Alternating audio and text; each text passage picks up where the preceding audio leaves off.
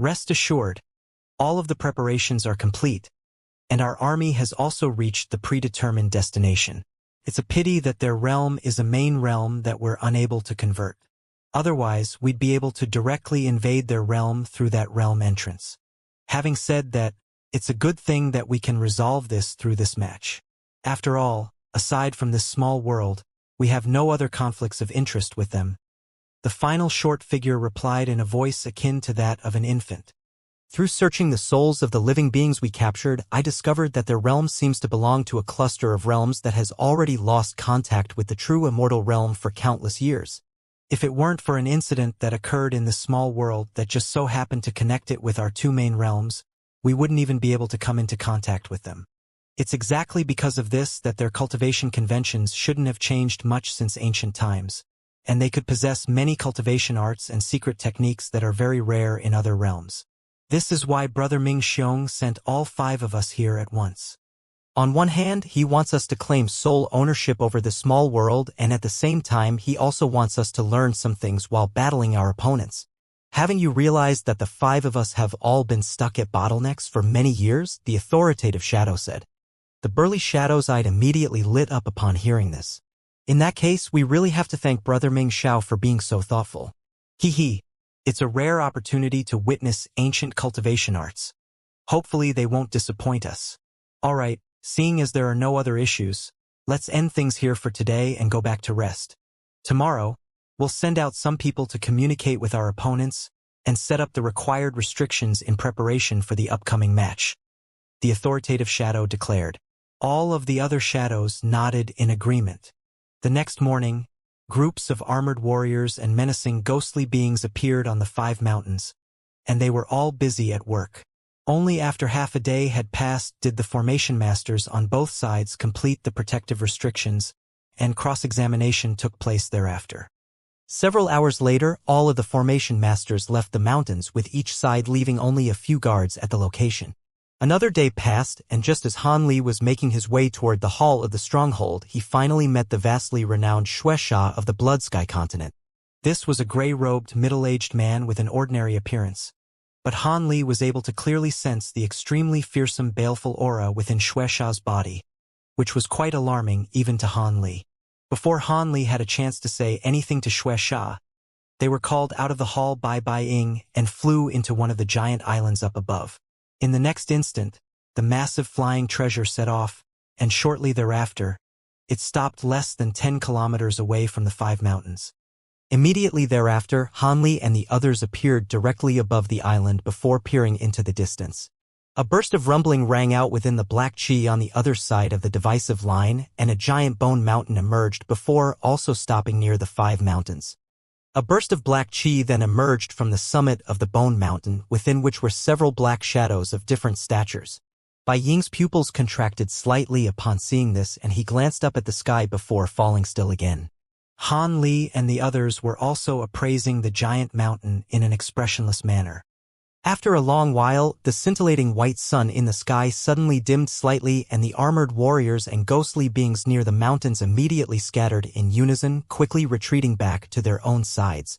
Bai Ying's expression changed slightly upon seeing this, and he said, "It's time, fellow Taoists. Regardless of the outcome of this match, we'll be sure to issue all of you the promised compensation." "That's all I needed to hear," Xianxia said with a faint smile, then flew toward one of the mountains as a streak of crimson light. "Have you prepared the item that I want as well?" the silver-armored man asked. "Rest assured, Brother Lei, the item has already been tracked down and is awaiting your collection." The silver-armored man was very pleased to hear this, and a dark cloud abruptly emerged beneath his feet amid a rumbling thunderclap before also carrying him toward one of the mountains. As for Wen Xinfeng, she tossed the small beast in her arms forward, and it immediately transformed into a giant winged silver sable that flapped its wings and shot forth as a streak of silver light, carrying Wen Xinfeng on its back as it flew toward the distance. Meanwhile, Han Li cupped his fist in a salute toward Bai Ying before taking a step forward, upon which he abruptly vanished on the spot. In the next instant, he reappeared over 1,000 feet away, and after a few more flashes, he arrived above the second mountain from the left. Everyone seemed to have intentionally left the mountain in the very middle for Bai Ying, whose sleeves expanded as he sprang forward. gently flying through the air, as if he had transformed into a massive bird. At the same time, 5 figures were also approaching the 5 mountains from within the black chi on the other side of the divisive line. As Hanli set foot on the peak of the second mountain, a ball of black chi was already rapidly descending toward him. A resounding boom rang out, and the mountain tremored slightly as a burly figure emerged within a huge crater up ahead. Han Li's eyes narrowed slightly as he appraised his opponent, upon which he discovered that the burly man was enshrouded within a black shadowy barrier, making it impossible to glean his true features. Han Li could only just barely make out a shadowy figure with a pair of massive curved horn on his head and limbs that were far longer than that of the average person, as well as a pair of crimson eyes that were filled with boundless ferocity, resembling the eyes of a fearsome beast.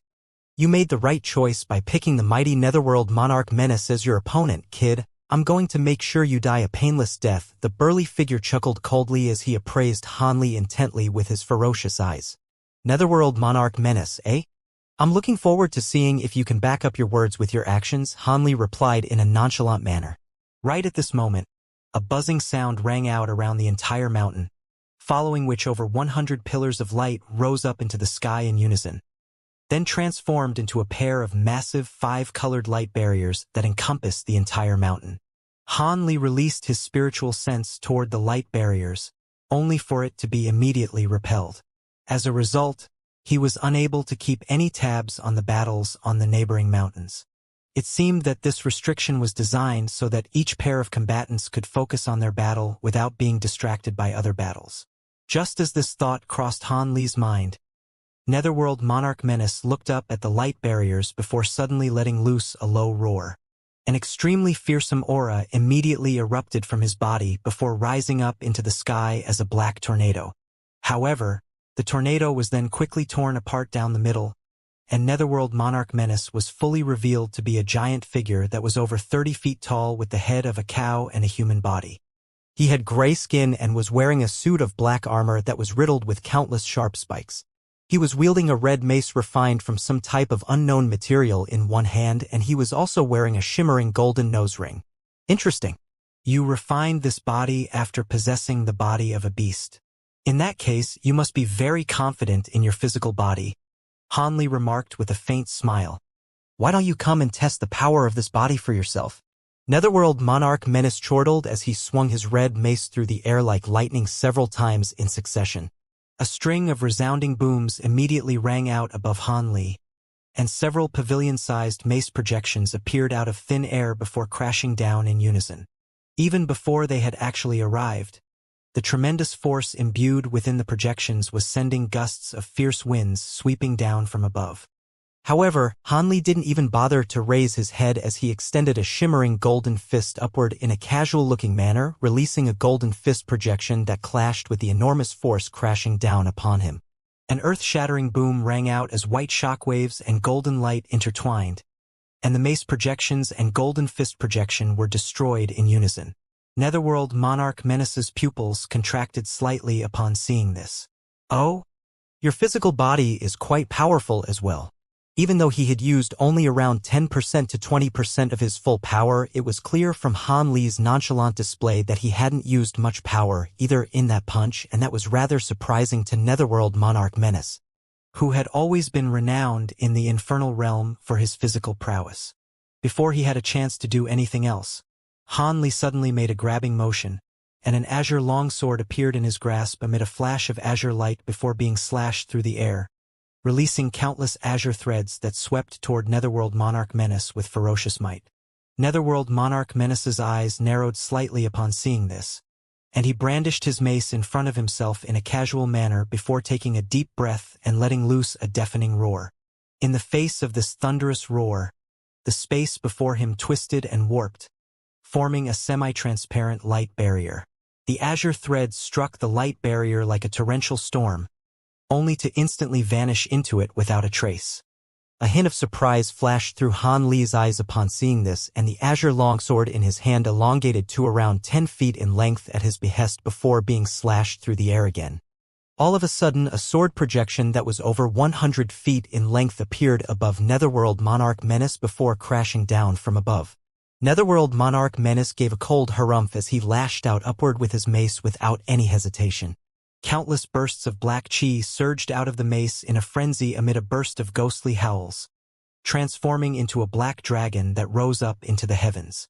Even before the azure sword projection had a chance to descend, it was destroyed by the black dragon, which then let loose a rumbling roar as it pounced directly toward Han Li.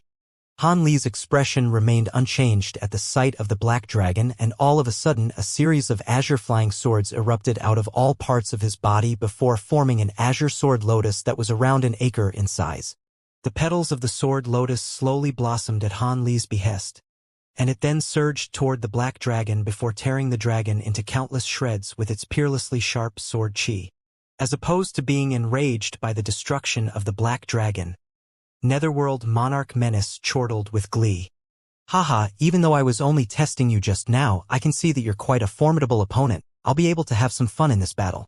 As soon as his voice trailed off, he brandished his mace again before beginning to chant an incantation.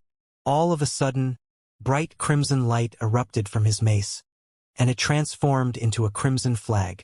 The flag was comprised of crimson mist, while the flagpole was constructed from a length of white bone. Just the mere sight of the flag struck one with a bone-chilling sensation, and as soon as it took shape, the flag was tossed up into the air by Netherworld Monarch Menace. Countless arcs of black lightning sprang out of the surface of the flag, and 5 shimmering golden skulls suddenly emerged from it.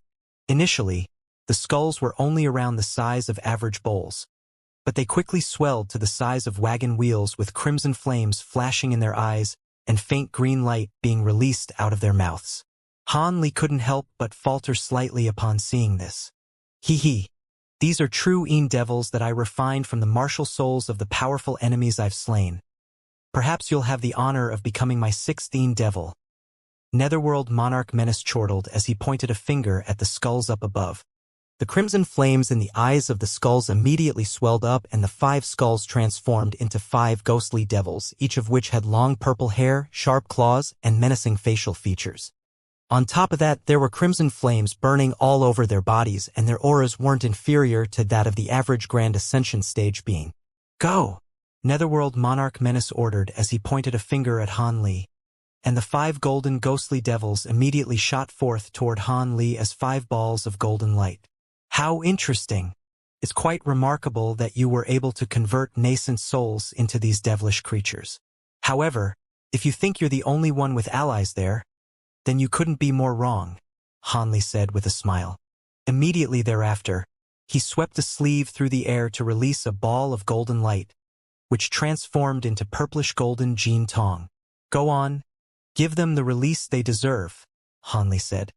Jin Tong turned toward the 5 oncoming devils with a cold expression, then stomped a foot into midair, and countless streaks of invisible sword chi erupted out of his body in a frenzy.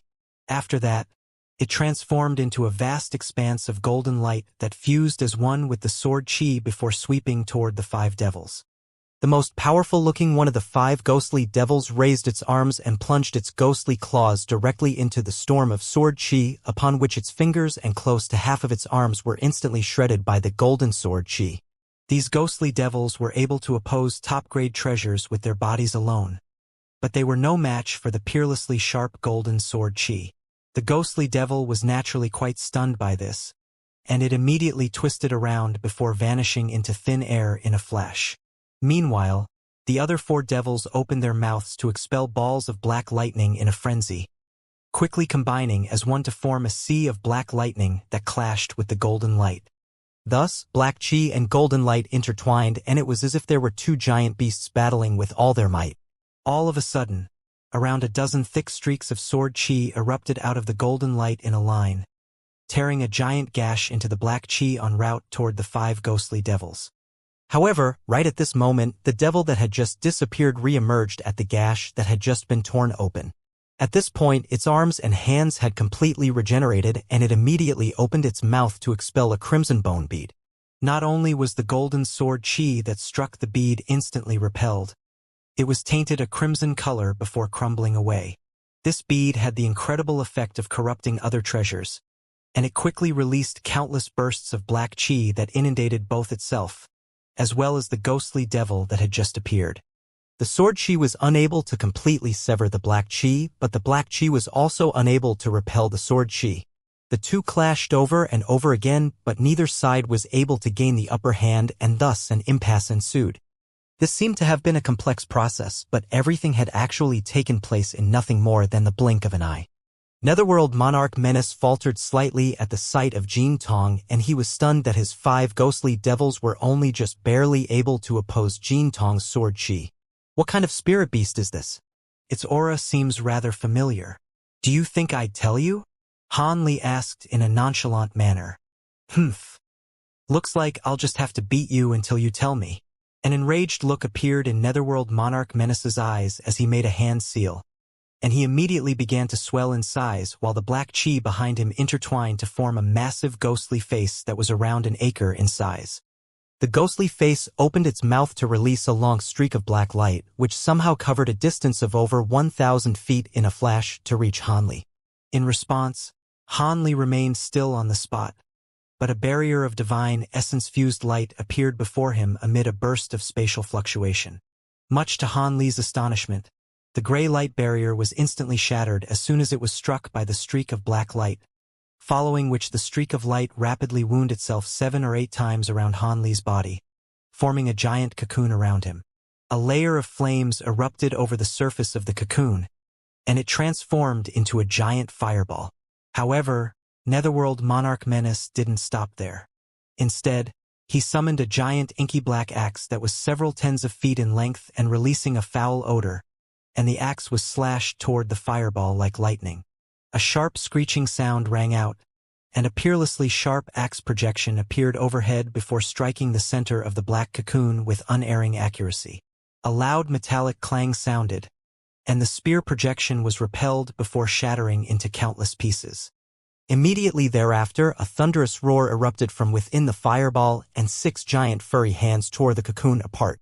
At the same time, a burst of scorching silver flames surged out of the massive hands, then swooped down to sweep up all of the surrounding flames, following which Han Li was revealed.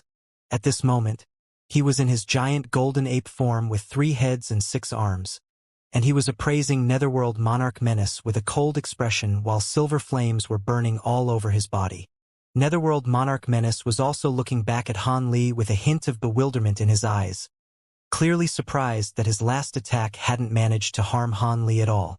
In the next instant, Han Li's 6 hands clenched up into tight fists, and he unleashed countless golden fist projections, all of which transformed into balls of golden light.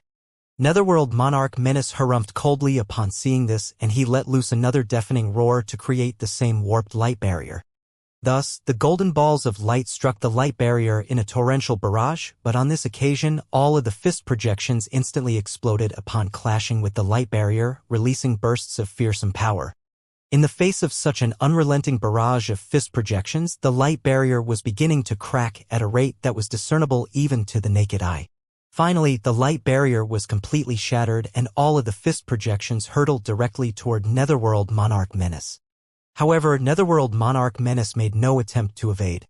Instead, he raised his giant black axe, and it immediately transformed into a massive bone shield amid a flash of black light. At the same time, the giant ghostly face behind Netherworld Monarch Menace blurred before abruptly appearing on the bone shield, then opened its cavernous mouth to release a burst of fearsome suction force. All of the oncoming golden fist projections were swept up by this burst of suction force and drawn into the mouth of the ghostly face, upon which they completely vanished amid flashes of golden light and a burst of incessant rumbling. After devouring all of the golden balls of light, Netherworld Monarch Menace began to chant an incantation, then opened his mouth to release a ball of green blood essence that vanished into the ghostly face in a flash. The ghostly face on the shield suddenly burped, rapidly swelling in stature to resemble a small mountain before biting viciously toward Han Li's direction. The entire sky abruptly dimmed, and it was as if the ghostly face were about to devour the entire mountain. Devour heaven and earth? Han Li exclaimed as his expression changed drastically. However, he then raised his 6 hands in unison amid a low roar, releasing a flurry of golden runes that transformed into 6 balls of shimmering golden light. The 6 balls of light instantly teleported over to the mouth of the ghostly face before flying into it in a frenzy. A string of dull thumps rang out as the balls of golden light exploded into countless runes, which instantly formed a golden vortex. The vortex quickly swelled to around an acre in area, and it released countless golden runes amid a string of Buddhist chants. The ghostly face's giant mouth closed around the golden vortex, and both began to glow bright as their powers clashed, creating a mass of intertwining black and golden light that flashed incessantly between the ghostly face and the golden vortex. A serious look appeared on Netherworld Monarch Menace's face for the first time upon seeing this, and he suddenly took a step forward, upon which he abruptly vanished on the spot. In the next instant, spatial fluctuations erupted above Han Li, and a giant black foot came stomping down viciously from above alongside a series of balls of crimson light. Han Li's eyes narrowed slightly as he thrust a hand upward in retaliation, and a scintillating golden sun exploded, releasing a burst of enormous power that stopped the giant foot cold in its tracks. However, in the next instant, the Netherworld Monarch Menace fully appeared up above, and at this point, he had transformed into a giant that was over 10,000 feet tall. He lashed out with both arms amid a burst of sinister cackling, and his hands transformed into a pair of dark clouds that swooped down from above with devastating might, releasing a nauseating odor and burst of crimson flames. As opposed to being alarmed by this attack, Han Li was elated to see that Netherworld Monarch Menace was attacking with his physical body. He immediately made a hand seal, upon which he swelled to over 1,000 feet tall, and countless silver formations of different sizes appeared all over his body. At the same time, 6 different types of golden weapons appeared in his hands amid a flash of golden light before being swung upward in retaliation. An earth-shattering boom rang out across the entire heavens, and Han Li shuddered as he was forced back a couple of steps, while his 6 golden weapons were completely shattered. As for Netherworld Monarch Menace, both of his arms had been reduced to clouds of blood mist, and it seemed that he had come out second best from that clash. However, this injury seemed to have completely stimulated his bloodlust, and instead of retreating, he took a step forward with vicious might. Countless black patterns appeared on his calf, then exploded into balls of black chi that transformed into a black dragon that was several hundred feet in length before pouncing directly toward Han Li. At the same time, all of the sharp spikes on his suit of armor shot forth as streaks of crimson light, and he opened his mouth to release a crimson cloud, from within which countless thumb-sized black insects emerged. Each insect was around the length of a chopstick with black exoskeletons and crimson wings. Their mouth appendages were as sharp as scissors, and they swooped down toward Han Li as fast as lightning. Despite this fearsome barrage of attacks, Han Li remained completely unfazed as he rubbed his hands together before raising them upward, releasing 6 bolts of golden lightning. The bolts of lightning transformed into 6 golden pythons which surrounded the black dragon in a flash. Thus, a fierce battle ensued between the black dragon and the 6 pythons. At this moment, the sharp crimson spikes also reached Han Li, who took a deep breath with his 3 mouths in unison before blowing out gusts of fierce azure winds. As soon as the gusts of azure wind swept up the crimson spikes, the latter were sent flying in all directions, completely losing track of their target. However, the swarms of black insects dealt with the azure wind very intelligently, skirting around it after dividing themselves up into around a dozen groups before continuing to fly toward Han Li. Han Li paid no heed to this, and only once the insects were less than 100 feet away from him did the layer of scorching silver flames reappear over his body, then swelled to encompass all of the nearby insects in a sea of flames, instantly incinerating them into ashes. Right at this moment, a burst of black chi appeared behind Han Li, and a thin ghostly claw plunged through the silver flames and protective spiritual light around his body like lightning, then grabbed toward a certain spot on his back. All of a sudden, a silver formation on Han Li's back flashed, and the ghostly claw struck it with unerring accuracy. The claw seemed to be imbued with incredible power, forcing Han Li to stumble forward. However, the silver formation on his back remained completely unscathed. As Han Li was stumbling forward, he swiveled around to lash out with a golden blade projection, which sliced the black chi behind him in half to reveal a monkey-like beast that was around 3 feet tall. This beast had a single horn on its head and a pair of white pupil-less eyes. A thin gash ran all the way from the top of its head to its groin, and blood was flowing profusely out of the gash. The monkey-like beast had been sliced in half by the blade projection. However, Hanli didn't stop there. Instead, he lashed out with his 5 other hands to release countless arcs of golden lightning, which formed a golden net before swooping down from above.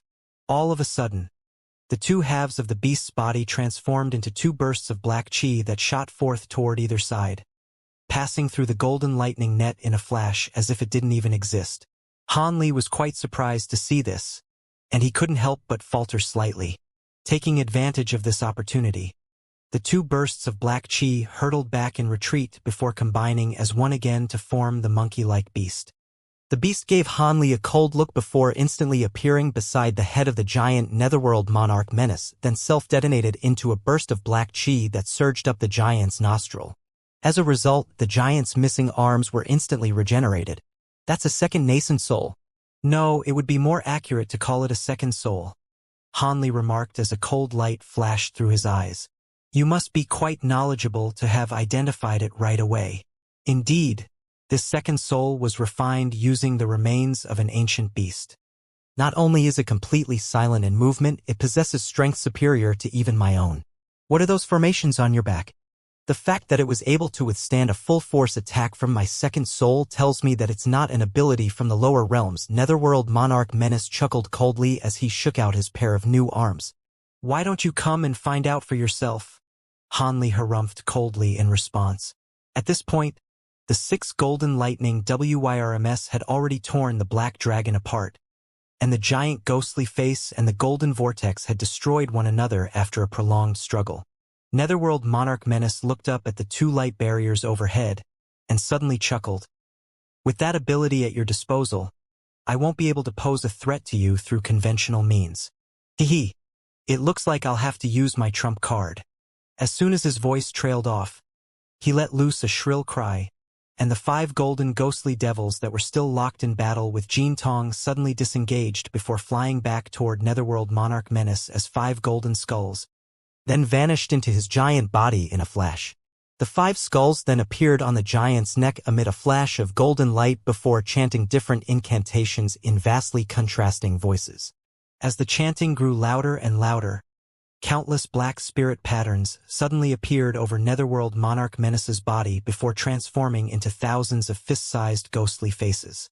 All of the faces were extremely lifelike and wore a diverse range of different expressions, with their eyes covering every single inch of the giant's body. Immediately thereafter, Netherworld Monarch Menace made a hand seal. All of the ghostly faces slowly opened their eyes amid a burst of sinister cackling. All of a sudden, a streak of golden sword chi appeared out of thin air without any warning before revolving around the giant's head like lightning, then appeared several hundred feet away in a flash, revealing itself to be Jin Tong. Immediately thereafter, the giant's head rolled down from his body, and Jin Tong immediately released countless streaks of invisible sword chi that converged toward the giant's headless from all directions, aiming to instantly tear it into shreds. Right at this moment, the 5 golden heads on the giant's neck opened their mouths to let loose a chorus of sharp screeches. As a result, the space around the giant's headless body warped and twisted, and a shimmering golden light barrier appeared. The barrage of invisible sword chi struck the light barrier in a torrential storm, only to be repelled and completely unable to harm the light barrier. At the same time, one of the ghostly faces on the giant's body vanished, and a new head quickly appeared in the place of the decapitated one amid a burst of black chi. Jin Tong remained completely expressionless upon seeing this, but a cold light suddenly flashed through its eyes, and spatial fluctuation erupted on either side of the giant, following which 2 streaks of sword chi that were over 100 feet in length surged toward him in a crisscross formation. The seemingly indestructible light barrier was instantly vanquished, and the giant was decapitated once again. However, a second ghostly face quickly vanished from the giant's body, and yet another head appeared in the place of the newly decapitated one before cackling in a derisive manner.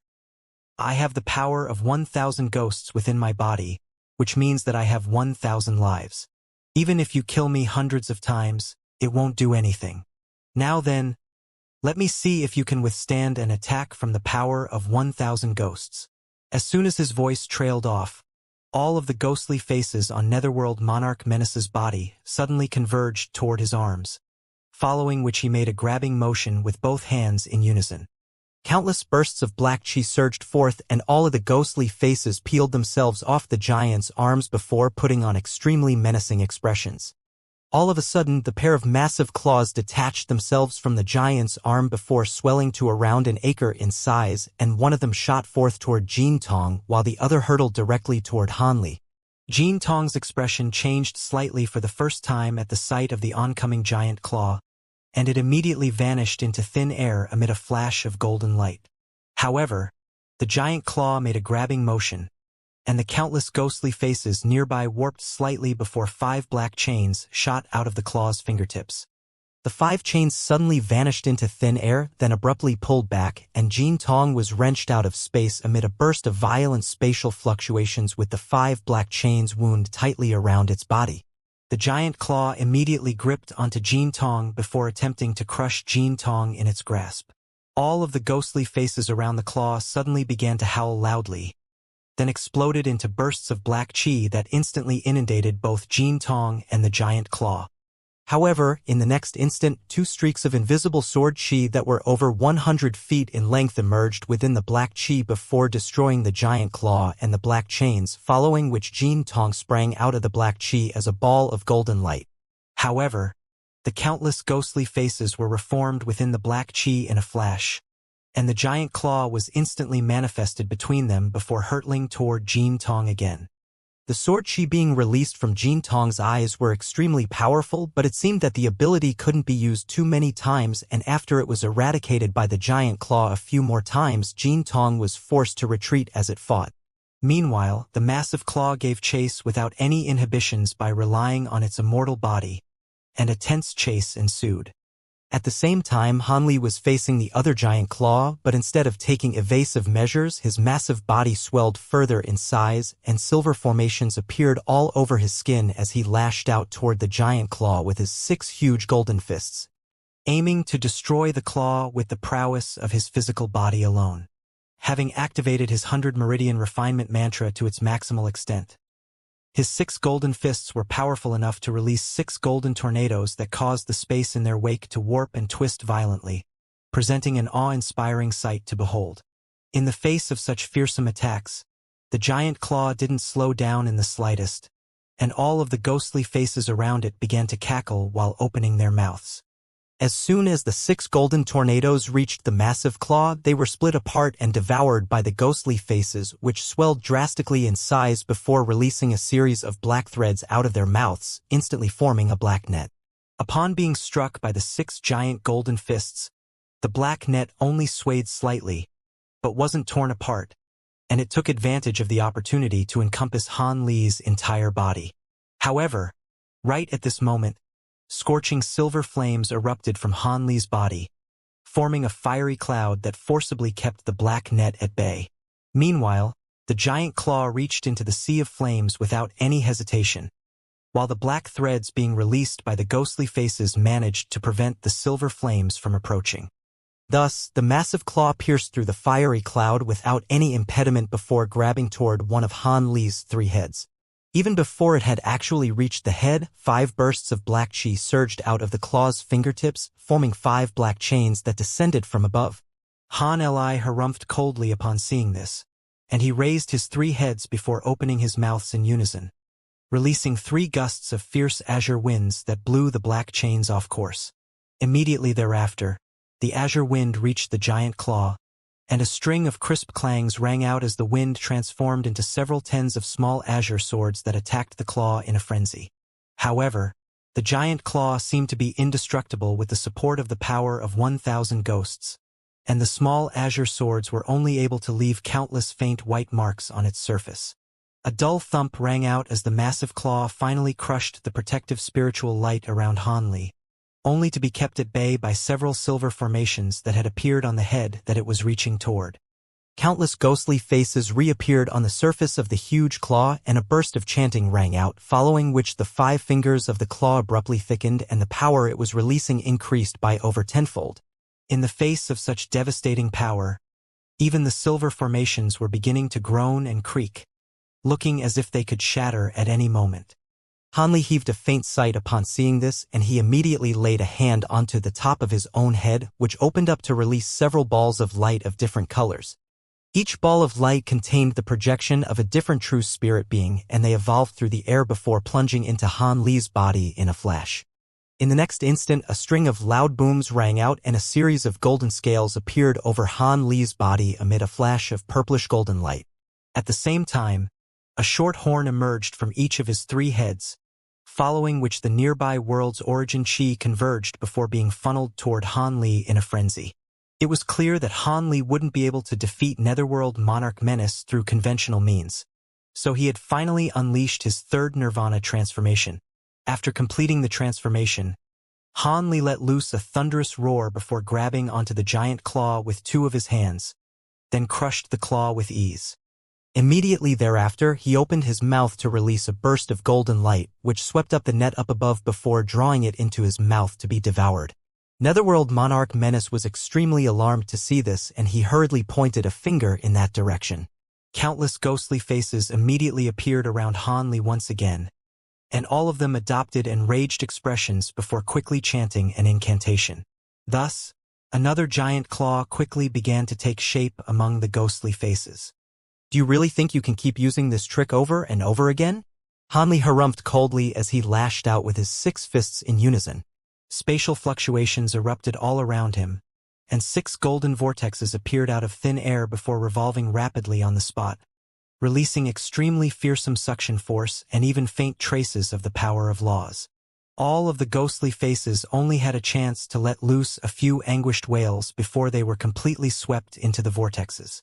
Netherworld Monarch Menace was astonished to see this, and he immediately made a hand seal, upon which the ghostly faces that had disappeared from his body reappeared. They then opened their eyes to release green threads of light, converging to form a massive pillar of light that was as thick as a water tank before instantly covering a distance of several thousand feet to reach Han Li. A fierce look appeared on Han Li's face, and he reached a massive scaled hand toward the oncoming pillar of light. An earth-shattering boom rang out as the green pillar of light was stopped cold in its tracks by Han Li's hand, then exploded as a giant ball of light. Once the dust settled, Han Li's hand was revealed again, and it was completely unscathed. Even though he had endured countless battles in the past, Netherworld Monarch Menace couldn't help but be flabbergasted to see this. Just as he was about to unleash some other type of ability, Han Li suddenly made a grabbing motion with one hand, and a dark green longsword immediately appeared amid a flash of green light, then instantly swelled to over 100 feet in length. Han Li then gripped onto the hilt of the sword with all 6 of his hands before slashing it through the air with a solemn expression. Several bands of purplish golden light appeared over Han Li's body, and the world's origin chi he had just absorbed surged into the giant green sword in his grasp in a frenzy. A row of silver runes lit up on the blade, and a green crescent sword projection that was over 1,000 feet in length swept forth before vanishing into thin air. "That's a profound heavenly treasure," Netherworld Monarch Menace immediately exclaimed upon sensing the law fluctuations being released by the giant green sword, and he hurriedly made a hand seal to try and unleash some type of evasive technique, but it was already too late.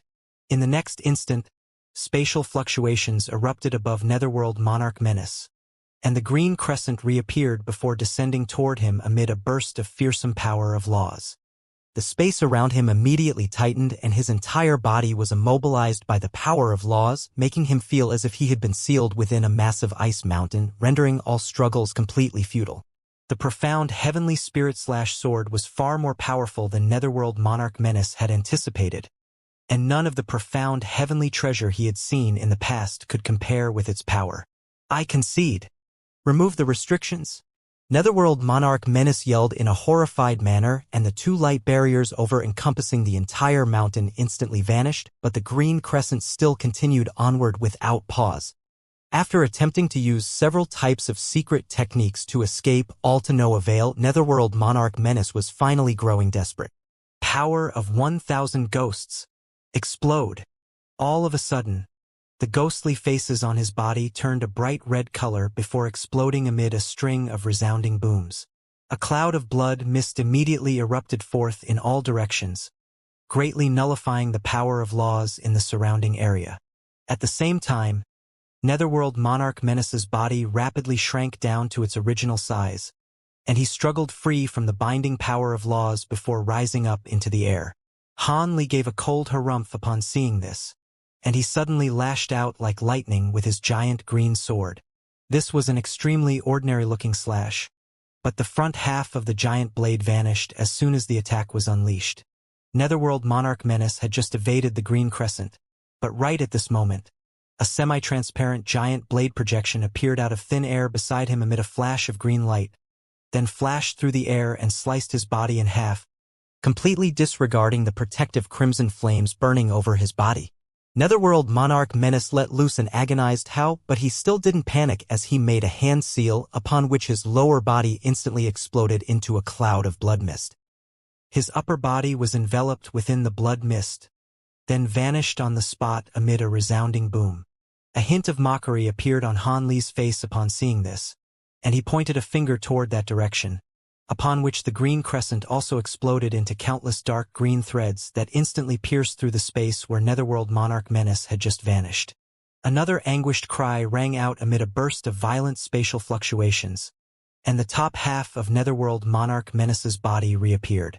However, it was currently riddled with countless holes, resembling a discarded rag. Even so, Netherworld Monarch Menace was still alive, and several powerful treasures were released from his severely ravaged body. The treasures quickly converged around him, and he fled toward another direction. However, Han Li had already used his profound heavenly spirit/sword, so he naturally wasn't going to allow his opponent to escape. After flying for just over 10,000 feet, golden light suddenly flashed in front of Netherworld Monarch Menace, and Han Li appeared in complete silence before thrusting a gigantic golden palm toward his opponent. An earth-shattering boom rang out as Netherworld Monarch Menace's defensive treasures and what remained of his body were easily destroyed by the golden palm.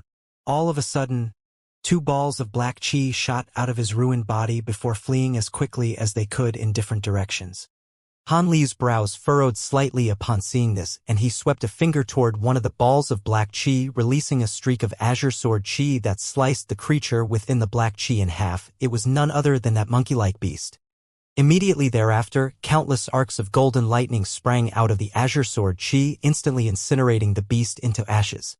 Without the support of Netherworld Monarch Menace's magic power, this second soul was unexpectedly fragile and was unable to instantaneously regenerate as it had done before. Just as the other ball of black chi was about to escape, a burst of light flashed on either side of it, and a cow-headed serpentine beast stumbled out of bulk chi amid an anguished wail. However, it only managed to rush forward a few more steps before its body completely fell apart, and countless bursts of black chi erupted forth amid a string of ghostly cries. Right at this moment, Jin Tong appeared up above amid a flash of golden light, then raised its hands to release countless streaks of invisible sword chi that eradicated all of the black chi within the span of just a few breaths. Thus, Netherworld Monarch Menace was well and truly dead. At the same time, the lid of one of 10 bluestone coffins situated in an underground hall in another world suddenly exploded, and a shadowy figure abruptly stood up within the coffin as he roared in a furious voice, "Who dared to kill my body? Don't let me run into you. Otherwise, once I forge a new body, I'm going to torture you for all of eternity." The shadowy figure then drifted out of the stone coffin before quickly flying out of the hall. Having reverted back to his human form, Han Li was holding a fist-sized red bead in one hand. The bead was enshrouded within a layer of black chi, and its surface was riddled with countless black spots. The black spots appeared to be completely unremarkable, but after inspecting them with his spirit eyes, Han Li discovered that these were countless miniature ghostly faces. This bead was something that Han Li had secured from the destroyed soul of Netherworld Monarch Menace, and he murmured to himself with a faint smile, "Interesting. This is something that would be worth some careful examination." The bead was then stowed away with a flick of his wrist, following which he turned toward the nearby mountains. All of the other mountains were currently still enshrouded under light barriers, indicating that his battle was the first one to conclude. With that in mind, Han Li cast a meaningful gaze toward the mountain in the middle before flying toward the mountain on his left. If he recalled correctly, that was the mountain that Wen Xinfeng had chosen, and with his assistance, She should be able to take care of her opponent in short order. After just a few flashes, he appeared above the light barrier, and he made a grabbing motion to summon a miniature black mountain, which quickly swelled drastically in size before being hurled downward. At the same time, he made a hand seal to release an azure sword projection that was over 1,000 feet in length, which came crashing down with devastating might. Jin Tong also followed suit, unleashing countless streaks of invisible sword chi that rained down in a torrential storm. The two light barriers above the mountain were obviously no match for Han Li and Jin Tong's attacks, and they were quickly shattered to reveal the scene down below. As Han Li expected, a fierce battle was still underway on this mountain, and it had been divided into two battlefields. On one battlefield, when Xinfeng's flying sable had swelled to close to 10,000 feet in size and was clashing ferociously with a two-headed giant lizard of around the same stature. The flying sable was flapping its wings incessantly with arcs of silver lightning covering every single inch of its body, while the two-headed lizard was releasing crimson flames out of one mouth and surging black chi out of the other. Both creatures were extremely resilient, and even as they clashed over and over again, neither side could gain the upper hand. As for the other battle that was taking place, it was quite a peculiar one. On one side, when Xinfeng was seated within a green bamboo forest, while making a hand seal with her eyes closed. Her entire body was enshrouded within a five-colored robe of light, and there was a white formation plate hovering above her head, from within which countless silver runes were being released. Several thousand feet away from her was a massive sea of blood that was over 100 acres in size, within which was an inky black lotus platform, upon which sat a complete human skeleton. The skeleton was completely covered in blood, and there were even some parts of its body where the flesh hadn't completely peeled away. However, it was making a hand seal with one hand and carrying a crimson bowl with its other hand just like a normal person. Behind the skeleton was a vast expanse of golden light that was around an acre in size with boundless golden flames burning within it.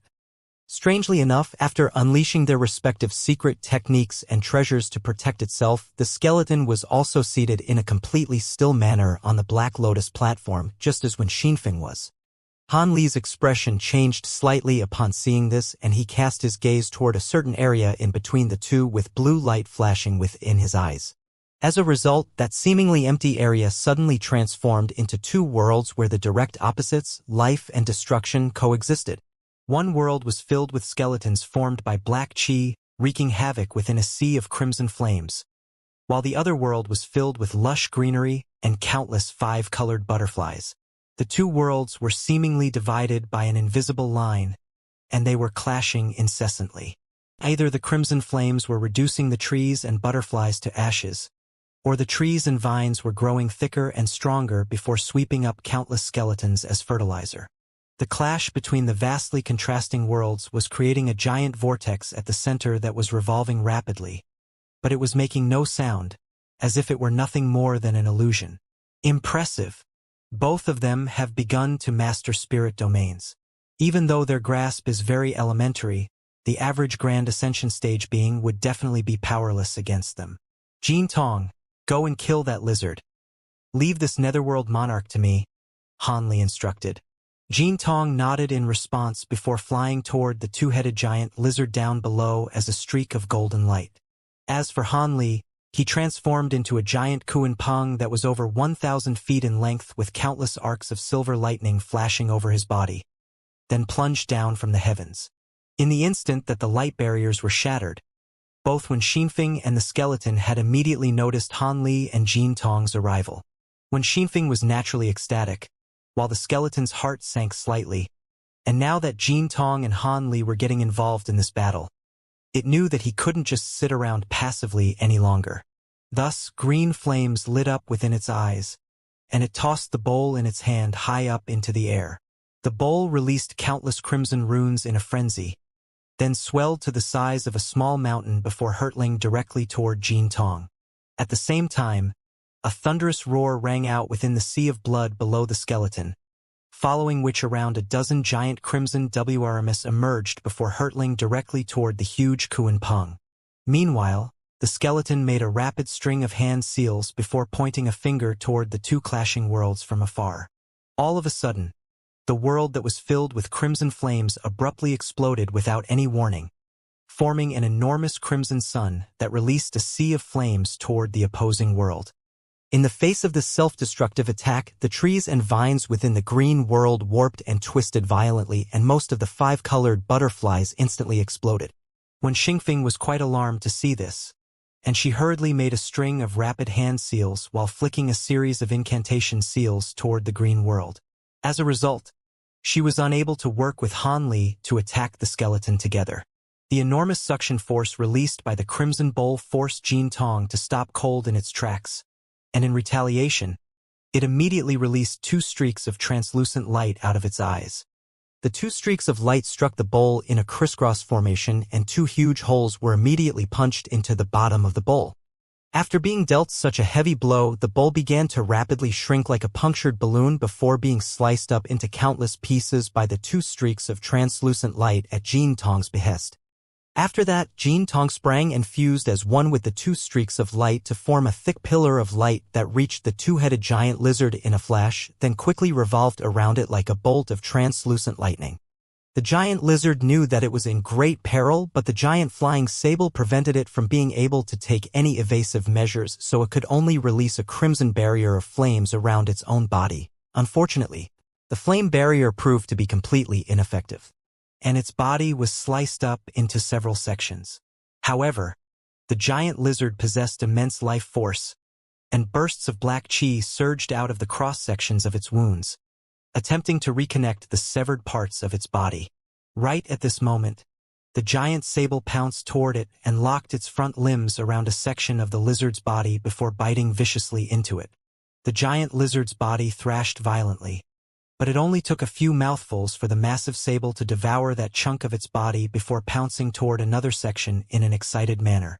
Meanwhile, Jin Tong reappeared nearby and appraised the unfolding scene with a cold expression, displaying no intention of stepping in. Thus, a short while later, the two-headed lizard was completely devoured by the giant sable. Elsewhere, Han Li was facing the dozen or so crimson WRMS, and he flapped his wings to release thick bolts of golden lightning from his own body, forming a lightning net that descended toward the opposing WRMS.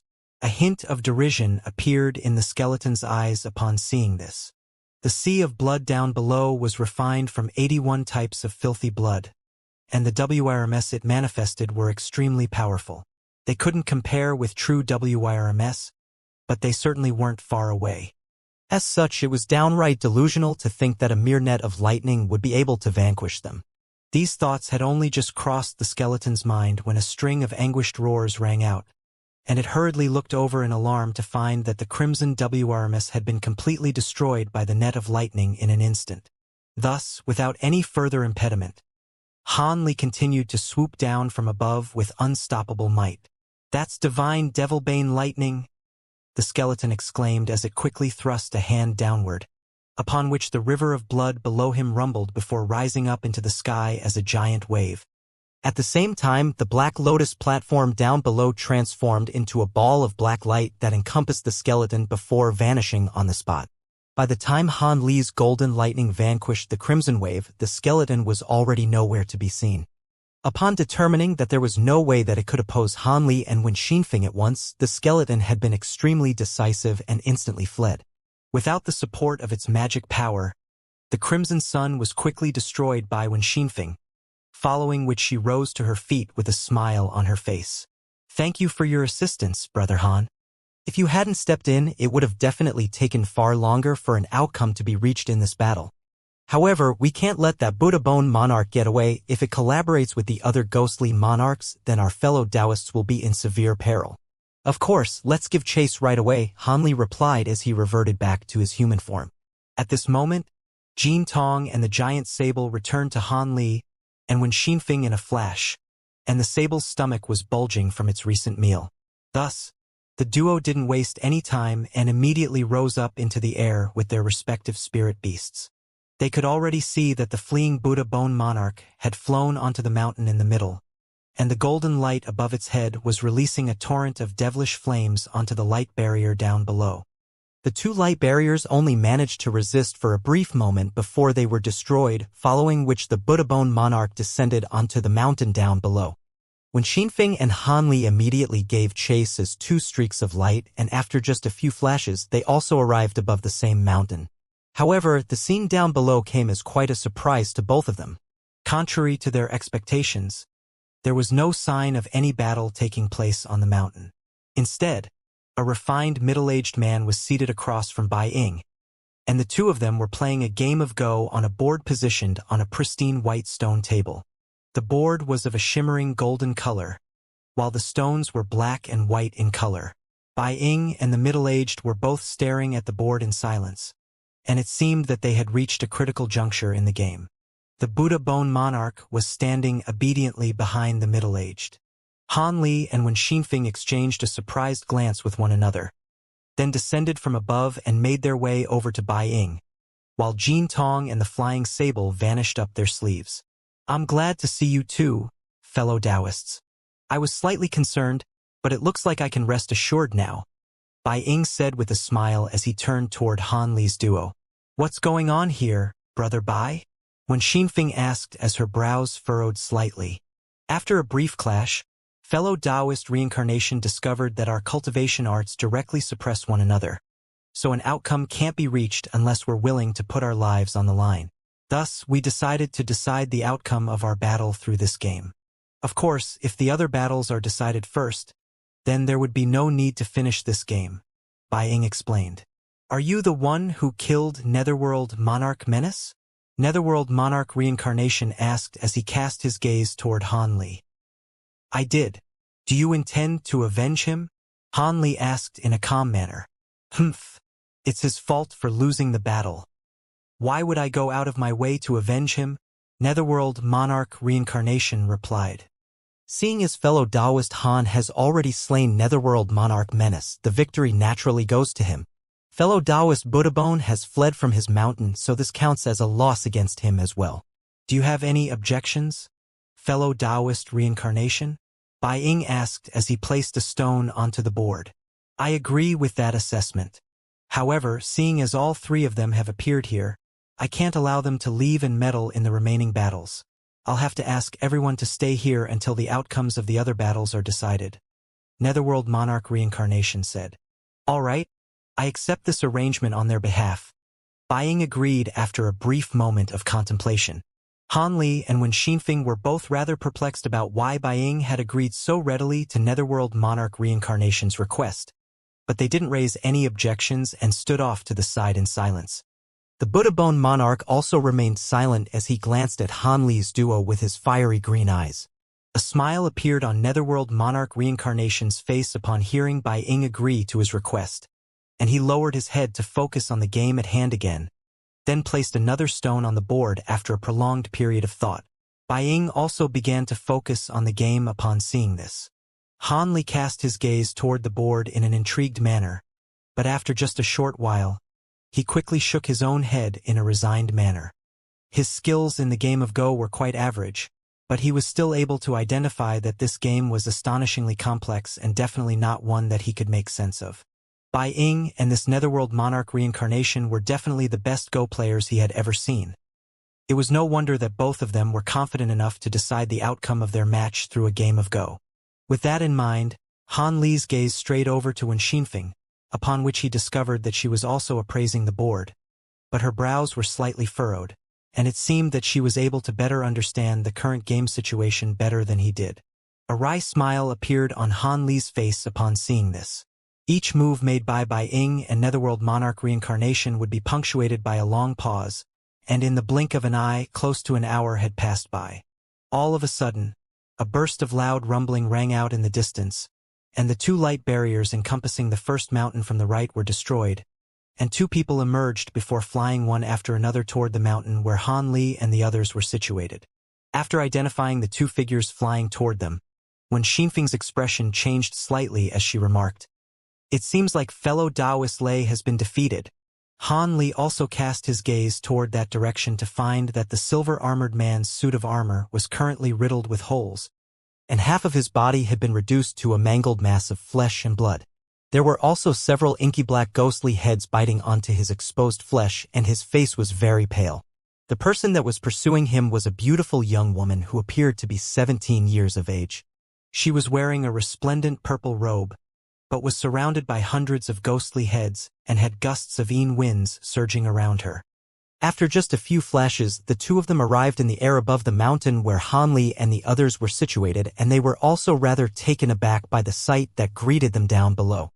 However, the silver-armored man immediately returned to his senses before descending from above, while the young woman only followed suit after a brief hesitation. At the same time, the ghostly heads around her vanished as if they were nothing more than illusions. "Are you all right, Brother Lei?" Bai Ying asked. "I'm fine, Brother Bai. Thanks for your concern. However, the outcome of my battle was a disappointing one. I've already done everything in my power, but this woman's abilities were too much for me to handle, so I was forced to flee." The silver-armored man replied with a wry smile. "It's all right. Fellow Taoist Han and Fairy One have already won their battles. The 10 monarchs of the Netherworld all possess different levels of power anyway, so I never expected us to win all 5 matches. You should prioritize on recovering from your injuries," Bai Ying said in a warm voice, seemingly not very disappointed by the silver-armored man's defeat. "Fellow Taoist Han and Fairy One have already defeated their opponents? That's a pleasant surprise. In that case, I can rest assured," the silver-armored man said as he cast a surprised glance toward Han Li and Wen Xinfeng, then took a seat nearby with his legs crossed. Soon, arcs of silver lightning emerged to completely inundate his entire body. Meanwhile, Netherworld Monarch Reincarnation exchanged a few words with the young woman to learn about what had transpired during her battle, following which his smile became slightly more pronounced. "Netherworld Monarch Reincarnation, your side has earned a victory as well, but according to our prior agreement, these two must also remain on this mountain and are forbidden from disrupting the final battle," Bai Ying said. "Of course.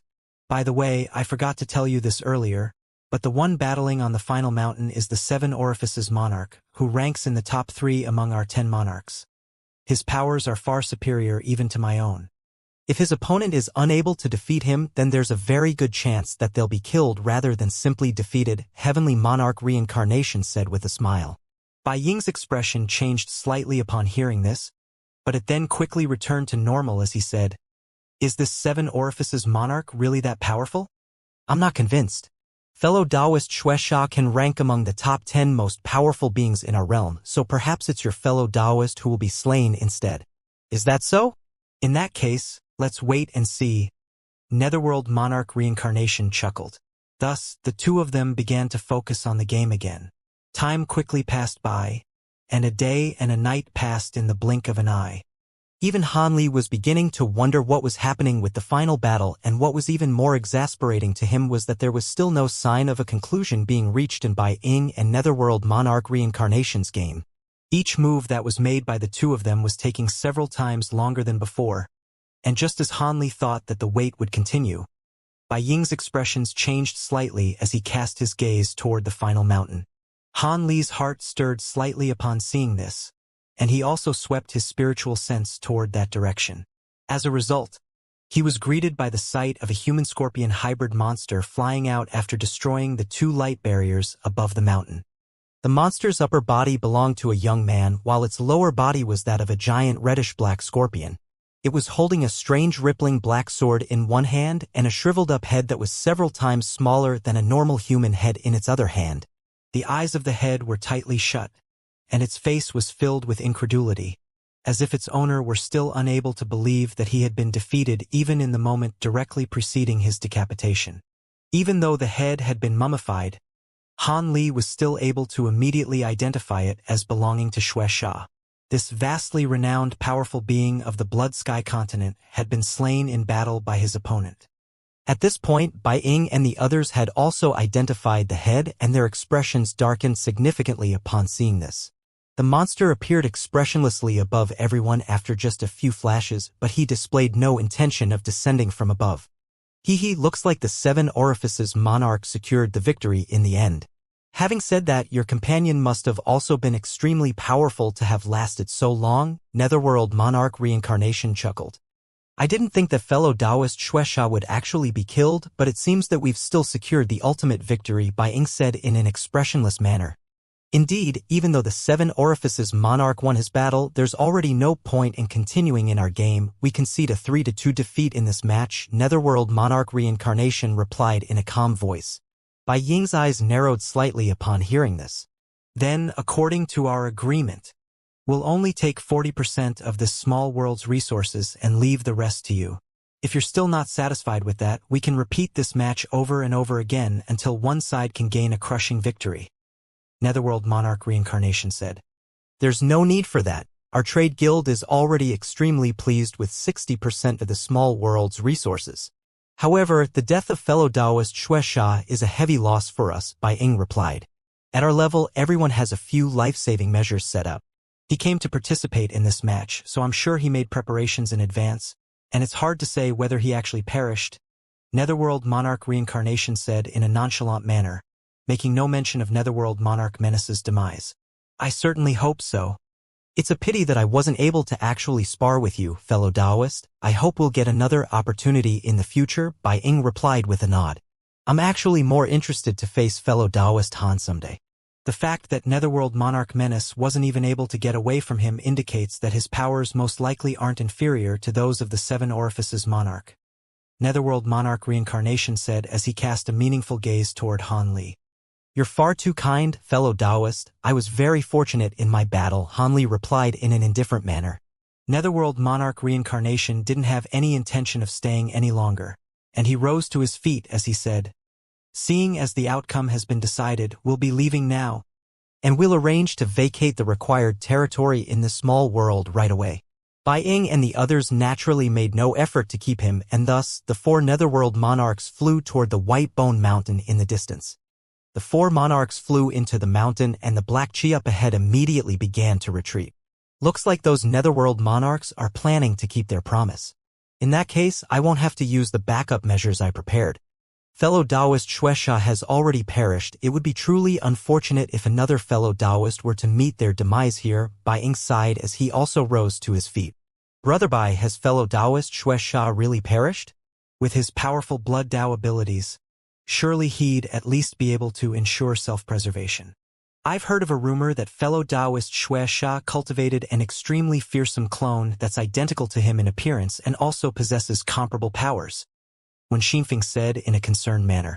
A hint of surprise flashed through Bai Ying's eyes upon hearing this, and after a brief pause, he replied, You're correct. What perished was just a clone of fellow Taoist Xianxia, not his true body. I only recently received news that fellow Taoist Xianxia encountered some unforeseen circumstances during an adventure, and even though he's safe now, he's sustained some injuries, which is why he sent this clone to participate in this match in his stead. This clone was refined by fellow Taoist Xianxia for tens of thousands of years. I still don't know how I'm going to answer to him now that it's been destroyed in this battle.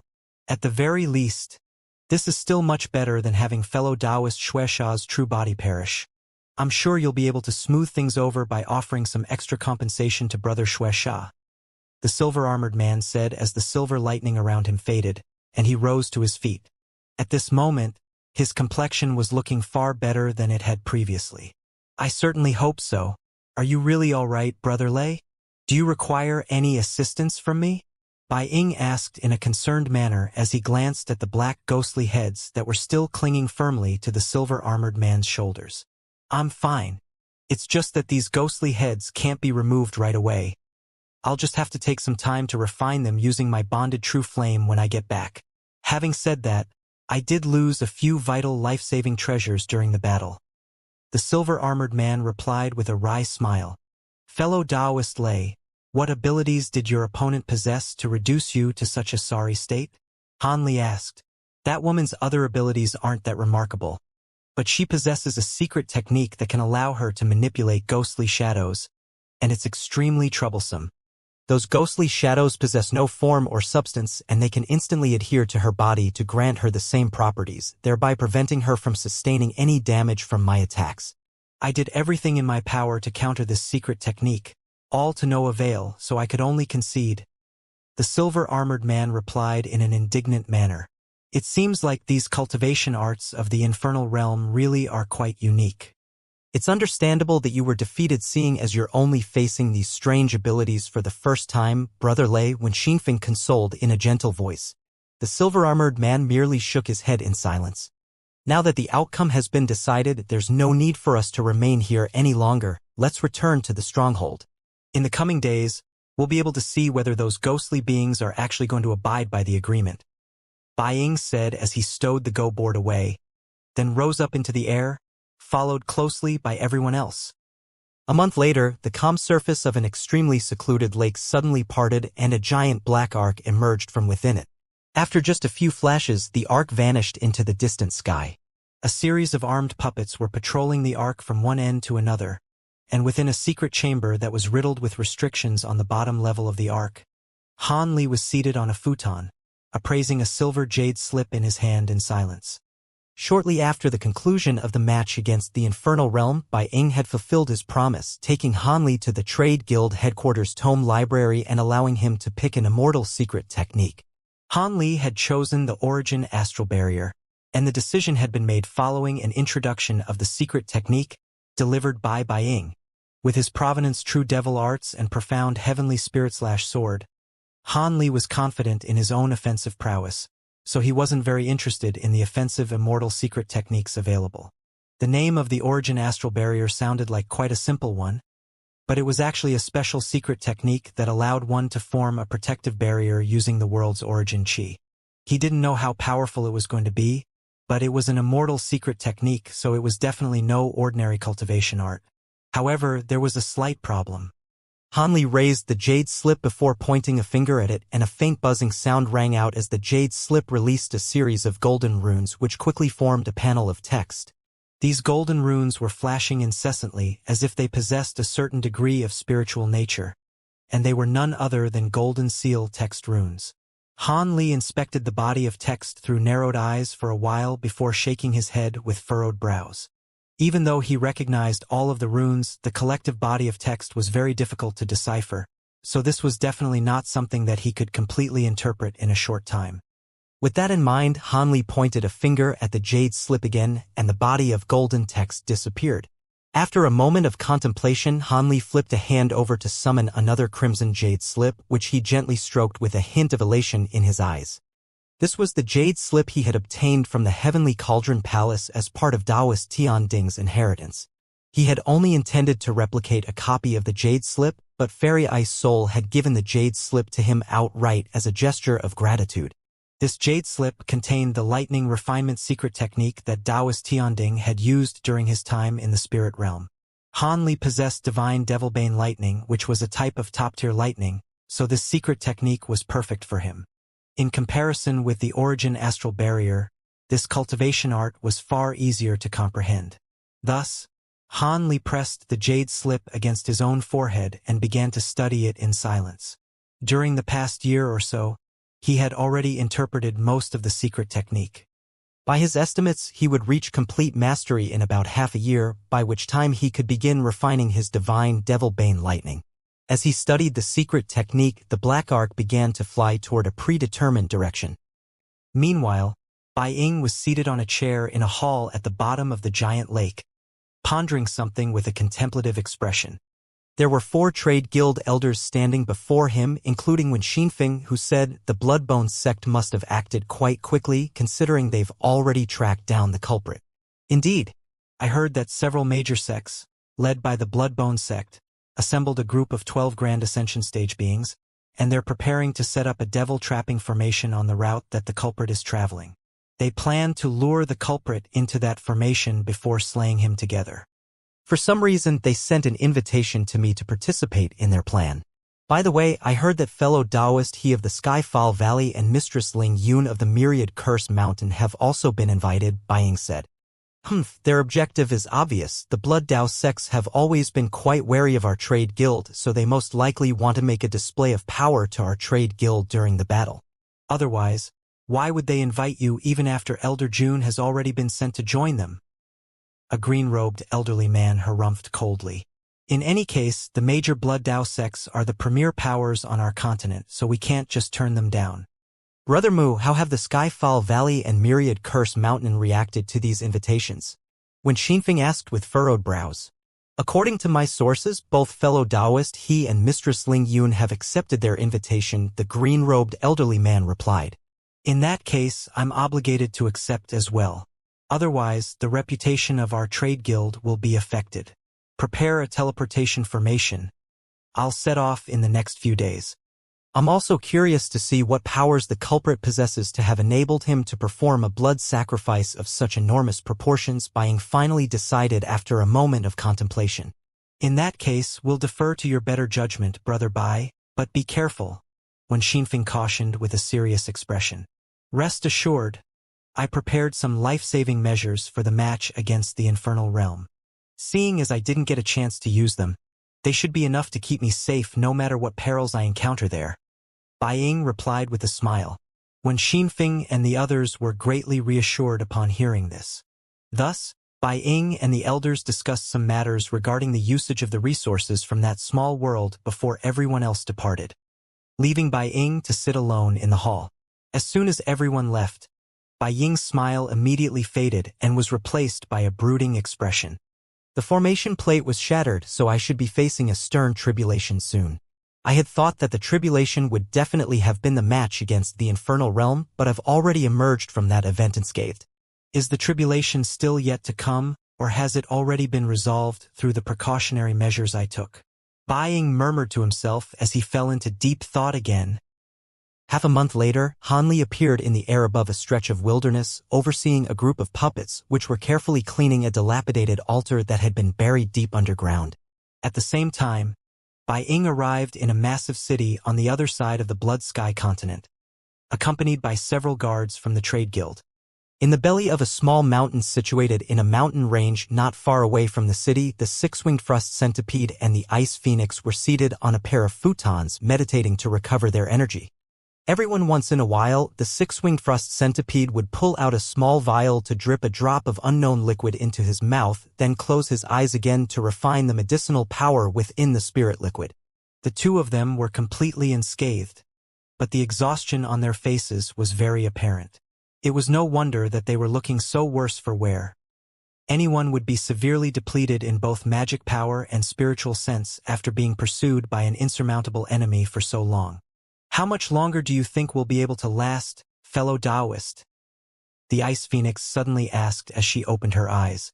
I didn't think that a true immortal would chase us so persistently like a mad dog. However, rest assured, he won't be able to do anything to us before my spirit liquid runs out.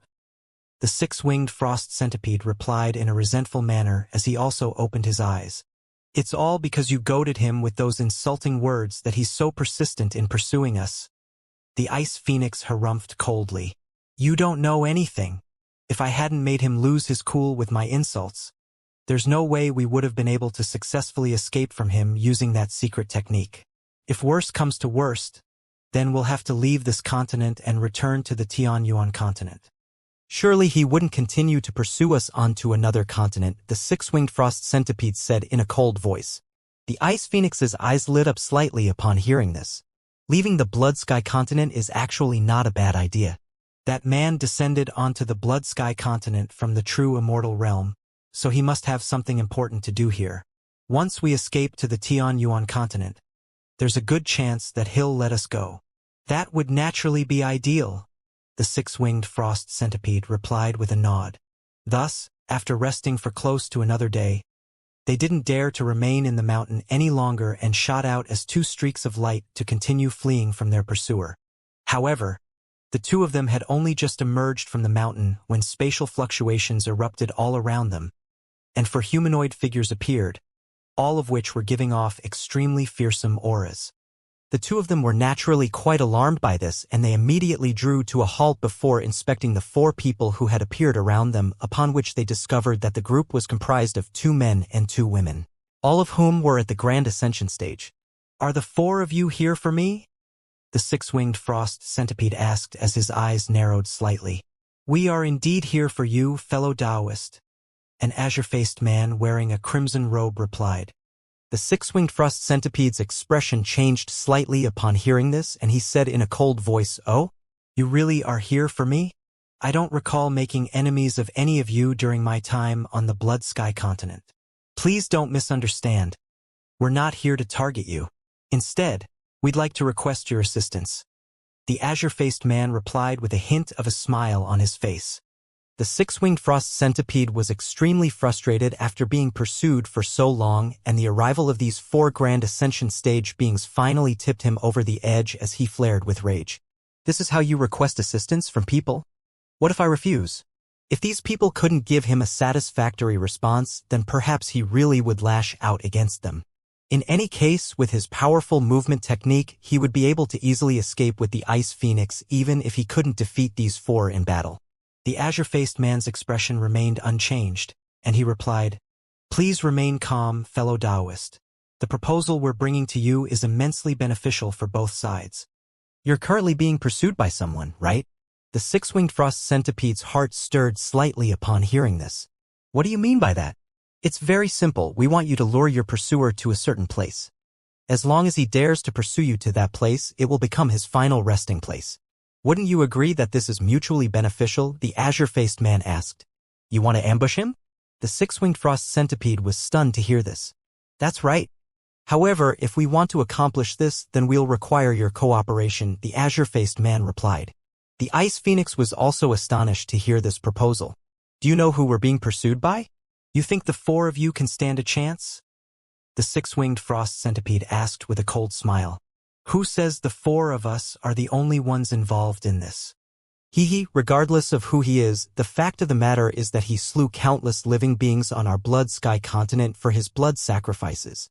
Even if he's a true immortal, there's no way we're going to let him leave the Blood Sky continent alive," the azure-faced man said as a proud look appeared in his eyes. "Haha, that's very reassuring to hear. All right, I'll lend you my assistance." The six-winged frost centipede agreed. The azure-faced man was rather befuddled by the six-winged frost centipede's reaction. But the important thing was that he had agreed to this proposal.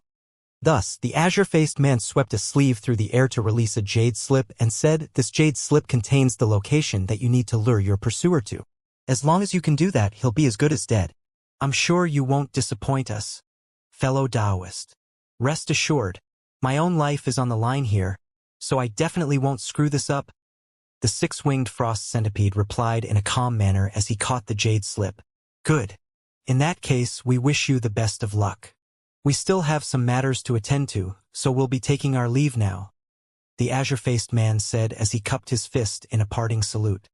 After that, the 4 of them quickly vanished on the spot amid a burst of spatial fluctuations while a contemplative look appeared on the six-winged frost centipede's face. "Are you really planning to act as a lure for them?" the Ice Phoenix asked. "It would be well worth acting as a lure if we can get rid of this major threat. At the very least, it's far less risky than trying to flee back to the Tianyuan continent," the six-winged frost centipede replied. "You saw that man kill those grand Ascension stage beings. Do you really think those people are a match for him?" The Ice Phoenix was still very skeptical. "You heard what they just said. Even if he's a true immortal, they're not going to let him leave the Blood Sky continent alive. They must have prepared a lot of backup measures considering how confident they are. It's just that they have no idea that they really are dealing with a true immortal. If they want to use me as bait, then let them pay the price," the six-winged frost centipede replied with a derisive smile. "What if that madman manages to escape from that trap? He'll definitely realize that you were the one who lured him into it, and when that time comes, he'll most likely put an end to this game of cat and mouse once and for all. If he gets serious, we'll be in far more trouble than we are now." The Ice Phoenix was still quite concerned. "I've considered this already. Even if that man really is a true immortal, most of his power would be sealed away in this realm. Even if he does manage to escape from a trap set by so many grand Ascension stage beings, he'll definitely emerge with severe injuries. Under those circumstances, it would take him an indefinite amount of time just to recover, so he'll have no choice but to stop pursuing us. As such, this is the best opportunity for us to escape from him. It's a little risky, but the risk is definitely worth taking," the six-winged frost centipede replied. On this occasion, the Ice Phoenix seemed to have been convinced, and she finally nodded in agreement to this plan. "All right, seeing as you have no objections, Let's see where this ambush is being set up, the six-winged frost centipede said as he pressed his jade slip against his own forehead, then injected his spiritual sense into it. Moments later, the six-winged frost centipede stowed the jade slip away and said, "Let's go. I've learned the location, and that madman should be about to get here soon."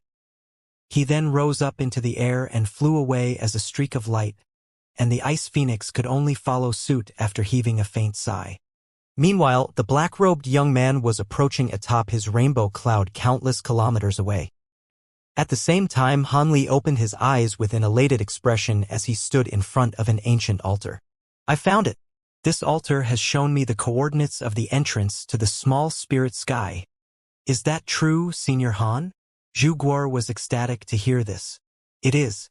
It was worth coming all the way here in search of these ancient altars," Hanli replied with a smile, and the massive round light barrier in the air above the altar immediately vanished at his behest. "Senior Han, now that we know the location of the entrance, are we going there right away?" Zhu Guo asked in an excited manner. "There's no rush. According to the map of the Blood Sky continent, the entrance to the small spirit sky is no longer on the continent itself. Instead, it's situated deep in the ocean quite far away from the continent," Hanli replied with slightly furrowed brows as he referred to the map of the Blood Sky continent in his memory. Zhu Guo's smile immediately faded upon hearing this. "What? The entrance is under the sea? It must be really hard to find then." "Don't worry, I've already anticipated such a situation." "Hua Shi, we'll be counting on you," Hanli replied with a smile before turning to Patriarch Hua Shi. "Rest assured, Master Han, the underwater world is no different from the world on land to me, so I definitely won't disappoint you," Patriarch Hua Shi replied in a respectful manner. Hanli nodded with a pleased expression upon hearing this, then released a burst of light to sweep up his two companions before rising up into the air. After just a few flashes, the trio returned to the giant black ark, which immediately sped away. 7 days later, a masked man was standing on a sand dune in an extremely obscure desert, looking into the distant sky in an expressionless manner. The area below the sand dune had already been dug out and tens of thousands of elite Blood Dao disciples were gathered there, but they didn't make so much as a single sound. Beneath their feet was a super formation that encompassed close to half of the entire desert, and there were thousands of top-grade spirit stones embedded onto its surface. Furthermore, there was a group of special disciples holding formation plates seated near the formation core. In the sky above, which was concealed behind a vast blanket of dark clouds, another super light formation had also been set up, but it was completely concealed by an extremely profound restriction. Within that super light formation, around a dozen grand Ascension stage beings from the Blood Sky continent were waiting patiently for something. Time slowly passed, but nothing out of the ordinary appeared in the surrounding area. Finally, a burly man, red-haired man in the light formation ran out of patience and transmitted his voice toward a portly elderly man. "Why isn't he here? Could it be that he changed his mind and decided not to follow our plan? We didn't deploy anyone to spy on them as we were worried that the culprit would notice. Rest assured, Brother Che-Chi, we wouldn't have set up this trap if we weren't fully confident in it. I don't know why the culprit pursued those two for such a long time, but the results of our investigation indicate that he's displayed no intention of giving up. As long as that six-winged frost centipede doesn't make it too obvious, he'll definitely be able to lure the culprit into this trap," the elderly man replied with a warm smile. "That's very reassuring to hear. Speaking of which, just how fearsome is the culprit behind the blood sacrifices? Not only have the 12 of us been assembled, even these heaven and earth extreme formations and the sacred treasure of the Bloodbone sect, the yellow wind scroll, are being used. That treasure and these two formations alone should be enough to refine the culprit alive. Why are our services still required?" the red-haired man asked in a curious manner. "I'm not too sure about that, but there must be a reason why the fellow Taoists who assembled us are being so cautious. Setting everything else aside, that man has already killed 3 Grand Ascension stage fellow Taoists and has sacrificed countless living beings without any inhibition. So he does deserve this grand treatment," the portly man replied. "I'm rather curious about where that man came from. Could it be that he's been cultivating in seclusion for countless years, or perhaps is a powerful being from another realm?" the red-haired man speculated. "There's no need to think about such things. Regardless of where he came from, his actions are inexcusable, and our blood Dao sects definitely can't allow him to continue living in this world. Otherwise, our reputation would be swept to the ground, the portly man replied with a solemn expression. That's true. I've heard that Bai Ying of the Helian Trade Guild, Mistress Ling Yun of the Myriad Curse Mountain, and fellow Taoist He of the Skyfall Valley have also been invited as spectators. With their participation, there's no way that man will be able to survive, the red-haired man said. There's no way those three would join forces to oppose the same enemy. Besides, with all of us here, there won't be any chance for them to get involved, the portly man replied, to which the red-haired man nodded with a contemplative expression. Meanwhile, for Grand Ascension stage beings were standing together in the hall of a shimmering golden pagoda. The pagoda was situated in a giant city countless kilometers away from the desert, and the four of them were all appraising a white light screen between them. The screen was displaying everything taking place in every corner of the desert, and one of the four Grand Ascension stage beings was none other than Bai Ying. The other three were comprised of a middle-aged man in a scholar's robe, a middle-aged woman in a colorful dress, and a crimson-robed man with eyes that resembled those of a falcon. All four of them were appraising the scenes unfolding on the light screen with calm expressions, displaying no intention of conversing with one another. Half a day later, a streak of light suddenly appeared on the edge of the desert before flying deeper into the desert at an astonishing speed.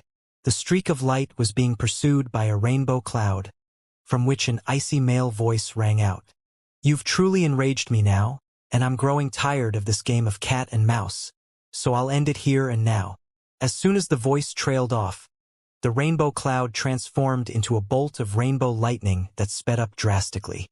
Thus, the streak of light and rainbow lightning quickly sped through close to half of the desert and arrived at its center.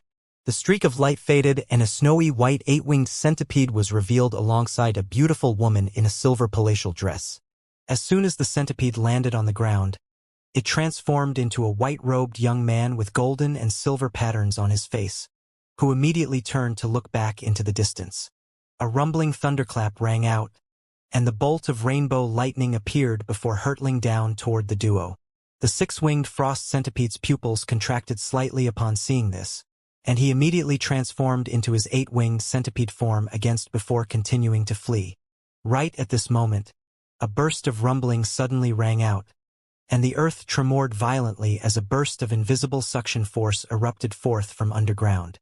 The bolt of rainbow lightning was stopped cold in its tracks by this unexpected burst of suction force, revealing a sickly black-robed young man. It was none other than the true immortal, Ma Liang. Countless pillars of light of different colors erupted out of the sand down below and extended straight up into the heavens. The earth continued to tremor as a super formation that stretched as far as the eyes could see slowly emerged, following which countless Blood Dao disciples appeared before arranging themselves into a profound formation, then began to activate the formation treasures that they were holding. Meanwhile, the sky lit up and an invisible restriction fell away like a light veil, revealing a giant light formation that encompassed the entire sky. The light formation then began to slowly descend from above, and powerful energy fluctuations instantly filled the entire space. Standing between the two enormous formations, Ma Liang was made to look like an insignificant ant. Right at this moment, the 12 Blood Dao Grand Ascension stage being emerged from the light formation before surrounding Ma Liang in a flash, appraising him from afar. Even though he was immobilized in midair, Ma Liang remained completely unfazed to see this, and a burst of light erupted from his body, following which a sharp tearing sound rang out, and he instantly regained freedom. You're all quite courageous to be ambushing me. With so many of you present, you must intend to kill me here. Ma Liang chuckled coldly at the sight of the 12 Grand Ascension stage beings around him. Humph! You dared to sacrifice hundreds of millions of living beings on our continent. Surely you already predicted that this day would come. A Grand Ascension stage enshrouded within a cloud of crimson chi harumphed coldly. I did anticipate that this would happen, but I didn't expect you to join forces with these two. I've grown sick of this game of cat and mouse anyway, so I'll kill all of you, then slay those two myself, Ma Liang said as he glanced at the six-winged frost centipede and the ice phoenix, who had already backed away into the distance. What insolence! Looks like he won't give up unless death is staring at him in the face. There's no need to waste more time with useless chatter. Let's take him down, a brocade-robed elderly man yelled. As soon as his voice trailed off, around a dozen crimson flying swords immediately flew out of his body. The other Grand Ascension stage beings also sprang into action upon seeing this, and treasures came flying out in a frenzy. At the same time, a burst of buzzing rang out from the two giant formations, and countless runes emerged on their surfaces as they began to slowly revolve.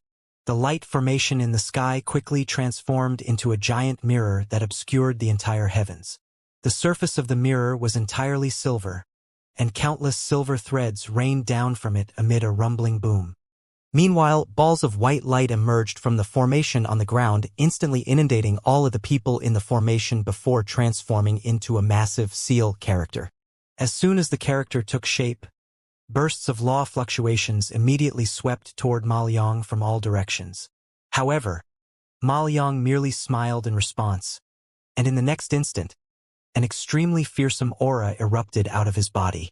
At the same time, a series of purplish-golden chains abruptly appeared over his body, all of which were releasing scintillating light.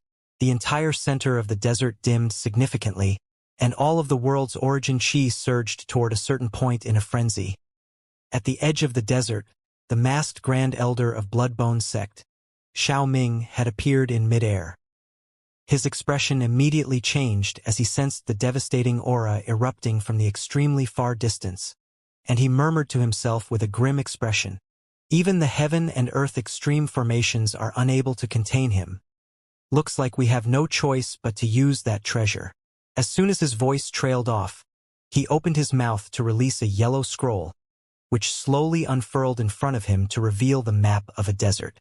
The desert on the map was identical to the desert before Xiao Ming, and he pointed a finger at the map, upon which the desert on the map suddenly began to writhe and squirm as if it had sprung to life.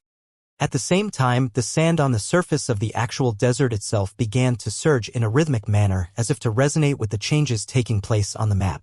"Let there be wind," Xiao Ming yelled as he pointed a finger at the map again.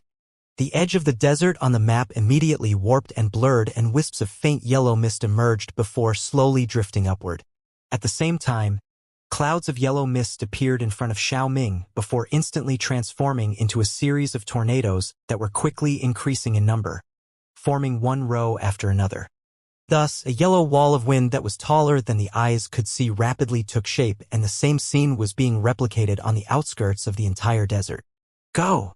Xiao Ming commanded as he swept a sleeve through the air, and the walls of wind converged toward the center of the desert from all directions, sweeping up ferocious sandstorms that were only increasing in ferocity. Looking down from above, one would discover that the walls of wind had already formed a yellow barrier that enshrouded the entire desert within it. Xiao Ming sat down with his legs crossed in the distance, then closed his eyes as he began focusing on controlling the scroll before him. Within the golden pagoda, the scene being depicted on the light screen had also transitioned into a yellow sandstorm, making it impossible to see anything else. Mistress Ling Yun's brows furrowed slightly upon seeing this, and she said, "Brother Yu, the treasure fellow Taoist Xiao Ming is using is the yellow wind scroll of the Bloodbone sect, right? I've heard that this treasure is ranked quite highly even among the profound heavenly treasures of the spirit realm. The fact that it's concealed the view of even the sky-appraising mirror is a clear testament to its powers. However, isn't it a little too early to be using this treasure? Isn't fellow Taoist Xiao Ming being too cautious? That is indeed the vastly renowned Yellow Wind Scroll. This scroll is normally worshipped in the Heritage Hall of the Bloodbone sect, and only when facing powerful enemies would the Grand Elders bring out this treasure before entrusting it to one of them to face the enemy. The treasure has actually already been set up in advance. This entire desert was actually manifested by this scroll, and it's only being officially activated now. As for whether fellow Taoist Xiao is being too cautious, I think it's a good idea that he's activated the treasure so decisively. After all, with that man's fearsome power, I think both the Heaven and Earth Extreme Formation and Yellow Wind Scroll are required to truly ensure that we've trapped him. What do you think, Brother Bai? Oh? You don't look so good, Brother Bai. Is there something on your mind? The crimson-robed man asked as he took in the expression on Bai Ying's face. At this moment, Bai Ying was staring intently at the light screen with an extremely grim expression, and only after hearing the crimson-robed man's words did he withdraw his gaze and force a smile onto his own face. I don't know why, but for some reason, I was struck by a bone-chilling sensation after witnessing that man's appearance. Oh, this is not something to be ignored. At our level, we're able to sense certain impending perils. Fellow Taoist, Mistress Ling Yun, are you too getting the same premonition? The crimson-robed man hurriedly asked as he turned to the other two people present. I haven't. Me neither. Could it be that your premonition was incorrect, Brother Bai? The man in the scholar's robe asked with a faint smile. Humph, regardless of whether my premonition is correct or not, I don't plan to stay here any longer. I'm going to return to the trade guild right away. Regardless of the outcome of the battle, just send a message to our trade guild, Brother Yu. Much to everyone's surprise, Bai Ying was suddenly taking his leave. Haha! Aren't you allowing yourself to be swayed by groundless fears, Brother Bai? Even if some kind of peril really were about to arise, what could possibly happen with the four of us here? Why don't you wait until the battle concludes before? Right at this moment, the crimson-robed man's words were abruptly cut off as the scene on the light screen suddenly began to glow with scintillating light, and countless streaks of golden light pierced through the wind barrier, illuminating the entire light screen into a bright golden color. The sky-appraising mirror is about to explode, the crimson-robed man exclaimed as his expression changed drastically. Immediately thereafter, the light screen shuddered before exploding into a ball of golden light, sending shockwaves surging outward in all directions. The four Grand Ascension stage beings immediately adopted defensive measures to nullify the oncoming shockwaves. But all of their expressions had darkened significantly as they cast their gaze toward the spot where the light screen had once been. Only a shattered mirror remained there now, and Mistress Ling Yun asked, What happened? Why did the sky-appraising mirror suddenly explode? Brother Yu, you refined the treasure, so surely you know what happened. The fact that the sky-appraising mirror has exploded even when it's so far away from the battle indicates that something really has gone wrong, the crimson-robed man replied. But it wasn't a direct response to the question being raised. He had obtained this treasure at a very high price, and it could allow him to watch over an area from countless kilometers away, making it a very useful treasure. As such, he was naturally sorely lamenting its sudden destruction. Judging from the scenes that unfolded right before the sky-appraising mirror's destruction, it seems that a burst of power that was well beyond the yellow wind scroll's tolerance limit had erupted within it to result in this. Could it be that fellow Taoist Bai Ying's premonition was correct? The man in the scholar's robes mused with tightly furrowed brows. The yellow wind scroll is a profound heavenly treasure, and it's being assisted by the heaven and earth extreme formations and 12 Grand Ascension stage beings. What kind of ability could that man have unleashed to overwhelm the scroll like this? Mistress Ling Yun murmured to herself. As for Bai Ying, he remained silent, but his expression had darkened even further. It's all right. I'll send a message to ask fellow Taoist Xiao Ming exactly what's happened, the crimson-robed man said as his expression eased slightly. Thus, he flipped a hand over to produce a pristine white formation plate, which he quickly cast a few incantation seals into, and a panel of silver runes appeared on its surface before vanishing in a flash. After that, the crimson-robed man stared intently at the formation plate, waiting for a response. However, a full 15 minutes passed by, and the formation plate still displayed no reaction. The crimson-robed man's expression had gradually darkened further and further, and he finally withdrew the object as he said, It looks like something really has gone wrong. Fellow Taoist Xiao Ming is on the edge of the desert, yet even he can't be contacted. In that case, we'll have to make some preparations. If all of our fellow Taoists have fallen, then there's a very good chance that that man will come after us next. After all, fellow Taoist Bai Ying was struck by a premonition at the sight of that man. The man in the scholar's robe sighed in a grim manner. Are you still planning to leave now, fellow Taoist Bai Ying? The crimson-robed man asked as he turned toward Bai Ying. No. If this man is destined to be my downfall, then I can't avoid him forever. Only by facing this tribulation head-on and transcending it will I have a chance at survival. Bai Ying replied as a decisive look flashed through his eyes. Good.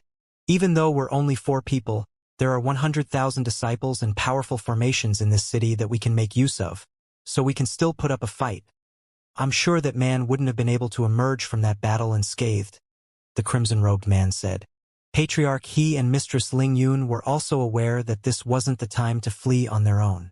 If they chose to do so, it was quite possible that their enemy could target them one by one, thereby placing them in even greater peril.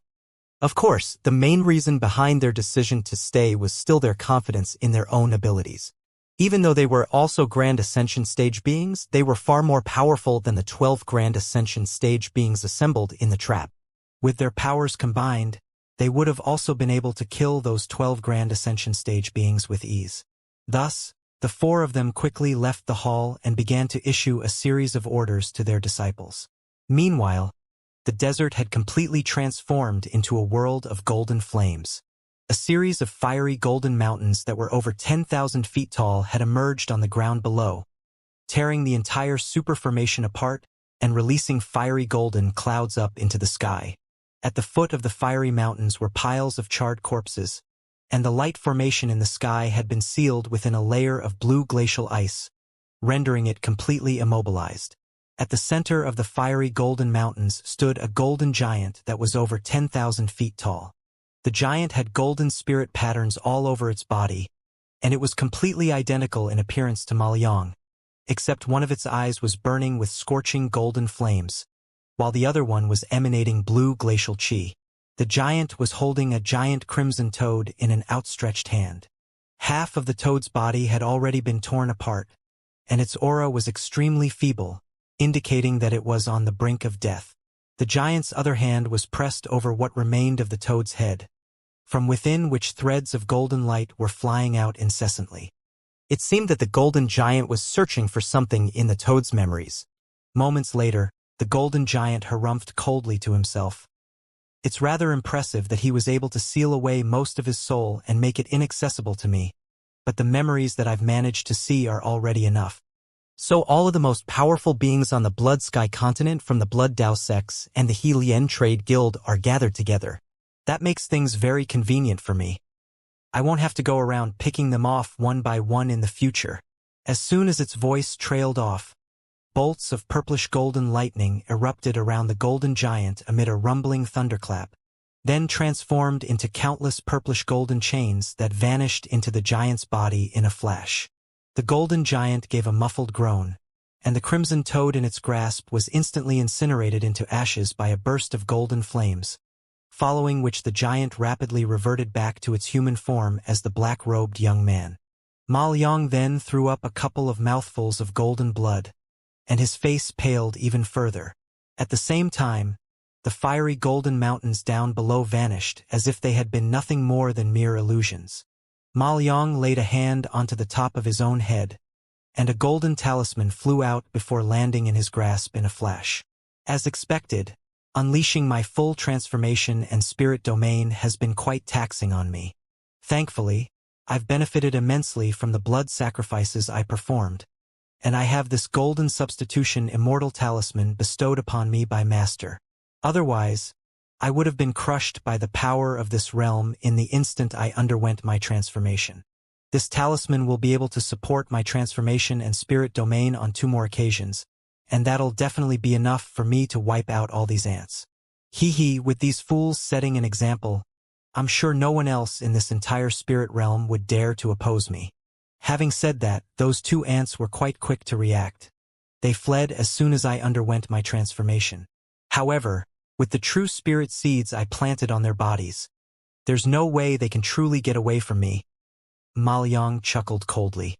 Half a day later, an epic battle that lasted close to a day and a night took place at the giant city where Bai Ying and the others were situated. Everything in a radius of tens of thousands of kilometers of the battle was reduced to ashes, and several days later, a piece of astonishing news began to spread. All of the Grand Ascension stage beings assembled to hunt down the culprit behind the blood sacrifices had been slain in battle, with the only exception being Mistress Ling Yun of the Myriad Curse Mountain. However, even she was severely wounded, to the extent that she had almost reverted back to the body integration stage. As soon as she returned to the Myriad Curse Mountain, she immediately activated all of the restrictions on the mountain and declared that the mountain would be closed to the entire continent for 10,000 years. As a result, The entire Blood Sky continent was in a state of panic, and the other major powers and the Grand Ascension stage beings within those powers were all at a loss for what to do. Shortly thereafter, a medium-sized nation and several nearby sects were slaughtered as part of another blood sacrifice. However, Han Li was oblivious to all of this. At this point, he had already teleported to an island that was quite far away from the Blood Sky continent, then departed from the island with Zhu Guer and Patriarch Hua Shi on the Ink Spirit Holy Ark before traveling into the ocean. There were far more powerful beasts in the sea than on land, and some of them were quite formidable even in the eyes of Grand Ascension stage beings. However, the powerful puppets on the Ink Spirit Holy Ark were enough to take care of most sea beasts that dared to attack the Ark. Occasionally, they would encounter a particularly powerful sea beast, but all of them promptly fled upon witnessing Han Li's displays of power. Half a year flew by, and at this point, the giant ark had traveled an immeasurable distance through the ocean. On this day, just as the giant ark was flying along at a low altitude, an earth-shattering boom suddenly rang out up ahead, accompanied by a burst of violent energy fluctuations. Patriarch Hua Shi was standing at the front of the ark, controlling the direction of its flight, and his expression immediately changed drastically upon sensing these powerful energy fluctuations. He hurriedly flew into the cabin of the ark, and moments later, Han Li emerged from the cabin in an unhurried manner with Zhu Guer and Patriarch Hua Shi trailing along behind him. "You're saying there are Grand Ascension stage beings battling up ahead?" Indeed, energy fluctuations of this level of power can only arise from battles between Grand Ascension stage beings. Fly the ark in that direction. I want to see what's happening over there, Han Li instructed as he cast his gaze into the distance through narrowed eyes. Yes, Master Han. Patriarch Hua Shi immediately did as he was told, and the Ink Spirit Holy Ark shuddered slightly before flying toward a different direction at several times its original speed. As the Ark flew onward, the energy fluctuations and explosions up ahead became more and more violent. Finally, a small island appeared up ahead, and balls of light were flashing incessantly above the island, releasing fearsome energy fluctuations that were crushing the nearby sea level down by over 100 feet. As for the island, it had been completely flattened, and every landmark on it had been razed to the ground, giving it an extremely flat and smooth appearance. Han Li peered into the distance through narrowed eyes and quickly ascertained the situation that was unfolding up ahead. Within the exploding balls of light were 3 massive sea beasts which had surrounded and were attacking a silver WIRM. The sea beasts were comprised of a giant seahorse, a massive green turtle, and a mountainous blue octopus. All of them were giving off violent auras and unleashing different types of ferocious attacks, all of which were directed toward the silver WIRM that they had surrounded. The 3 sea beasts were all close to the average Grand Ascension stage being in power, but they were riddled with wounds. Several parts of the green turtle's shell had been cracked, and green blood was flowing out of those cracks, while the giant octopus had large sections of its body charred black and several of its tentacles had gone missing. In contrast, the seahorse appeared to be completely unscathed, but there was a shimmering golden ring locked around half of its body, making it noticeably slower than the other 2 sea beasts. The silver WIRM that was being attacked by the 3 beasts was in an even sorrier state. Not only had its tail and one of its front claws gone missing, most of its silver scales had been stripped away, and for some reason, it was bleeding profusely out of its eyes. Even so, it was still able to just barely keep the 3 sea beasts at bay as silver lightning flashing incessantly around it. Han Li's gaze immediately fell upon the silver WIRM's stomach, where there was a small purple beast curled up into a ball. It was gripping tightly onto one of the silver WIRM's scales with its little claws, but it was completely motionless, and it was unclear whether it was dead or alive. Han Li's pupils immediately contracted slightly in the instant he caught sight of the small purple beast, which struck him with a sense of familiarity. The Ink Spirit Holy Ark was enormous, and Han Li was making no effort to conceal it, so it had naturally attracted the attention of the 3 sea beasts and the silver WIRM. However, the 4 of them were currently at a crucial juncture in their battle of life and death, so even though there was an outsider approaching, they simply couldn't stop. Instead, their battle suddenly became even more perilous and ferocious. In the face of its 3 opponents, the silver WIRM was well and truly on the back foot, and it was in extreme danger. Right as the giant ark was about to reach the 4 beasts, Han Li suddenly called out, "Stop!" His voice wasn't very loud, but it was like an explosive thunderclap in the ears of the four beasts, and they shuddered before involuntarily stumbling backward, thereby putting the battle on pause. The three sea beasts were naturally furious at Han Li's intervention, and they turned toward Han Li in unison with vicious expressions, then combined their three fearsome auras before sending it hurtling toward the giant ark like three immovable mountains. Han Li gave a cold harumph upon seeing this, and he made a hand seal, upon which the massive Provenance True Devil projection appeared behind him amid a flash of golden light. The projection opened its 6 eyes, and Han Li released an aura that was several times more formidable than the combined auras of the three sea beasts.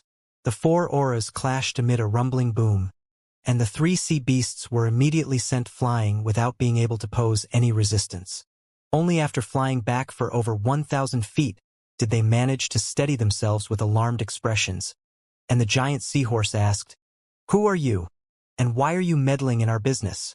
We are all elders of the Sea Guardian Palace. Even with your powers, your time in the sea will be made extremely unpleasant if you make an enemy out of our palace." In response to this threat, Han Li remained expressionless, and replied in a cold voice, "I've never heard of this Sea Guardian Palace. Piss off, or I'll kill all 3 of you and refine your carcasses into tool refinement materials." The 3 sea beasts were even more enraged to hear this, but in the face of the overwhelming spiritual pressure being released by Han Li, they could only exchange a resigned glance before diving back into the depths of the sea. The silver WRM transformed into a silver-robed man, who was looking quite pale and had bloodstains all over his robes. He was holding the hand of a purple-robed little girl, and he extended a slight bow toward Han Li from afar. "Thank you for saving me, fellow Taoist." The silver WIRM was extremely proud, but after witnessing the power that Han Li had just displayed, he didn't dare to show any sign of disrespect. "If I'm not mistaken, you're fellow Taoist Tuyao, right? How did you know? Come to think of it, you seem rather familiar. Have we met before, fellow Taoist?" The silver-robed man was initially rather taken aback to hear this, but he then began to appraise Han Li with a hint of recognition in his eyes. There was no way that he would have forgotten someone as powerful as Han Li, so he was slightly perplexed by his own murky recollection. "Father, he's the man that we met during the auction when I was taken away by those bad people. The big brother with mother's aura," the little girl suddenly said as she began to tug on her father's sleeve in an urgent manner.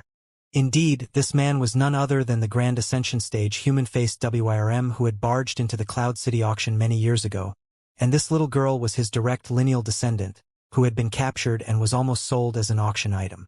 "What? It's you." The silver-robed man was astonished to hear this, and he was struggling to equate this unfathomably powerful man with the spatial tempering cultivator that he had once encountered all those years ago. "I didn't expect to meet you here either, fellow Taoist too. We've only ever met once, but I think we qualify as acquaintances.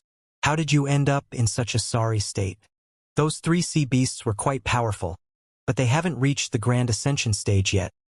"Surely they shouldn't have been able to pose such a threat to you?" Han Li asked. "If I had been in prime condition, those 3 elders of the Sea Guardian Palace naturally would have been no match for me. However, I fell into a trap laid by a powerful enemy of mine earlier, and as a result, my powers plummeted to below the Grand Ascension stage, and I could only use my physical body and bonded ability to fight those 3 elders." The silver-robed man sighed with a wry smile. "I see. If you don't mind, would you be willing to let me examine your current condition?" Han Li asked. The silver-robed man was rather hesitant upon hearing this. "Perhaps I'm being too blunt here, but even if you have a way to slowly recover over time, I don't think your daughter will be able to hold on for much longer," Han Li said as he cast his gaze toward the purple-robed little girl. "You can identify the ailment that my daughter is suffering from? During my escape, I was struck by a secret technique unleashed by that enemy of mine, and even though I bore the brunt of the attack, a small portion of its power had fallen upon my daughter.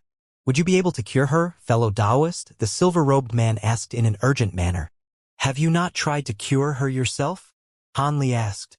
"That secret technique used by my enemy conflicts with my abilities, so if I were to attempt to cure her, her condition would only get worse. If you agree to help me, I'll be indebted to you for the rest of my life." Tu Yao replied with a wry smile. Your daughter's condition isn't too difficult for me to cure, and I can even allow you to recover your Grand Ascension stage powers. However, I have a condition, Hanli said in a calm voice. The silver-robed man's expression changed slightly upon hearing this, but he then immediately prompted, "Go ahead and state your condition, Brother Han. As long as it's within my power, I'll be sure to satisfy you." "There's no need to be so serious, Brother Tuesday. My condition is not very difficult to satisfy. All I want is for you to find a certain place on the nearby seabed for me." Hanli replied with a faint smile. "That's it." Tu Yao's expression immediately eased slightly upon hearing this. "Hee hee. What kind of condition did you think I was going to raise?" Hanli chuckled. "It looks like I was overthinking things. With the power you just displayed, I would be no match for you even at my peak, so there would be no need for you to try and deceive me. If that's the only condition, then I'd be more than happy to accept it," the silver-robed man said. "In that case, please come on to my ark and I'll administer treatment to you and your daughter," Hanli replied with a nod. The silver-robed man took a glance at the massive black ark and didn't hesitate as he drifted onto it with her daughter. Thus, the Ink Spirit Holy Ark returned to its original trajectory at Hanli's behest and continued to fly through the air. The next day, the silver-robed man was conversing with Hanli in the cabin of the ark with a grateful expression, while his daughter was standing behind him, looking much better than she had the previous day. Patriarch Huasher and Zhu Guo were also standing off to the side in a respectful manner. "Your powers are truly unfathomable, fellow Taoist. I had thought that it would take at least several months to cure me and my daughter. I never imagined that it would only take a single night for you. If the Sea Guardian place dares to send anyone else after me, I'll be able to make sure they never return," the silver-robed man said in an elated manner. "Don't mention it, fellow Taoist. By the way, what is this Sea Guardian Palace? Those 3 elders of the palace aren't anything special in our eyes, but they're definitely more powerful than most body integration stage beings," Hanli said as he stroked his own chin. The silver-robed man's expression changed slightly upon hearing this, but he still replied truthfully. "The Sea Guardian Palace is a power founded by that enemy of mine. He is the main palace master, and aside from him, there are also 2 other Grand Ascension stage palace masters as well as over 100 elders comparable in power to the 3 you encountered the day before. As for other sea beasts under the palace's command, there's simply too many to count." "Oh? This Sea Guardian Palace sounds like quite a formidable power. Why weren't any of its Grand Ascension stage beings sent to hunt you down in your weakened state?" Hanli asked. "The Sea Guardian place is an enemy of mine, but I'm on good terms with another major power in this region of the sea, the Azure Wyrm Hall. After unleashing a secret technique to escape from my enemy, I sent out an SOS message, and my good friends at the Azure Wyrm Hall organized a large-scale attack on the Sea Guardian Palace, thereby preventing the other 2 Grand Ascension stage palace masters from being able to come after me. However, the route to the Azure Wyrm Hall has been completely sealed off by the sea beasts of the Sea Guardian Palace, which is why I had to flee all the way here," the silver-robed man replied. "I see. Judging by the Azure Wyrm Hall's name, I'm assuming its leaders are powerful beings of the Azure Wyrm race," Hanli said. "That's right. The 2 hall masters of the Azure Wyrm Hall are both Grand Ascension stage beings of the Azure Wyrm race, and they are close friends whom I'm willing to entrust my life to. Even though the Azure Wyrm Hall only has 2 Grand Ascension stage beings, they're far more powerful than the 3 palace masters of the Sea Guardian Palace. So the 2 powers are evenly matched in terms of overall power. By the way, I recall you were only at the spatial tempering stage when I last met you in Cloud City. How have you progressed to the Grand Ascension stage in such a short time? Even throughout all of history, I'm not sure if there's anyone who can match your astonishing aptitude," Tu Yao said, clearly still stunned by Hanli's drastic transformation. "It was all thanks to several miraculous opportunities that I encountered that I was able to reach my current cultivation base, but in terms of the stability of my foundation, there's no way I can compare with a veteran Grand Ascension stage being like yourself," Hanli replied in a humble manner. "You're far too modest, fellow Taoist. Also, what is this place that you want me to help you look for? I can't say that I know every inch of this region like the back of my hand, but I've visited all of the special areas in this region," Tu Yao said. "I'm searching for a set of underwater coordinates. As for the exact location, Huasher, come over here and tell fellow Taoist too what we're looking for. Huasher is a sea beast himself, so I'm sure he'll be able to deliver a better report than me, Hanli said. Huasher immediately did as he was told, making his way over to Tuyo before providing a detailed explanation. Senior 2. The coordinates we're searching for were provided to us by an ancient altar, and the location's characteristics are, even though they had learned the approximate coordinates of the small spirit sky's entrance through the ancient altar, the sea was unfathomably massive, so even a slight margin of error could equate to countless kilometers. Patriarch Huasher was adept in water attribute abilities, but even with his help it wouldn't be a simple task to find the entrance. As such, Hanli was requesting the help of Tu Yao, who was both a Grand Ascension stage being and very familiar with this region. With his assistance, tracking down the correct location shouldn't be too difficult. As for 3 Grand Ascension stage beings of the Sea Guardian Palace, even if they were slightly more powerful than the average Grand Ascension stage being, they would still pose no match to the current Hanli, so he wasn't concerned about them at all. After some discussion, Tu Yao and Patriarch Huasher quickly ascertained an area of the seabed that fit the description of the small spirit sky's entrance, and the ink spirit holy ark immediately flew toward that direction at several times its original speed. 2 months later, the giant black ark was situated in the air above an area of the sea that was filled with rocks and coral. Thousands of high-grade puppets were patrolling this area of the sea, while even more devil crystal puppets were scouring the seabed in search for something. Patriarch Huasher and Tu Yao had also joined the puppets, searching the seabed with their spiritual sense. Meanwhile, Hanli sat on the deck of the ark, meditating with his eyes closed. Zhu Guer seemed to be standing patiently by his side, but the occasional glances she was aiming at the sea outside the ark naturally hadn't escaped Hanli's notice. Why are you so agitated? This is the place that the two of them have determined to be the likeliest location of the entrance, so a verdict will definitely be delivered to us soon, Hanli said while his eyes remained closed. I'm just worried that this would be another fruitless trip. The 2 seniors said the same thing about the previous 2 locations we visited, but neither of them turned out to be the place we're looking for, Zhu Guer said. The sea is enormous and the underwater world is extremely complex, so it's no surprise that mistakes will be made. However, I have a premonition that this is the place we're searching for, Hanli replied with a smile. Zhu Guer was very elated to hear this. With your powers, I'm sure your premonition is correct. All of a sudden, Hanli's eyes narrowed slightly as he cast his gaze toward a certain direction. It looks like I have to take care of some unwelcome guests. Meanwhile, a group of sea beasts had appeared on the surface of the ocean hundreds of thousands of kilometers away. These sea beasts varied drastically in size and appearance, and there were so many of them that they covered virtually every single inch of area within a radius of 100 kilometers. At the very front of the group was a long-haired man wearing a jade crown seated atop a giant green turtle, and he was leading the army of sea beasts toward the direction where the ink spirit holy ark was situated. Directly behind the giant green turtle was a massive seahorse and a mountainous blue octopus. I can sense that that man is just up ahead. Humph! How dare he foil our palace's plans? He must have a death wish. Prepare the myriad beast formation. I'm going to trap him here and wear him down until he's dead, the long-haired man suddenly commanded in a cold voice. A horn was immediately blown within the army of sea beasts, and all of the beasts sprang into action, quickly arranging themselves into a profound formation even as they continued to march onward. Such a massive army of sea beasts naturally quickly attracted the attention of a group of armored puppets patrolling the nearby area, and they immediately flew over to the sea beast army. This was a group of around a dozen puppets, and they were led by a silver puppet which declared in a cold voice, "Stop. Our master is doing something up ahead. All outsiders must stop here or face death." The long-haired man's expression immediately darkened upon seeing this. What insolence! As soon as his voice trailed off, around a dozen powerful sea beasts behind him opened their mouths in unison, releasing a string of powerful attacks that almost instantly blew the puppets into countless pieces.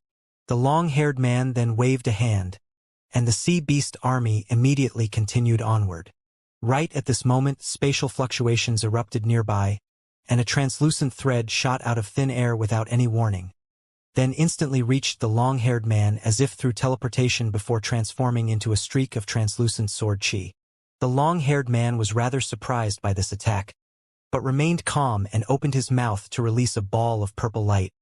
which instantly transformed into a giant shield that was riddled with purple patterns. At the same time, he made a hand seal, conjuring up a blue water barrier that instantly inundated his entire body.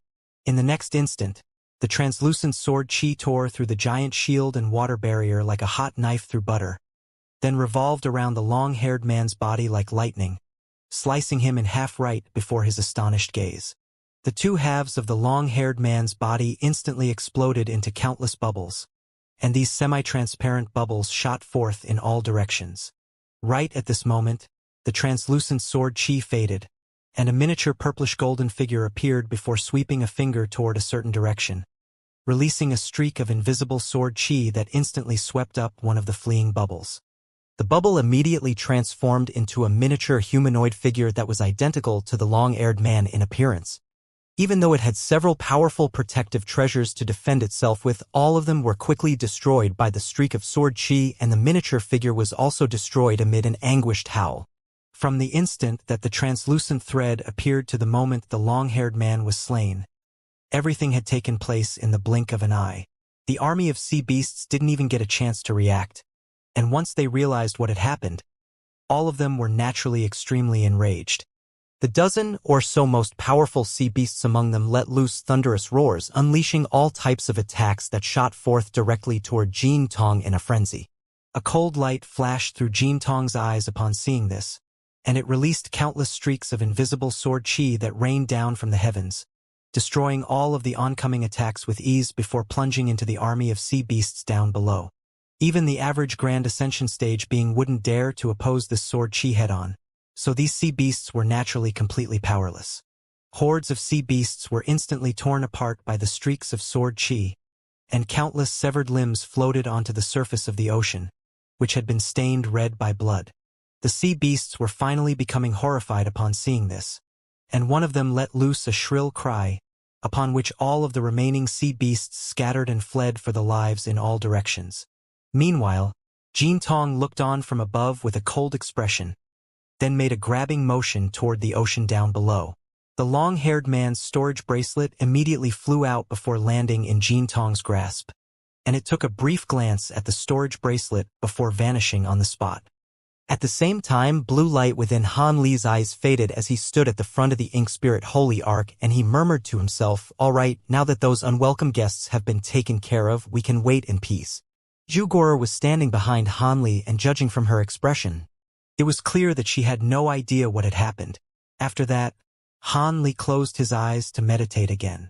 Half a day later, just as the sky was beginning to dim, a talisman suddenly flew out of the sea. Han Li immediately opened his eyes and made a grabbing motion to draw the talisman into his own grasp. The talisman then immediately exploded into a crimson fireball, and a stream of information was transmitted into Han Li's spiritual sense, upon which an elated look appeared on his face. "What is it, Senior Han?" Zhu Guo asked in an eager manner. "They've finally found a place that they suspect to be the entrance. Let's go there right now," Han Li said as he rose to his feet. Zhu Guo was naturally also ecstatic to hear this.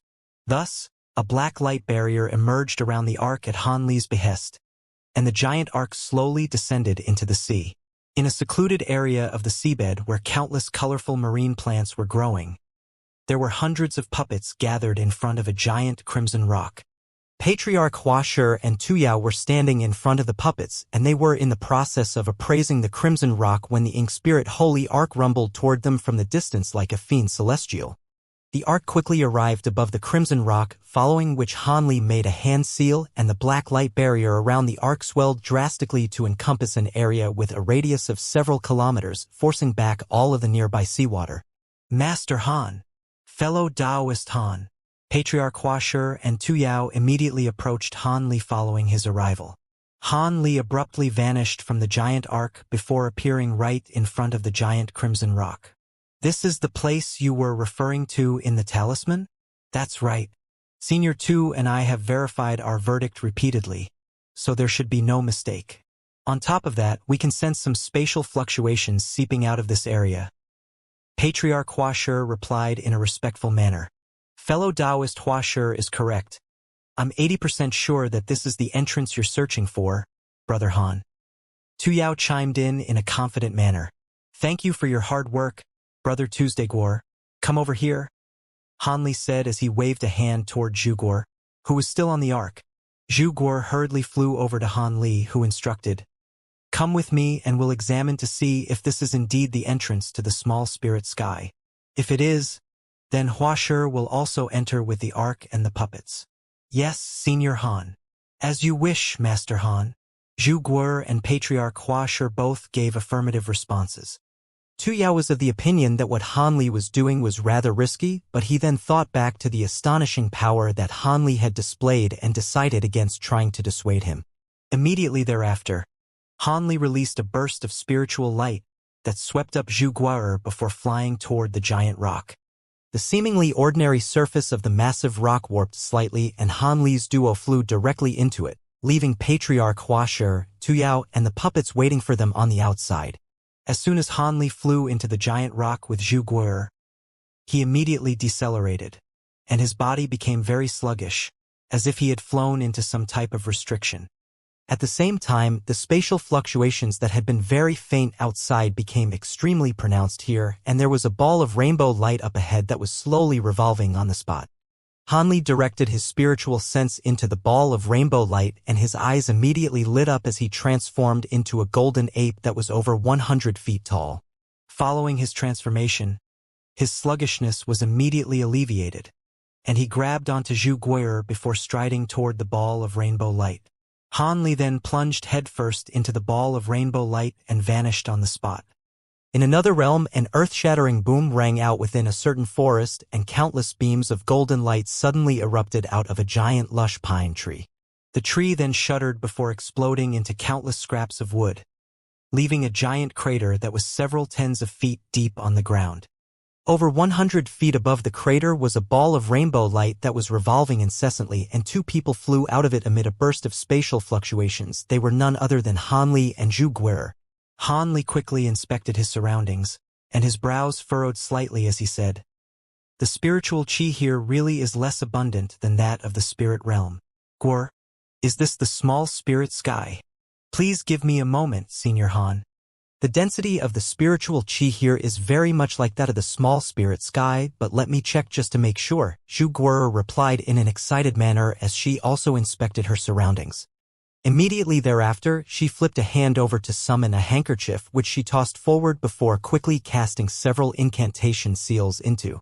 A burst of white light flashed over the handkerchief and an extremely clear map immediately appeared.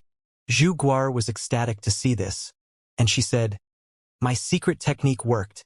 So this is definitely the small spirit sky. Let me check our current location. We're in the green sea of the small spirit sky. It doesn't matter where we are right now as long as this is indeed the small spirit sky. You stay here for now, I'll bring Hua Shi and the others here. The passageway was more difficult than expected to pass through, so Hua Shi won't be able to go through it alone, Han Li instructed. Zhu Guor naturally gave an affirmative response to this. Thus, Han Li flew back into the ball of rainbow light again, and around 15 minutes later, another burst of spatial fluctuations erupted as the Ink Spirit Holy Ark, now shrunk down significantly, flew out of the ball of light. As soon as the ark emerged, it immediately returned to its original mountainous size, and Han Li and Patriarch Hua Shi were revealed at the front of the ark.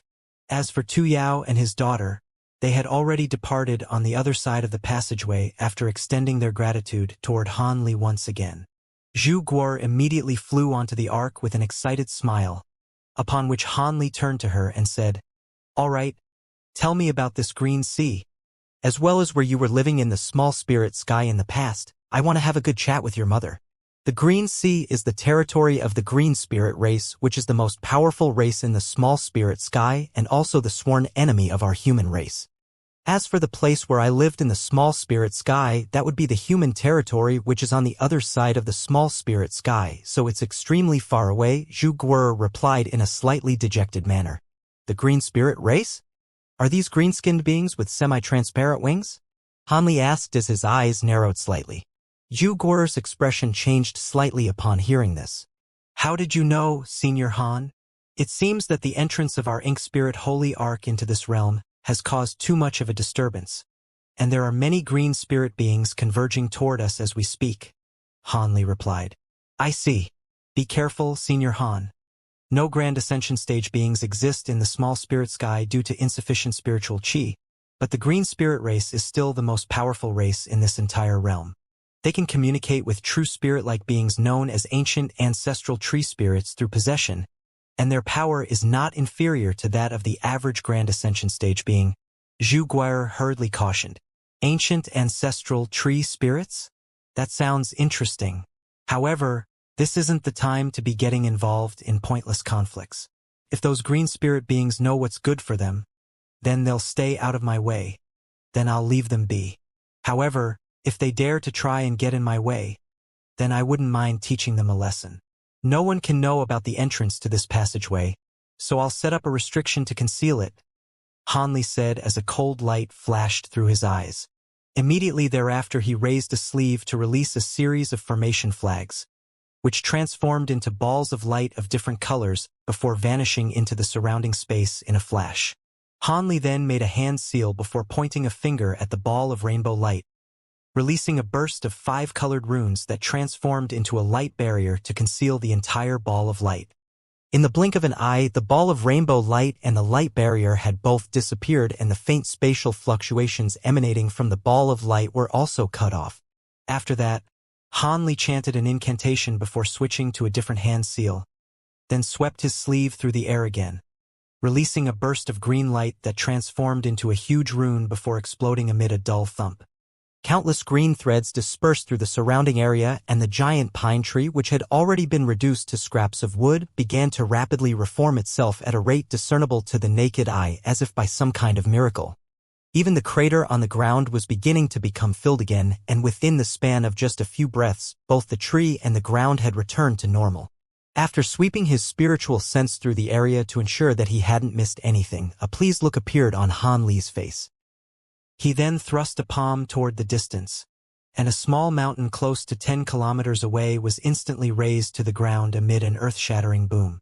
A giant handprint had appeared on the ground within a radius of half a kilometer around the spot where the mountain had once stood, and the handprint was over 100 feet deep. Even all of the fingerprints on the hand were clearly visible. Let's go, Han Li instructed with a faint smile, following which the giant arc quickly flew away into the distance. A short while later, several streaks of light arrived on the scene from another direction, then stopped above the giant handprint that had been left behind by Han Li, revealing 3 humanoid figures with semi-transparent cicada-like wings on their backs. The 3 of them were comprised of a woman and 2 men, all of whom had green skin and were tall and gangly. The 3 of them looked down at the giant handprint with grim expressions, and the slightly more well-built man asked, "What do you think of this, Siyuing?" The woman's brows were tightly furrowed as she replied, "Whoever did this must be extremely powerful. At the very least, the 3 of us wouldn't be able to do this." "Humph, that's a massive understatement. Whoever did this is most definitely far more powerful than the 3 of us." The other man harumphed coldly. Judging from the shape of this handprint, it was clearly left behind by a human. "Is there someone this powerful among the human race?" Siyuing asked with a hint of befuddlement in her eyes.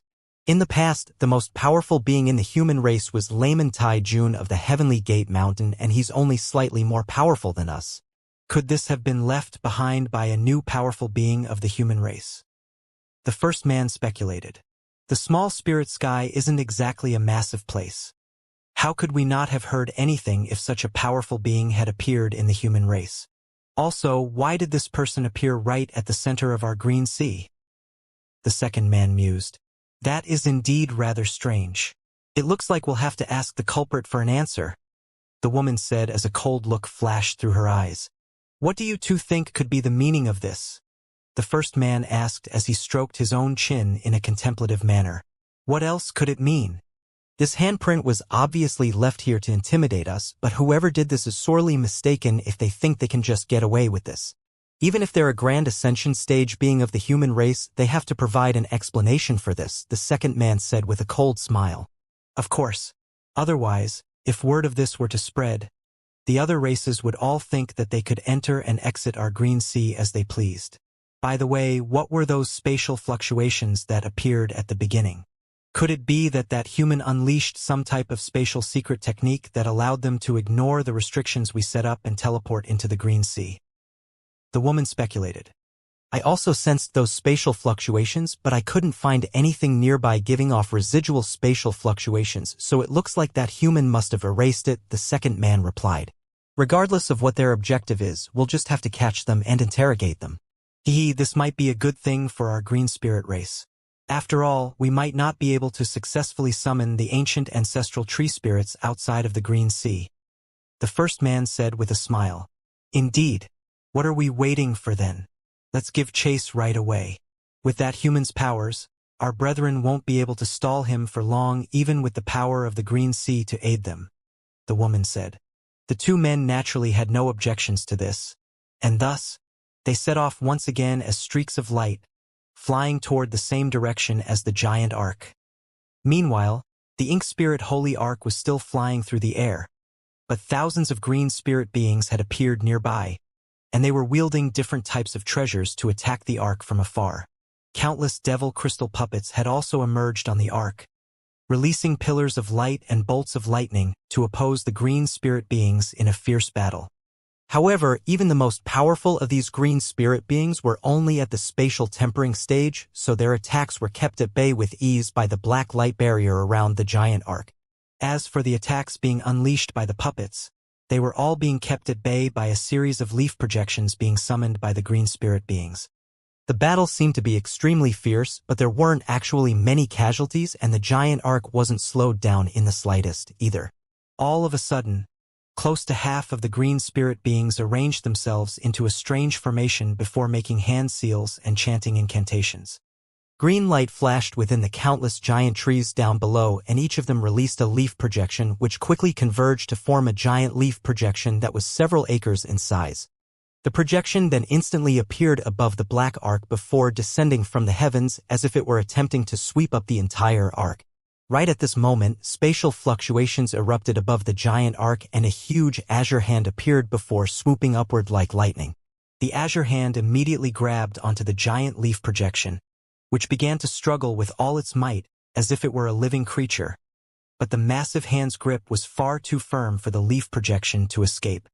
The green spirit beings in the formation were stunned to see this, and they hurriedly poured their magic power into the projection above the ark in a frenzy. The giant leaf projection was originally slightly blurry and indistinct, but with that influx of energy, it became a lot clearer and more substantial, and it also began to release a powerful aura as its struggle intensified. A cold harumph suddenly rang out from the giant ark, following which the massive azure hand tightened its grip and exerted a burst of tremendous force upon the leaf projection that instantly tore the projection apart. As a result, all of the green spirit beings in the formation were struck by backlash, and their faces paled significantly as they began to throw up mouthfuls of blood. Some of the weaker individuals even plummeted straight out of the sky. Right at this moment, Hanli emerged at the front of the ark, then cast a cold gaze toward the surrounding green spirit beings. I had intended to spare all of you, but seeing as you insist on irking me, I'll send you all on your way. As soon as his voice trailed off, Hanli rubbed his hands together, conjuring up a ball of golden lightning that swelled drastically in size while rising up higher into the air. Scintillating golden light radiated in all directions, while rumbling thunderclaps shook the entire heavens.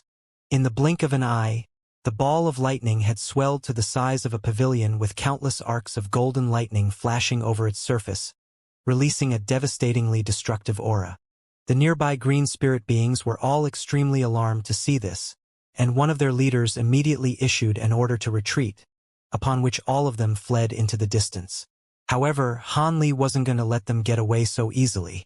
A cold look flashed through his eyes as he flicked an incantation seal into the giant ball of lightning, and it instantly exploded, sending countless arcs of golden lightning shooting in all directions. Countless green spirit beings were quickly reduced to ashes by the eruption of lightning, and in the blink of an eye, only several tens of green spirit beings remained. All of them were naturally horrified to see this, and only then did they realize that the enemy on the giant ark was far beyond what they could deal with. Thus, they immediately fled for their lives, and Hanli displayed no intention of continuing to pursue them. Right as he was about to return to the ark's cabin, 3 streaks of light suddenly shot forth from the distance. Han Li's eyes narrowed slightly as he stopped in his tracks, and moments later, the 3 streaks of light faded to reveal the trio of green spirit beings from earlier who were extremely enraged to see so many of their elite brethren lying dead around them. They had predicted that their brethren wouldn't have been able to prevent the enemy from advancing, but such a high number of casualties was beyond their expectations. After all, it had only taken them around 15 minutes to catch up to the giant arc. The 3 green spirit beings immediately cast their eyes toward Han Li, upon which astonishment appeared on all of their faces. That really is a grand ascension stage human being. Han Li was also looking back at the trio, and he had identified them to be mere mid-body integration and late-body integration stage beings, so he wasn't concerned in the slightest. So a grand ascension cultivator really has arisen among the human race. May I ask your name? Also, don't you think it's unbecoming of someone like you to kill so many juniors of our green spirit race? One of the 3 green spirit beings asked in a furious voice. They dared to get in my way. If I didn't teach them a lesson, I would become the laughing stock of my fellow Taoists. As for my name, that's not something that you need to know, Han Li replied in a cold voice. A thought suddenly occurred to the burly man, and his expression changed slightly as he asked, "Did you come from another realm?" "So what if I did?" Han Li asked. "If you really are from another realm, then for the sake of all of the races in the small spirit sky, we're going to have to make sure that you never leave this green sea," the thinner of the 2 men said with a cold light in his eyes. "What gives 3-body integration stage beings like you the confidence to say this? Are you pinning your hopes on those ancient ancestral tree spirits?" Han Li asked with a hint of a smile on his face. The burly man's pupils contracted slightly upon hearing this. "You know about the ancient ancestral tree spirits? Looks like you didn't enter this realm by accident." Han Li merely smiled and offered no response. "It looks like we'll have to summon the ancient ancestral tree spirits, fellow Taoists. For the sake of the small spirit sky, we have to capture this man no matter what. There are 3 of us and only 1 of him, so we definitely have an advantage," the woman in the trio said as a fierce light flashed through her eyes. The 2 men immediately nodded in agreement. Over the years, they had developed a near-blind sense of worship toward the ancient ancestral tree spirits, and even in the face of a grand ascension stage being who had never appeared in the small spirit sky before, they were very confident. Thus, the 3 of them raised their left arms in unison, and their sleeves were immediately torn apart, revealing an extremely vivid ancient tree image on each of their arms. The 3 ancient tree images were different from one another. One of them was extremely lush with countless leaves and branches. Another one was tall and ramrod straight with a shimmering silver hue, and leaves and branches that resembled swords. And the final one was extremely colorful with flowers of different sizes covering all of its branches. "Reveal yourselves, ancestral spirits," the 3 green spirit beings yelled in unison as they each made a hand seal. Azure light immediately swept over their left arms and 3 small tree projections emerged. The world's origin chi within the forest down below abruptly stirred, and countless green threads surged out of all of the trees before flooding into the 3 tree projections in a frenzy. In the blink of an eye, the projections had swelled drastically in size, transforming into massive trees that were over 1,000 feet tall and flashing with green light. As for the 3 green spirit beings, they had all vanished on the spot. The trunks of the 3 giant trees blurred slightly, and a face appeared on each of them. Those faces were identical to those of the trio of green spirit beings who had just disappeared. So these are ancient ancestral tree spirits? The purity of the wood attribute spiritual chi they contain is truly remarkable. A hint of surprise flashed through Han Li's eyes as he sensed the powerful auras being released by the 3 massive trees. At this moment, the 3 giant trees warped and blurred before transforming into a trio of giants. One of the giants had long green hair and was wearing a suit of azure wooden armor. Another giant was more slender with a pair of resplendent wings on its back and a giant green sword in its hand. And the final giant was the most imposing of the 3, wearing a suit of silver armor that was riddled with hooked spikes, and it was wielding a huge silver hammer in each hand.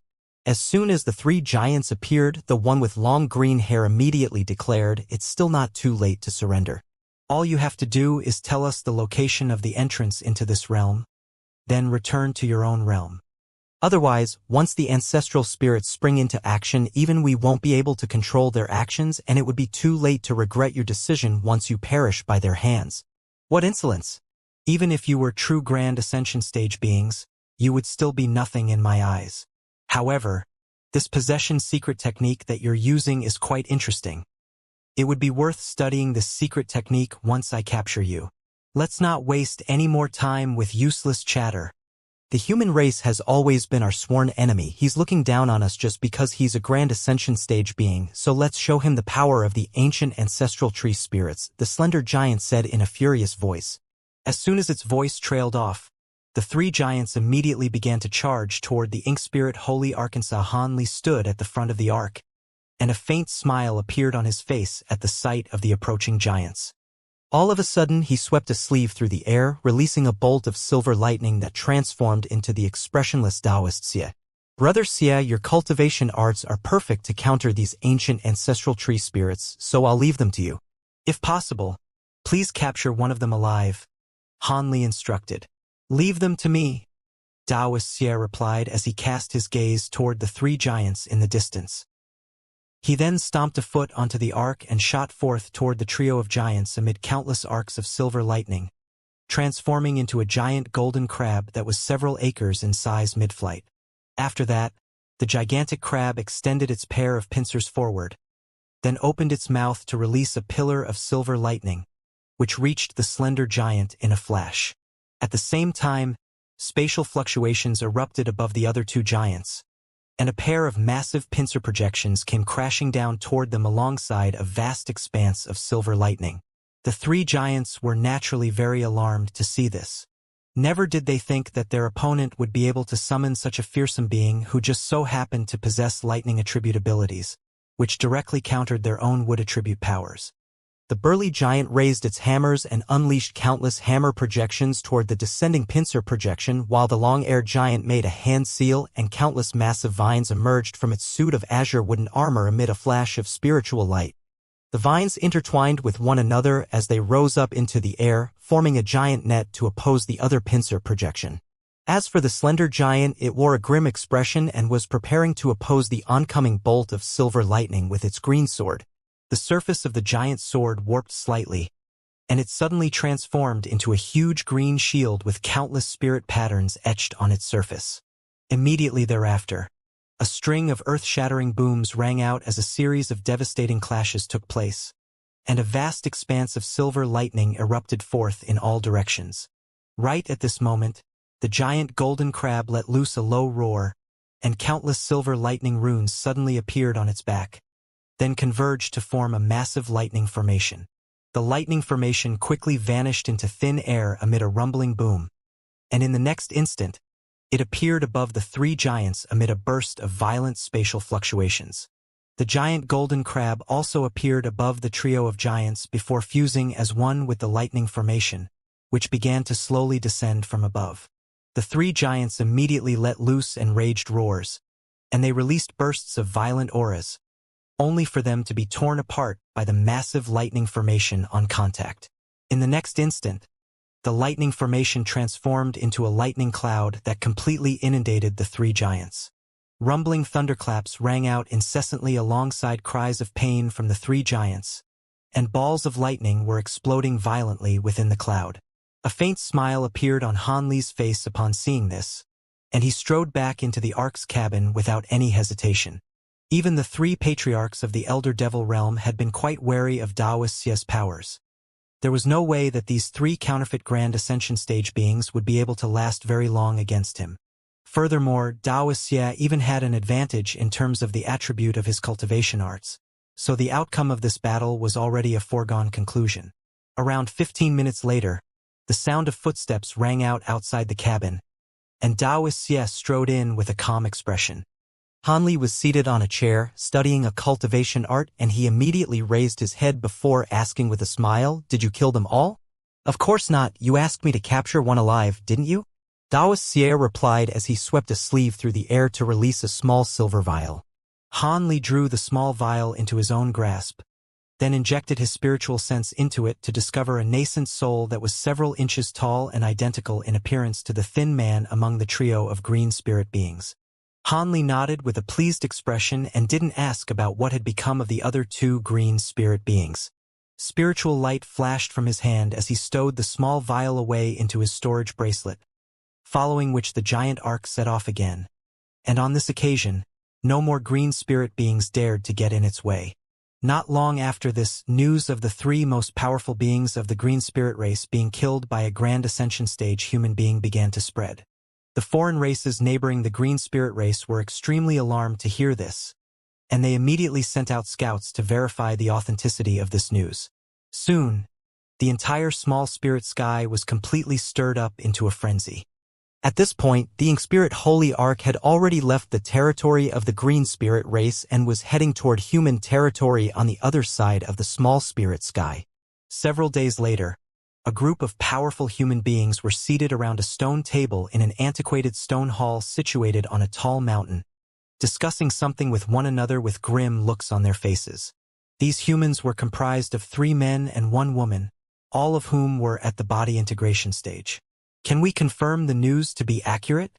Was it really a grand ascension stage human being who killed those 3 green spirit beings and ancient ancestral tree spirits? A middle-aged man with a dark complexion asked. Our scouts were unable to enter the Green Sea, but judging from the reactions of all of the races, the information is most likely accurate. Otherwise, the green spirit race wouldn't have withdrawn all of its members into the Green Sea in an emergency retreat during the past few days, a white-haired elderly man replied as he stroked his own beard. But we all know that no grand ascension stage being has ever arisen from our human race in the small spirit sky, and it'll most likely never happen in the future either, a green-robed woman said with furrowed brows. Perhaps I would agree with you in the past, but have you forgotten about Fairy Moon? In such a short time, she was able to progress from the spatial tempering stage to the pinnacle of the body integration stage. Perhaps she can become the first grand ascension stage human being of our small spirit sky, a white-robed man said. The blue-robed woman's expression changed slightly upon hearing this, but she still shook her head as she said, Fellow Taoist Moon's aptitude doesn't require further elaboration. In just 2,000 years, she's become the most powerful being of our human race and can even match an ancient ancestral tree spirit in battle. However, I don't think it's plausible to expect fellow Taoist Moon to reach the grand ascension stage with the lack of spiritual qi in our small spirit sky. It's indeed implausible, but with Fairy Moon's aptitude, there's still a chance, the white-robed man countered. If Fairy Moon really can progress to the grand ascension stage, that would be extremely fortunate for our human race. However, in her current state, it would require at least several more centuries of cultivation before she can begin attempting a breakthrough. By the way, Fairy Moon is currently cultivating an extremely important secret technique, so I'm not sure if she can attend this meeting, the white-haired elderly man said in a calm manner. Rest assured, fellow Taoist Tai, Fairy Moon is currently unable to come out of seclusion, but I've already sent her a report of the situation and I'm sure she'll give us a response soon, the white-robed man replied. That's good to hear. I feel rather uneasy not having Fairy Moon present to discuss such an important matter with us. Now then, let's think about where this grand ascension stage human being could have come from, the white-haired elderly man said. It's most likely a grand ascension cultivator from another realm, the blue-robed woman speculated. That is indeed the likeliest scenario. However, seeing as this grand ascension stage being is human, he must have come from the spirit realm. Also, he was able to enter our small spirit sky, so he must have a way of returning to the spirit realm. This is an unmissable opportunity for us to go to the spirit realm, the man with the dark complexion said. Only in the spirit realm will we have a chance at reaching the grand ascension stage. Even though beings from other races have discovered exits that can allow them to leave this realm, none of them have been able to withstand the fearsome spatial power within the passageways, so they could only give up. If that grand ascension stage human being really did force his way into the small spirit sky from another realm, then this would be a massive opportunity for our entire human race, the white-robed man said as a fervent look appeared in his eyes. Unfortunately, we don't know much about the spirit realm, and we still don't know whether this grand ascension stage being came from the spirit realm. We can't even be sure if he's a human cultivator. However, one thing is for sure. That man will most likely visit our human territory, so we have to prepare some precautionary measures. We have to be prepared just in case this man develops some sinister intentions toward our human race. The white-haired elderly man said in a cautious manner. You're right, but considering that man was able to kill the 3 ancient ancestral tree spirits, his powers are clearly far beyond ours. Only Fairy Moon will stand a chance against him. After all, fellow Taoist Moon is the only one among us with powers close to the Grand Ascension stage, the white-robed man said. It most likely won't be possible for Fairy Moon to come out of seclusion anytime soon. After all, she's currently... The white-haired elderly man's voice was suddenly cut off here when a streak of silver light approached the hall before flying into it in a flash. It then transformed into a small silver sword that descended toward the stone table that everyone was gathered around. Attached to the small sword was a white jade slip, and the white-haired elderly man immediately detached the jade slip from the sword. Immediately thereafter, the silver sword shuddered slightly before flying out of the hall as a streak of silver light. Thus, everyone turned their attention toward the jade slip that the elderly man was holding. The elderly man pressed the jade slip against his own forehead, then closed his eyes and injected his spiritual sense into it. Moments later, he reopened his eyes with an elated expression and said, It's a message from Fairy Moon. She's agreed to go and meet that Grand Ascension stage being with us when he arrives in our human territory. That's great news. Having fellow Taoist Moon accompany us would be greatly reassuring, the white-robed man said with an elated expression, and everyone else's expressions also eased slightly. After that, a short discussion ensued before everyone departed from the stone hall to make the required preparations. Elsewhere, within a secluded valley, there was a secret chamber, the entrance to which was sealed by a layer of glacial ice. There was a white-robed woman seated on a pristine silver disc in silent meditation. The woman was as still as a statue, and even though her facial features were concealed by a faint silver light barrier, it was apparent that she was an exceptional beauty. Close to a month later, a mountainous black arc suddenly appeared above a mountain range out the outskirts of human territory. After just a few flashes, the arc flew over the mountain range and traveled deeper into human territory, leaving behind countless stunned onlookers in the mountain range. The humans of the small spirit sky had never seen such a massive flying treasure before, and some of them had the presence of mind to send out messages announcing the Ark's arrival into human territory using some special treasures. Even though the Inspirit Holy Ark was extremely eye-catching, no one tried to stop it as it continued deeper into human territory. 2 days later, the Ark passed over a large lake before stopping above a set of small mountains. That's where my mother's cave abode is, Senior Han. Aside from my mother and myself, there are some sisters and uncles of mine who are also living on these mountains, Zhu Guo said in an ecstatic voice, then immediately flew directly toward one of the mountains as a streak of silver light. It looks like she really is homesick. Otherwise, she wouldn't be rushing out without even taking her leave. Han Li chuckled. Guo has never left her home for this long before, so it's only natural that she's extremely eager to be reunited with her family, Patriarch Hua Shi said in a respectful voice. As soon as his voice trailed off, Han Li and Patriarch Hua Shi appeared in front of the ark amid a flash of azure light, and both of them began to inspect the small mountains down below. Right at this moment, Zhu Guo disappeared into a certain spot halfway up the mountain. A faint smile appeared on Han Li's face, and he waited patiently up above. He could sense that there were some people on the mountains using treasures to spy on him and the giant ark in secret, but they didn't dare to appear before him. A short while later, a young woman in a set of simple attire suddenly emerged from the mountain that Zhu Guo had disappeared into. The woman bore a strong resemblance to Zhu Guo, and she was holding tightly onto Zhu Guo's hand as both of them emerged with teary eyes. Junior Shi Xianyun pays her respects to Senior Han. Guo has told me that you are her savior. I am truly indebted to you, the woman said as she and Zhu Guo knelt down toward Han Li from down below. Han Li's expression changed slightly as he sensed the woman's spatial tempering stage cultivation base, and he said, You must be Zhu Guo's mother. As expected, you possess a decent cultivation base. There's no need for formalities. I came here to bring Guo back home, but also to ask you some questions. Of course. Please come in, Senior Han. I don't have any spirit tea or spirit wine to welcome you with, but I do have some spirit fruits that are very uncommon in other realms, and I hope they'll be to your liking, Shi Xianyun said in a respectful manner as she rose to her feet. Please pardon my intrusion then. Hua Shi, you can stay out here for now, Han Li instructed. Patriarch Hua Shi gave an affirmative response, then immediately flew back onto the ark. Meanwhile, Han Li stepped forward and immediately vanished on the spot. In the next instant, he reappeared beside Shi Xianyun amid a burst of spatial fluctuations. Shi Xianyun was rather surprised by this, but she immediately made an inviting hand gesture as she said, "Please follow me, Senior Han." Thus, the three of them vanished into the mountain again. At the same time, several human cultivators were gathered in a hall in the belly of a neighboring mountain, appraising everything that was happening outside through a mirror treasure.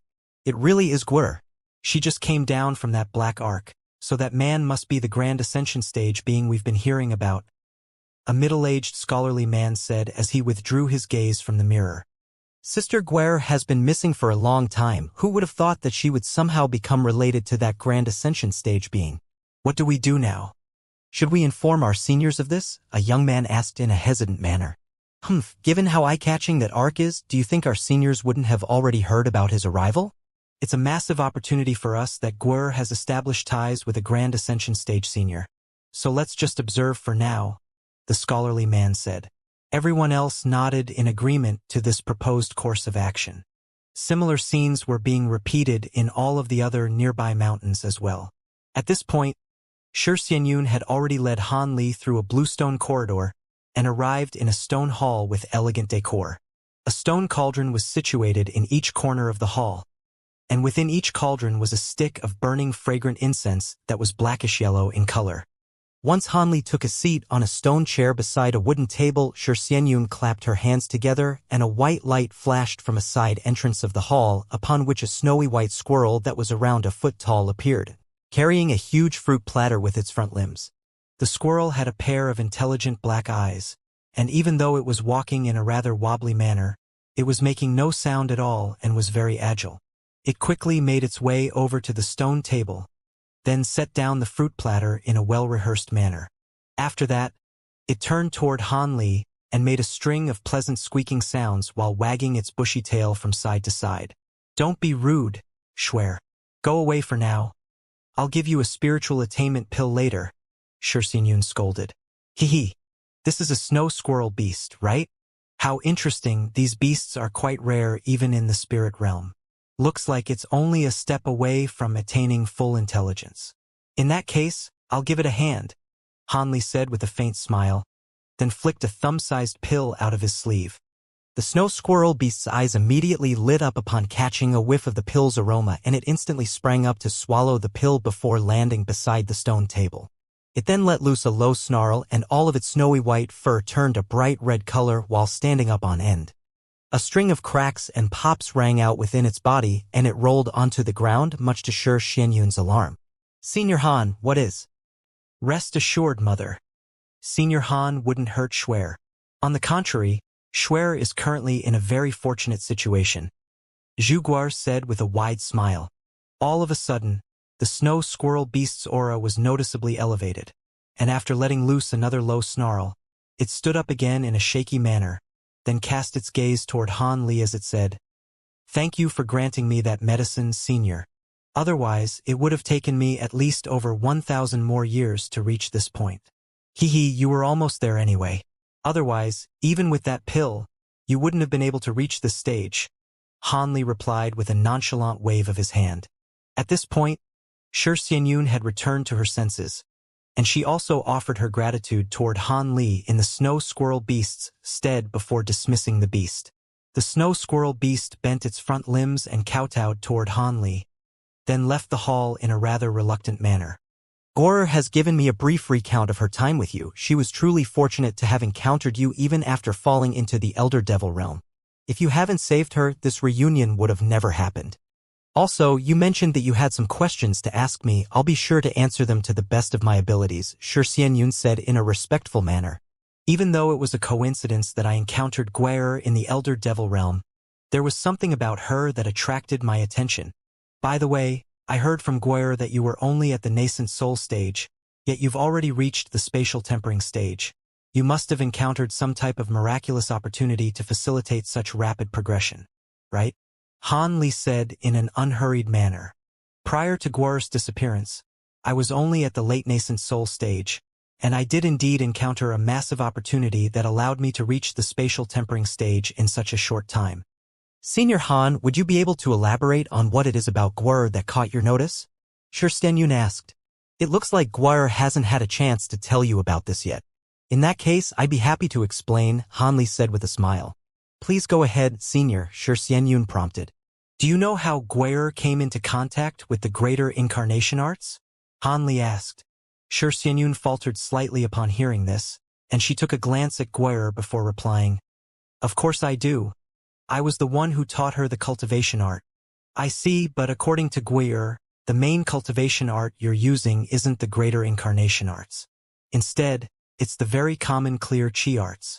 What I want to know is from whom did you obtain the greater incarnation arts from? Han Li said in a calm manner. So this is the question you have.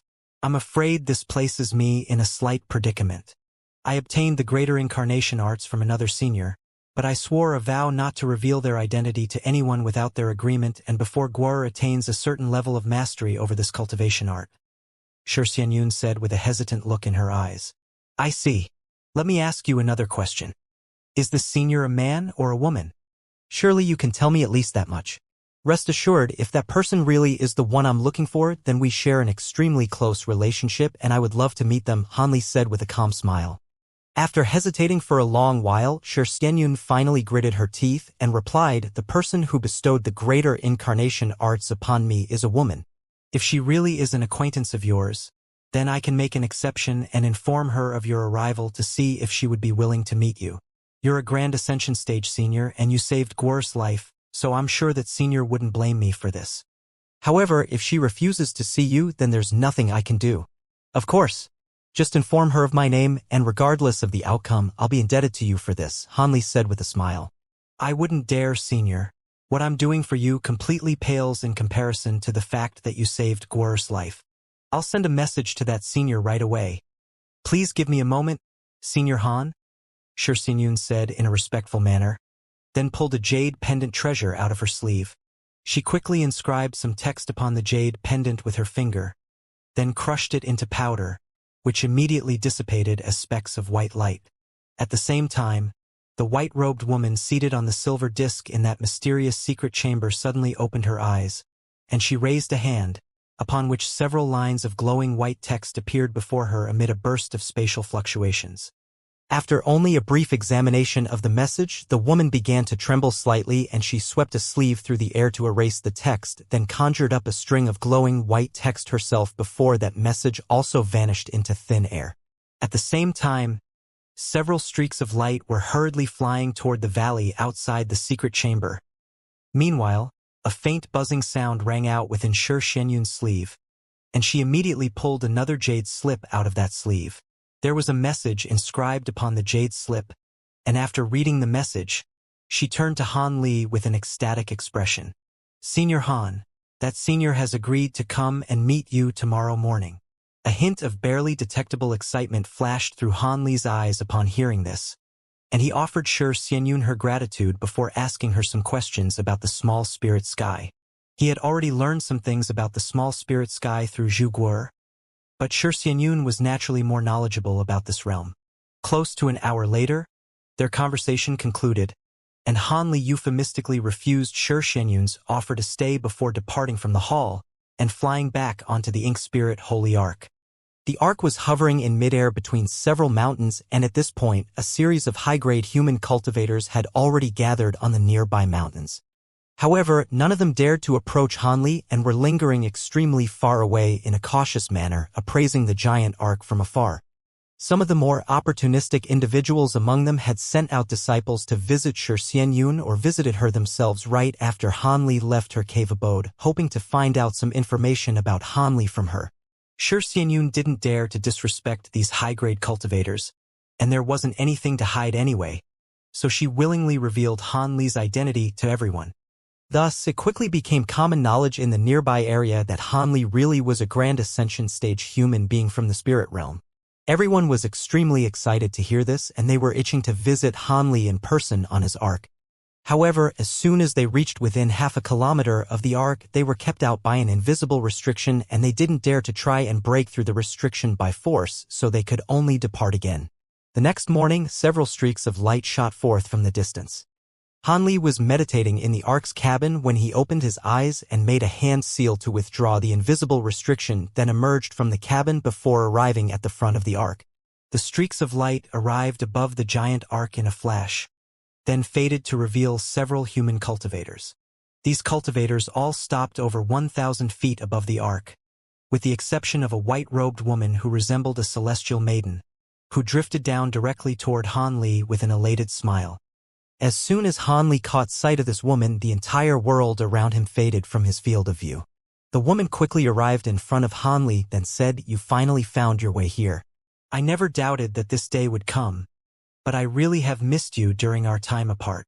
"Wanner," Hanli called out in the gentlest of voices, then reached out to carefully caress the woman's silky smooth cheek, as if he were stroking a priceless treasure. Indeed, this white-robed woman was none other than Nangong Wan, whom Hanli had been searching for many years, and she was also the vastly renowned fairy moon of the small spirit sky's human race. A stir immediately ran through the onlooking human cultivators upon seeing this. Nangong Wan was currently the undisputed most powerful being in the human race, and that, in conjunction with her stunning beauty, made her a goddess in the eyes of countless young male cultivators. As such, everyone was stunned that she was being so intimate with a male cultivator from another realm, and there was no lack of envy and jealousy either. Only the group of cultivators who had accompanied Nangong Wan to the ark were unsurprised to see this, but they also had complex looks in their eyes. In the next instant, Nangong Wan dove forward into Hanli's embrace. Half a day later, Nangong Wan was nestled up in Hanli's arms with a captivating blush on her face. The two of them were lying on a pristine white stone bed in an elegantly decorated bedroom on the ark, and Nangong Wan was giving Hanli a recount of her past experiences. It turned out that after Hanli ascended to the spirit realm, Nangong Wan also reached a bottleneck after many years of arduous cultivation. Thus, she had no choice but to follow in Hanli's footsteps and enter a certain spatial node to ascend to the spirit realm. At this point in her story, Nangong Wan paused and heaved a faint sigh. "What happened? Did you encounter a spatial storm as well?" Hanli asked in a gentle voice as he inhaled her familiar scent. Nangong Wan hesitated momentarily before replying, "I didn't encounter a spatial storm, but I did encounter two almighty beings battling inside the spatial node. Their battle had disrupted the spatial power within the spatial node, and that was how I fell into the small spirit sky." Hanli was quite surprised to hear this. Who would dare to battle in a spatial node? Were they grand Ascension stage beings? No, they were the true spirit Rahu that you had once encountered, and another ancient true spirit being the 100-head insect. At the time, the two of them were already on the brink of death, and the final blows that they dealt upon one another completely shattered the spatial node. Thus, both of their bodies and I fell into the small spirit sky. Somehow, I remained largely unscathed and was granted a miraculous opportunity. Nangong Wan explained. "I see. Could it be that the opportunity you were referring to were those two true spirit bodies?" Hanli asked. "That's right. Both the Rahu and the 100-head insect are ranked quite high even among true spirits. Setting everything else aside, their cores contain an enormous amount of energy, making them invaluable assets to cultivators. This was how I was able to reach my current cultivation base in no more than 2,000 years, even though the spiritual chi in the small spirit sky is far less abundant than in the spirit realm. In comparison, it's far more impressive that you were able to progress to the grand ascension stage in the same period of time, even if you were in the spirit realm. The more I progress in my cultivation, the more I come to understand how difficult it is to reach the grand ascension stage. Even with those true spirit cores at my disposal, I'm still not very confident in successfully making that breakthrough," Nangong Wan said as she turned to Hanli with a hint of undisguised intrigue in her eyes. "I was very lucky to have progressed to the grand ascension stage, and I only completed the breakthrough after making extensive preparations. Back when I emerged from the spatial node at the deity transformation stage, it wasn't all smooth sailing for me. I was severely wounded in a spatial storm, and I even completely lost my magic power at one point. Thus, Han Li also began to deliver a recount of his own. Of course, there were some things that he had to keep secret, and he glossed over those matters through ambiguous wording. Even so, an amused smile still appeared on Nangong Wan's face upon hearing about Han Li's encounters with Yuan Yao in the Infernal River and Violet Spirit in the Elder Devil realm. Who would have thought that Yuan Yao and Violet Spirit would also encounter significant opportunities of their own? Perhaps they'll follow you even after you ascend to the true immortal realm someday. Surely you jest, Wana. I only encountered the two of them through sheer coincidence. As for ascending to the true immortal realm, that's going to be extremely difficult, and I have no confidence that I'll be able to achieve such a monumental feat. By the way, why did you bestow the greater incarnation arts upon Guer? Her mother's rapid progression also had something to do with you, right? Han Li asked. Nangong Wan was very familiar with Han Li's past with Violet Spirit and Yuan Yao, so she naturally wasn't jealous of them. Instead, she was more amused than anything else. Guer is someone I discovered to have great aptitude for cultivating the greater incarnation arts, so I took her as my disciple. However, I was guarding the secret of the two true spirit cores in my possession, so it would have been quite risky for me to take a disciple on an official basis. Thus, I indirectly passed on the cultivation art to Guer through her mother. Guer certainly didn't disappoint me. She made very fast progress in the greater incarnation arts, but due to an accident, she fell into the Elder Devil realm. As such, I had no choice but to accept her mother as an in-name disciple. She's not as suited to cultivating the greater incarnation arts as Guer, but she possesses outstanding cultivation aptitude. I was planning to attempt a breakthrough to the Grand Ascension stage in several centuries, and I needed someone I could trust to protect me during the breakthrough. So I used the true spirit cores to elevate her cultivation base to the spatial tempering stage in a short time. Barring any mishaps, I had intended to elevate her cultivation base all the way up to the early body integration stage before stopping. Nangong Wan revealed. I see. Now that I'm here, you don't need to worry about these things. With my protection, no one will be able to disrupt your tribulation transcendence. Also, once we return to the spirit realm, I have some ways to increase your chances of making a successful breakthrough, Han Li said. What? Can you really do that?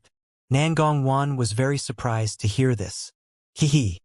Do you really think I'm only a normal Grand Ascension stage being? I don't mean to boast, but even if I were to come up against an ancient true spirit, the outcome of that battle would be very unclear. Han Li replied with a nonchalant smile. That's incredible. If I didn't know that you weren't the type to exaggerate such matters, I would be struggling to believe you. By the way, you mentioned taking me back to the spirit realm. Could it be that the passageway between the two realms still hasn't disappeared? What if someone else has already discovered its location? Nangong Wan hurriedly asked. That passageway isn't going to disappear in a short time, and I concealed it with a formation so no one would be able to detect its exact location. Is there something on your mind, Wana? Han Li could sense that there was something that Nangong Wan wanted to say. During my time in the small spirit sky, I've made some very good friends.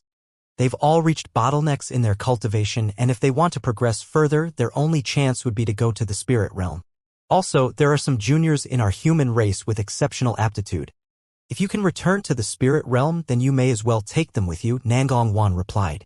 That wouldn't be an issue, but those people are the pillars of human race here in the small spirit sky. If I take them all away, our human race is going to be oppressed by the other races. Unfortunately, the passageway isn't stable enough for me to take the entire human race with me, Han Li said with furrowed brows. I'm aware of that as well, but now that an opportunity to go to the spirit realm has been presented, I don't think any of them would be willing to give up on it. Nangong Wan sighed. All right, here's what we'll do. Get them to send several representatives to come and see me in 3 days, and I'll take care of everything, Han Li suddenly said with a smile as he stroked his own chin. 3 days later, Han Li met the 4-body integration stage human cultivators in the hall of his ark, while Nangong Wan sat beside him. The 4 cultivators extended respectful bows toward Han Li as soon as they entered the room. We pay our respects to Senior Han. No need for formalities. I'm sure all of you already know about my relationship with Wanner, and similarly, I know why you've come to visit me, Han Li said. Among the 4 human cultivators, a white-haired elderly man lowered his head in a respectful manner, and replied, "The four of us possess aptitude that isn't inferior to anyone, but we're limited by the fact that we're in the small spirit sky. If you can take us back with you to the spirit realm, we'll be forever indebted to you, Senior Han. I must thank you all for looking after Wana for all these years, so it's no issue for me to take you back to the spirit realm. However, before we go, we have to take care of some matters in the small spirit sky first. The last thing I would want to see is for our human race to be enslaved by other races as soon as we leave," Hanli said. The four cultivators' hearts stirred slightly upon hearing this, and a blue-robed woman stepped forward as she said, "We'll do everything you say, Senior Han." Her three companions also nodded in agreement. "In that case, I'll take the lead here. When you go back, select the top 100 or so most outstanding juniors of the human race, and I'll take them along with the four of you back to the spirit realm. At the same time, make an announcement that I'll be returning to the small spirit sky at random points in time to take the next batch of most outstanding human juniors with me." Hanli instructed in an implacable manner. "Rest assured, Senior, we'll be sure to carry out your instructions to the best of our abilities." The white-haired elderly man hurriedly replied, "Good. Prior to returning to the spirit race, I'll be making a visit to all of the other areas of the small spirit sky to teach the other races a lesson so they wouldn't dare to target our human race. I'll also leave a few powerful treasures behind so that our human race will be able to ward off potential invasions from other races even without any body integration stage beings among its ranks. With these measures in place, we won't have to worry about our brethren even after I take you all away," Hanli said. The four cultivators were naturally ecstatic to hear this, and they immediately gave affirmative responses. Indeed, with these measures implemented, the humans of the small spirit sky would have nothing to worry about. Thus, the four cultivators asked Han Li a few more questions about the specific details of their plan, then departed from the Ark. Throughout this entire meeting, Nangong Wan remained silent, but once the four cultivators left, she turned to Han Li with a smile and said, "It'll most likely take them quite some time to select the group of juniors for us to take back to the spirit realm.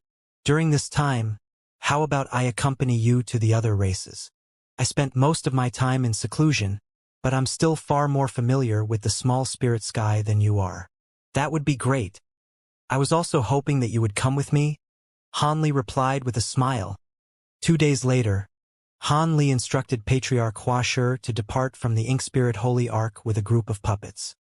After scouring the small spirit sky for some special materials, he and Nangong Wan also departed from the Ark while Zhu Guo'er was left behind to look after the Ark, having been officially accepted by Nangong Wan to become her disciple. Half a month later, a strange being with the upper body of a human and a near-transparent lower body was fleeing for its life, traversing through several volcanoes that was littered with all types of round black stones. A burst of loud rumbling rang out up above, and a massive golden hand that covered virtually the entire sky appeared before descending from above, sending a burst of enormous force crashing downward. The peculiar being was extremely alarmed to see this, and it instantly accelerated by over twofold, covering a distance of several thousand feet in a flash. However, even though the giant golden hand seemed to be descending very slowly, it appeared above the peculiar being's head in a flash before thrusting down like lightning. Despite the semi-transparent being's special constitution and protective treasures, it was completely powerless against the giant golden hand and was crushed like a fly amid an anguished howl. The golden hand then also disappeared, following which Han Li and Nangong Wan appeared in the sky above amid a burst of spatial fluctuations. Nangong Wan currently wore an astonished expression as she said that was the most powerful being of the wind spirit race, and he was on the cusp of reaching the Grand Ascension stage, yet he couldn't even withstand a single attack from you. I fully believe what you said about not being an ordinary Grand Ascension stage being now. Oh? Were you skeptical about my claims before this? Han Li asked as a hint of a smile appeared on his face. I believed you from the start, but how was I supposed to know that you'd be this powerful? With your powers, surely you stand at the pinnacle of even the spirit realm, Nangong Wan said. You'll find out the answer to that once we return to the spirit realm. Let's go. Our next target is the most powerful being of the giant mantis race, Gang Jin. Han Li chuckled. Nangong Wan merely rolled her eyes in response and raised no objections. Thus, Hanli swept a sleeve through the air, releasing a burst of golden light that swept up both of them before flying away.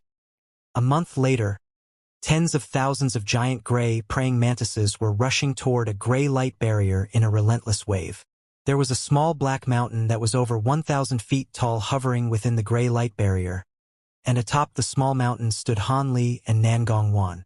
Behind this wave of giant praying mantises was a massive human-faced insect that was 5 times larger than its brethren, and it was appraising Hanli's duo from afar with a grim expression.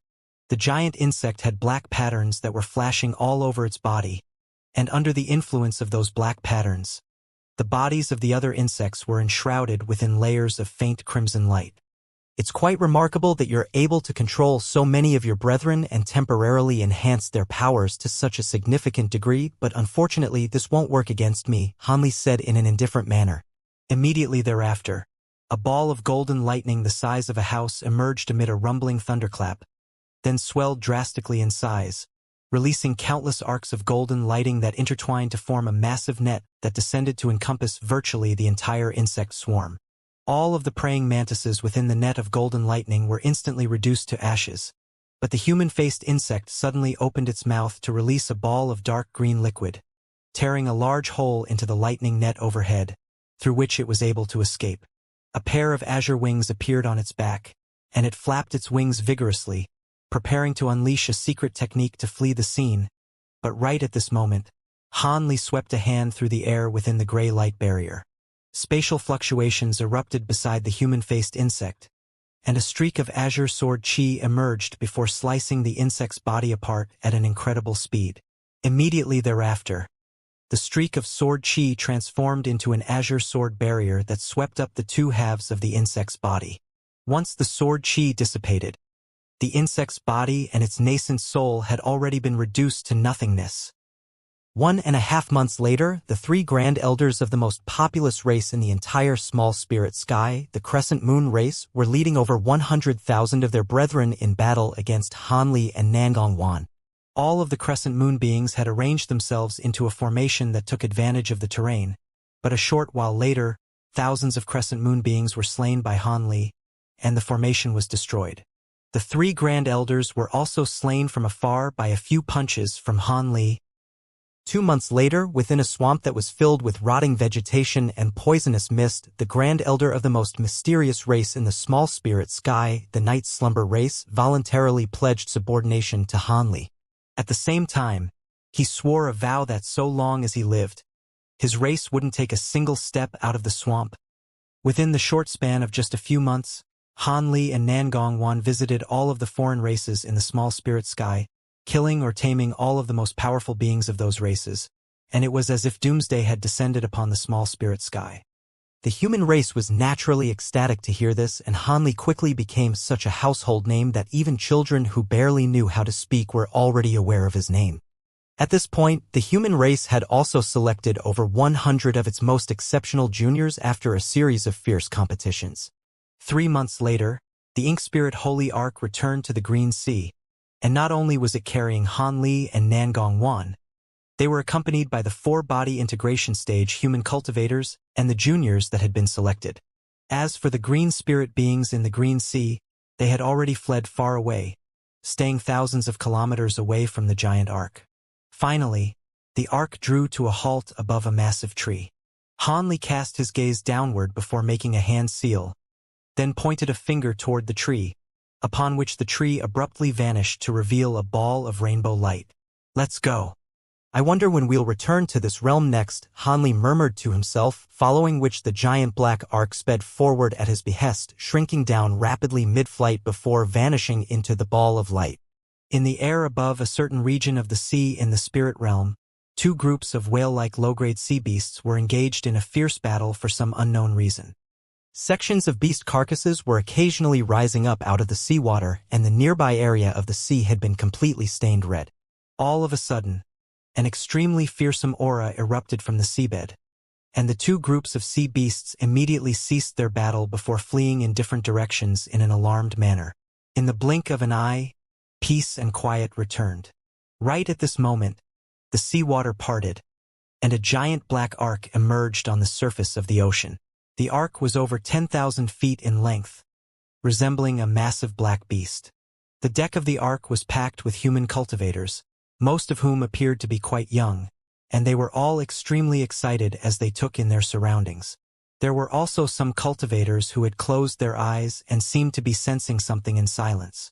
The Ink Spirit Holy Ark had returned from the small spirit sky, and in the instant that it did so, the passageway in the form of the ball of rainbow light finally crumbled. Thus, if Hanli wanted to return to the small spirit sky in the future, then he would have to seek out another corresponding ancient altar for a chance to do so. At this moment, Hanli and Nangongwan were standing side by side at the front of the ark, and everyone else gave them a wide berth out of respect. So this is the spirit realm. As expected, the purity of the spiritual chi here really is far superior to that of the small spirit sky. Only in a place like this will cultivators like us have a chance at making further progress and strive toward ascension to the true immortal realm. Nangongwan murmured to herself. The spirit realm is indeed a superior place for cultivation than the small spirit sky, but there still aren't that many grand ascension stage beings in this realm. For weaker races like our human race, having 1 or 2 grand ascension stage beings would be enough to claim a spot in the spirit realm. However, there are some super races that possess numbers of grand ascension stage beings in the double digits. Of course, there are disparities in power even among grand ascension stage beings, and the most powerful grand ascension stage beings can match true spirits in battle and easily slay several ordinary grand ascension stage beings at once, Hanli said with a smile. During his time in the small spirit sky, he had already given everyone a rough description of the spirit realm and the human race here, so they weren't completely oblivious to this realm. Judging from the confidence you're exuding, you must be one of those anomalies among grand ascension stage beings. I didn't think that our human race would be in such a bad situation in the spirit realm, but surely the situation is going to improve with your efforts, Nangongwan sighed.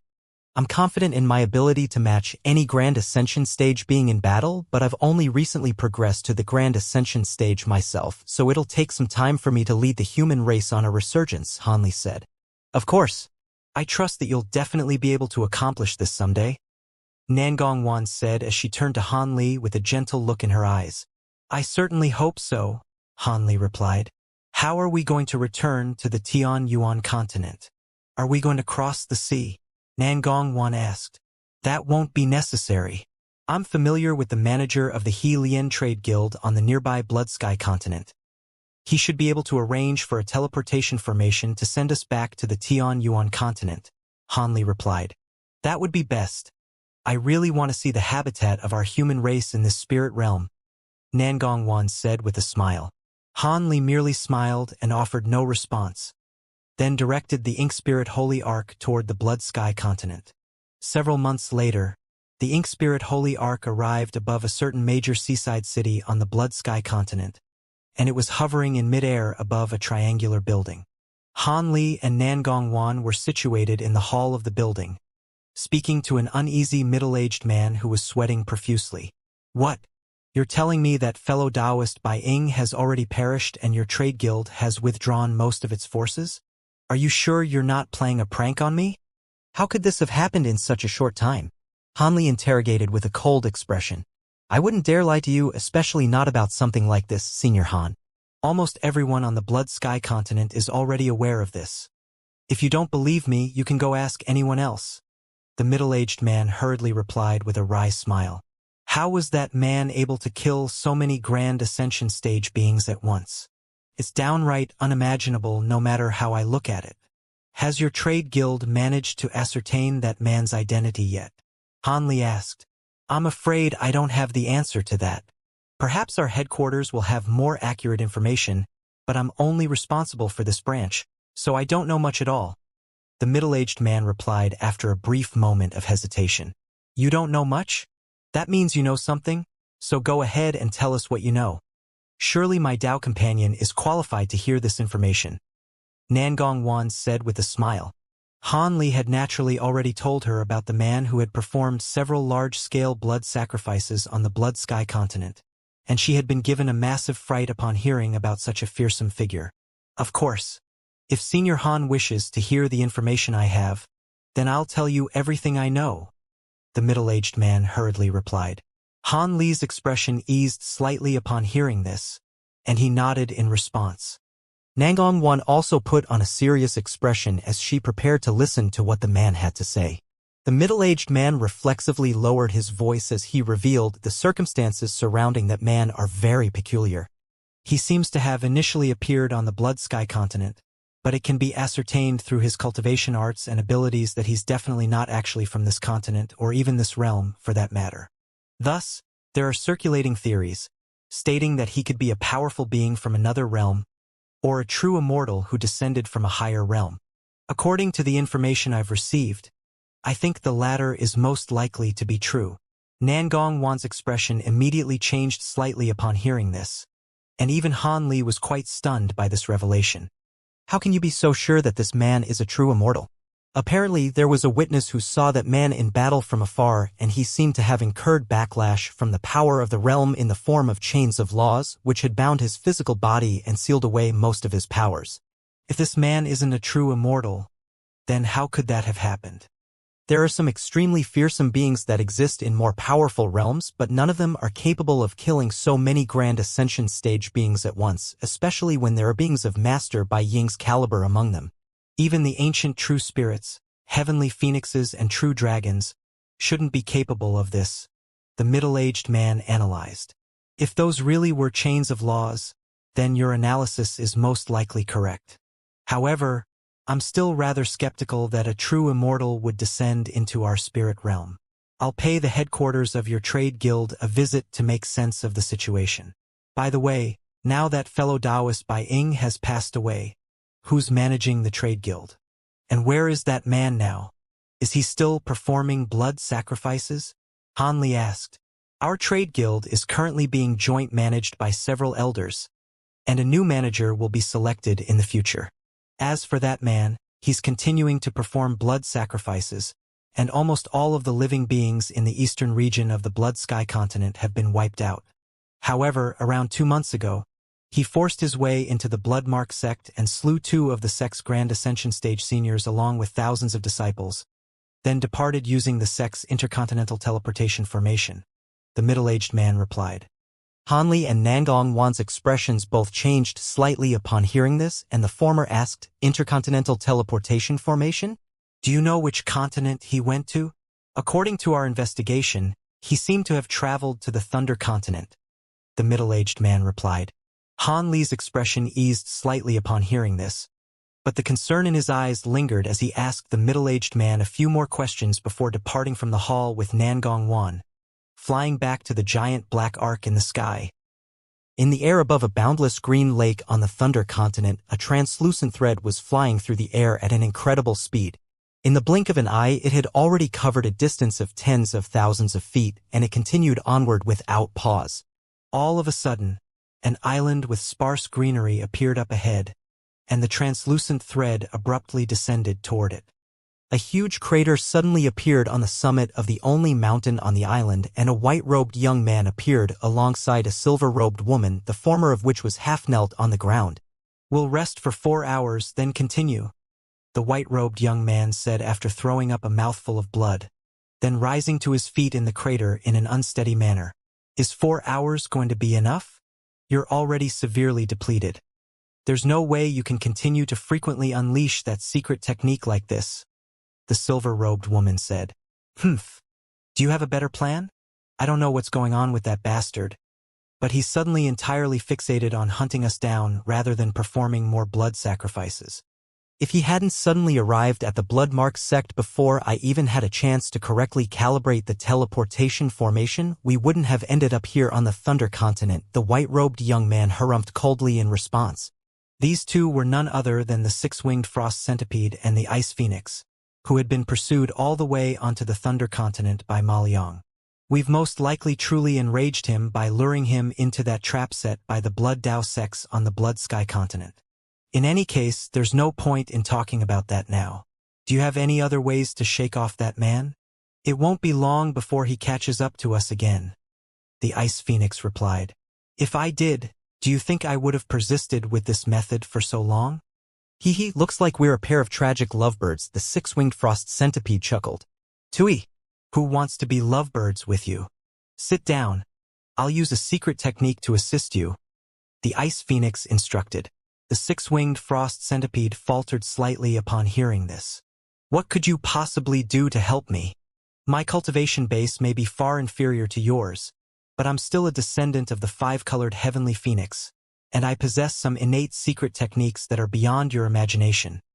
The Ice Phoenix replied in a proud manner. The six-winged frost centipede's expression changed slightly upon hearing this, and he said, "In that case, I guess it couldn't hurt to try." After that, he sat down in the crater with his legs crossed and closed his eyes without any hesitation. The Ice Phoenix heaved a faint sigh before appearing behind him and also taking a seat. She then opened her mouth to expel a cloud of white glacial chi that was flashing incessantly, and there was a thumb-sized five-colored bead within the cloud. Immediately thereafter, she made a hand seal, and a massive Ice Phoenix projection emerged behind her. The projection let loose a clear cry, then spread its wings to release countless threads of translucent light, all of which vanished into the bead in a flash. All of a sudden, layers of extremely rich energy began to appear around the bead, and the energy was so dense that it had attained a virtually viscous liquid state. The Ice Phoenix gritted her teeth as she pointed a finger at the bead, and it immediately vanished into the six-winged frost centipede's back in a flash. After that, the Ice Phoenix began to chant an incantation while making a rapid string of hand seals, and a layer of translucent light began to emanate from her body. At the same time, her face gradually took on a translucent quality, presenting a very peculiar sight to behold. The six-winged frost centipede currently felt as if there were countless wisps of glacial energy flowing from a certain point on his back into all of his meridians, then converged toward his dantian. At the center of his dantian was a very exhausted nascent soul, but it was immediately reinvigorated and burst into celebration upon receiving this influx of energy. "This is your essential power. You're able to inject your essence directly into me." The six-winged frost centipede's eyes immediately sprang open with surprise and elation. "It's all thanks to the fact that we're both glacial beings and our essential abilities are quite similar. Otherwise, even if I were willing to offer you my essential power, I wouldn't be able to do so," the Ice Phoenix replied in an expressionless manner. "With the injection of your essential power, I'll be able to unleash my secret technique to continue in our escape. However, your cultivation base is quite lackluster, so you won't be able to do this many more times. We have to think of another way to shake off that bastard," the six-winged frost centipede said as a cold light flashed through his eyes.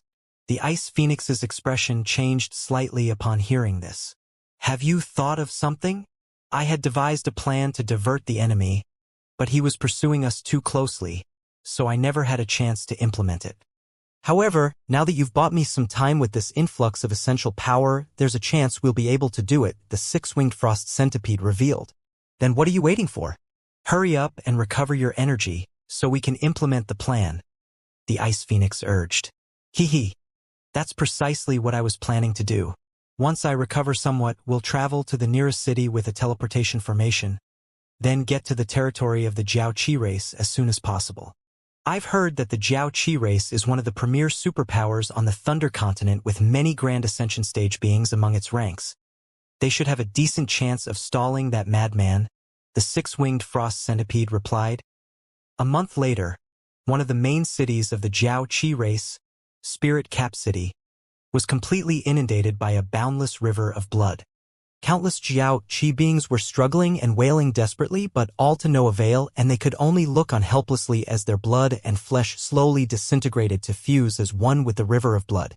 In the air above the river hovered a black-robed young man, and the bodies of hundreds of high-grade Jiao Qi beings were hovering beside him. One of the bodies had had the top of its head opened up, and its cranial cavity was completely empty. All of a sudden, a rumbling thunderclap rang out in the distant sky, and a green cloud appeared before rushing over as a sea of mist. The black-robed young man's expression remained completely unchanged as he cast his gaze toward the sea of mist. In the blink of an eye, the sea of green mist reached the river of blood, then transformed into a giant green devil that was over 10,000 feet tall with a single straight horn on its head, green devilish eyes all over its body, and a shimmering golden pagoda in its hand. "How dare you perform a blood sacrifice in Spirit Cap City? Do you not fear the dire consequences of your actions? And where is fellow Taoist Xianxia?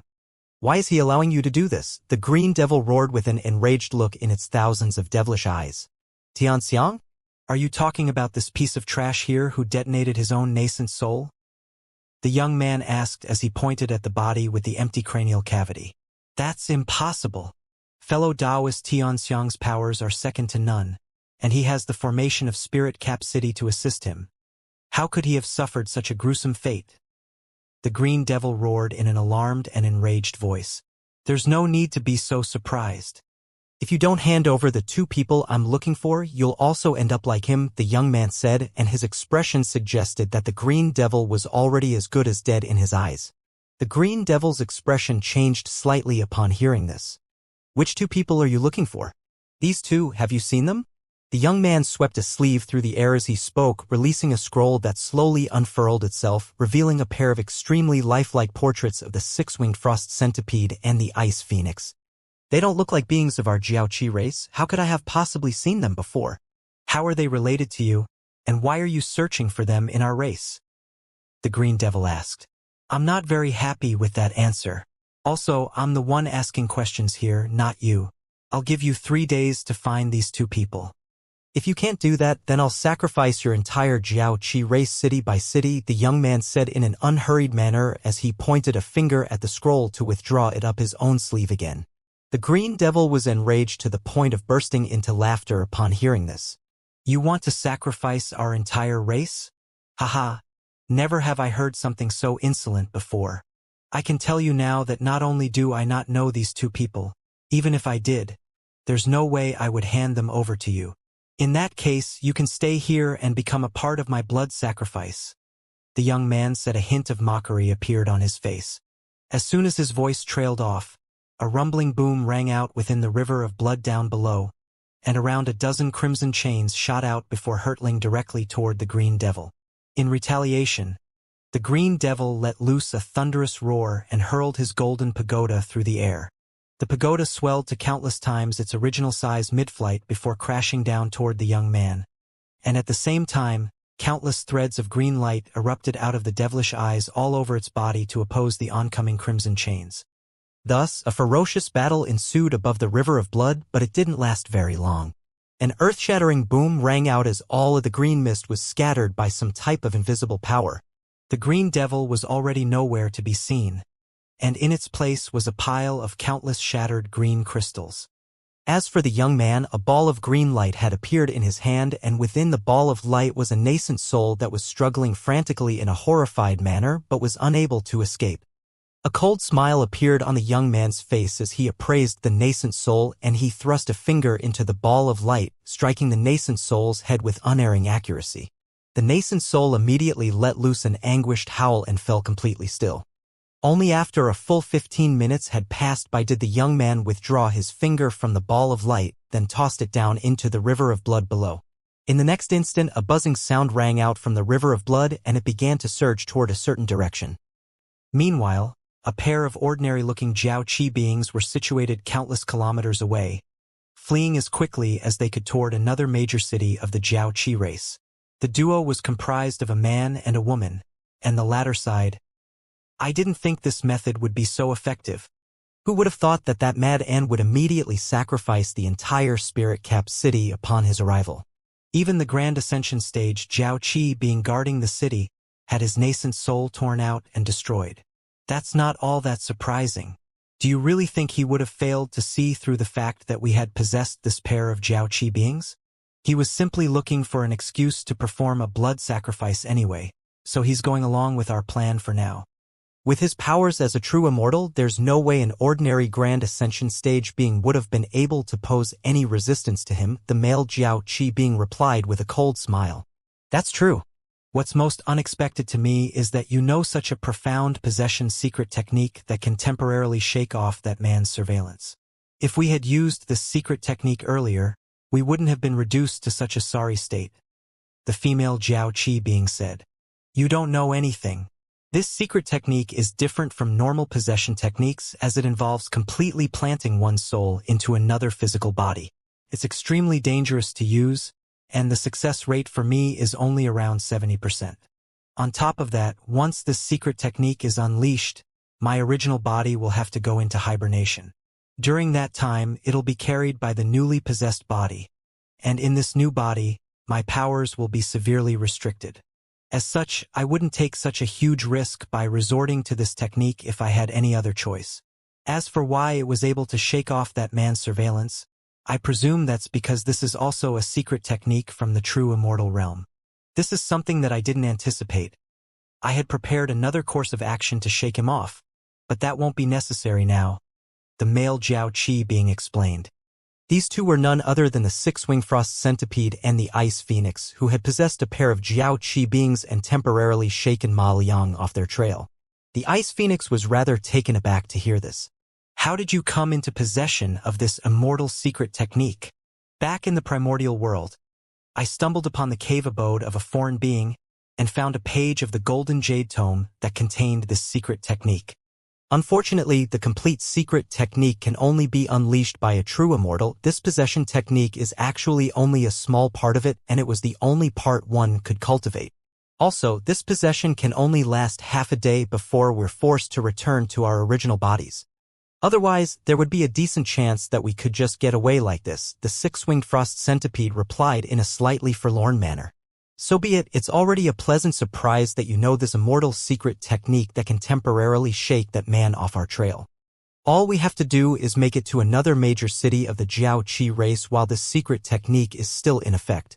I'm sure the Grand Ascension stage beings of the Jiao Qi race wouldn't just allow that man to do as he pleases. As long as they can stall that madman for a while longer, we'll be able to find another super teleportation formation and return to the Tianyuan continent. Once that happens, it'll be very difficult for him to track us down again unless he immediately follows us into the formation. If worst comes to worst, we can go and find fellow Taoist Han. Brother Han was able to slay even the Stemborer Queen in the past. Perhaps with his powers, he'll have a way to remove the tracking marks planted in our bodies, the Ice Phoenix said. The six-winged frost centipede immediately flared up with rage upon hearing this.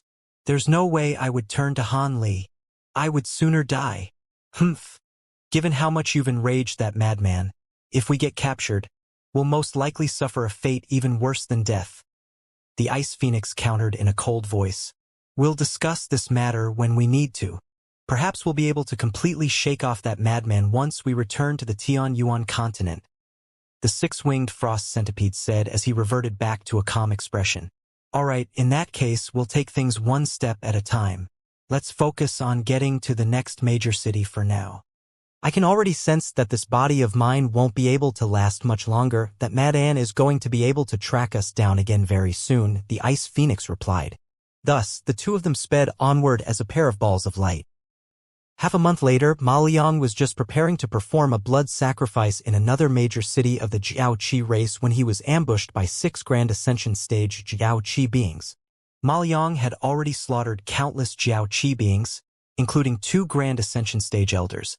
So these Grand Ascension stage beings naturally had no intention of trying to settle this peacefully.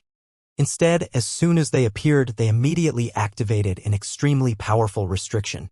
On this occasion, Ma Liang didn't use that talisman to remove the chains of laws within his body.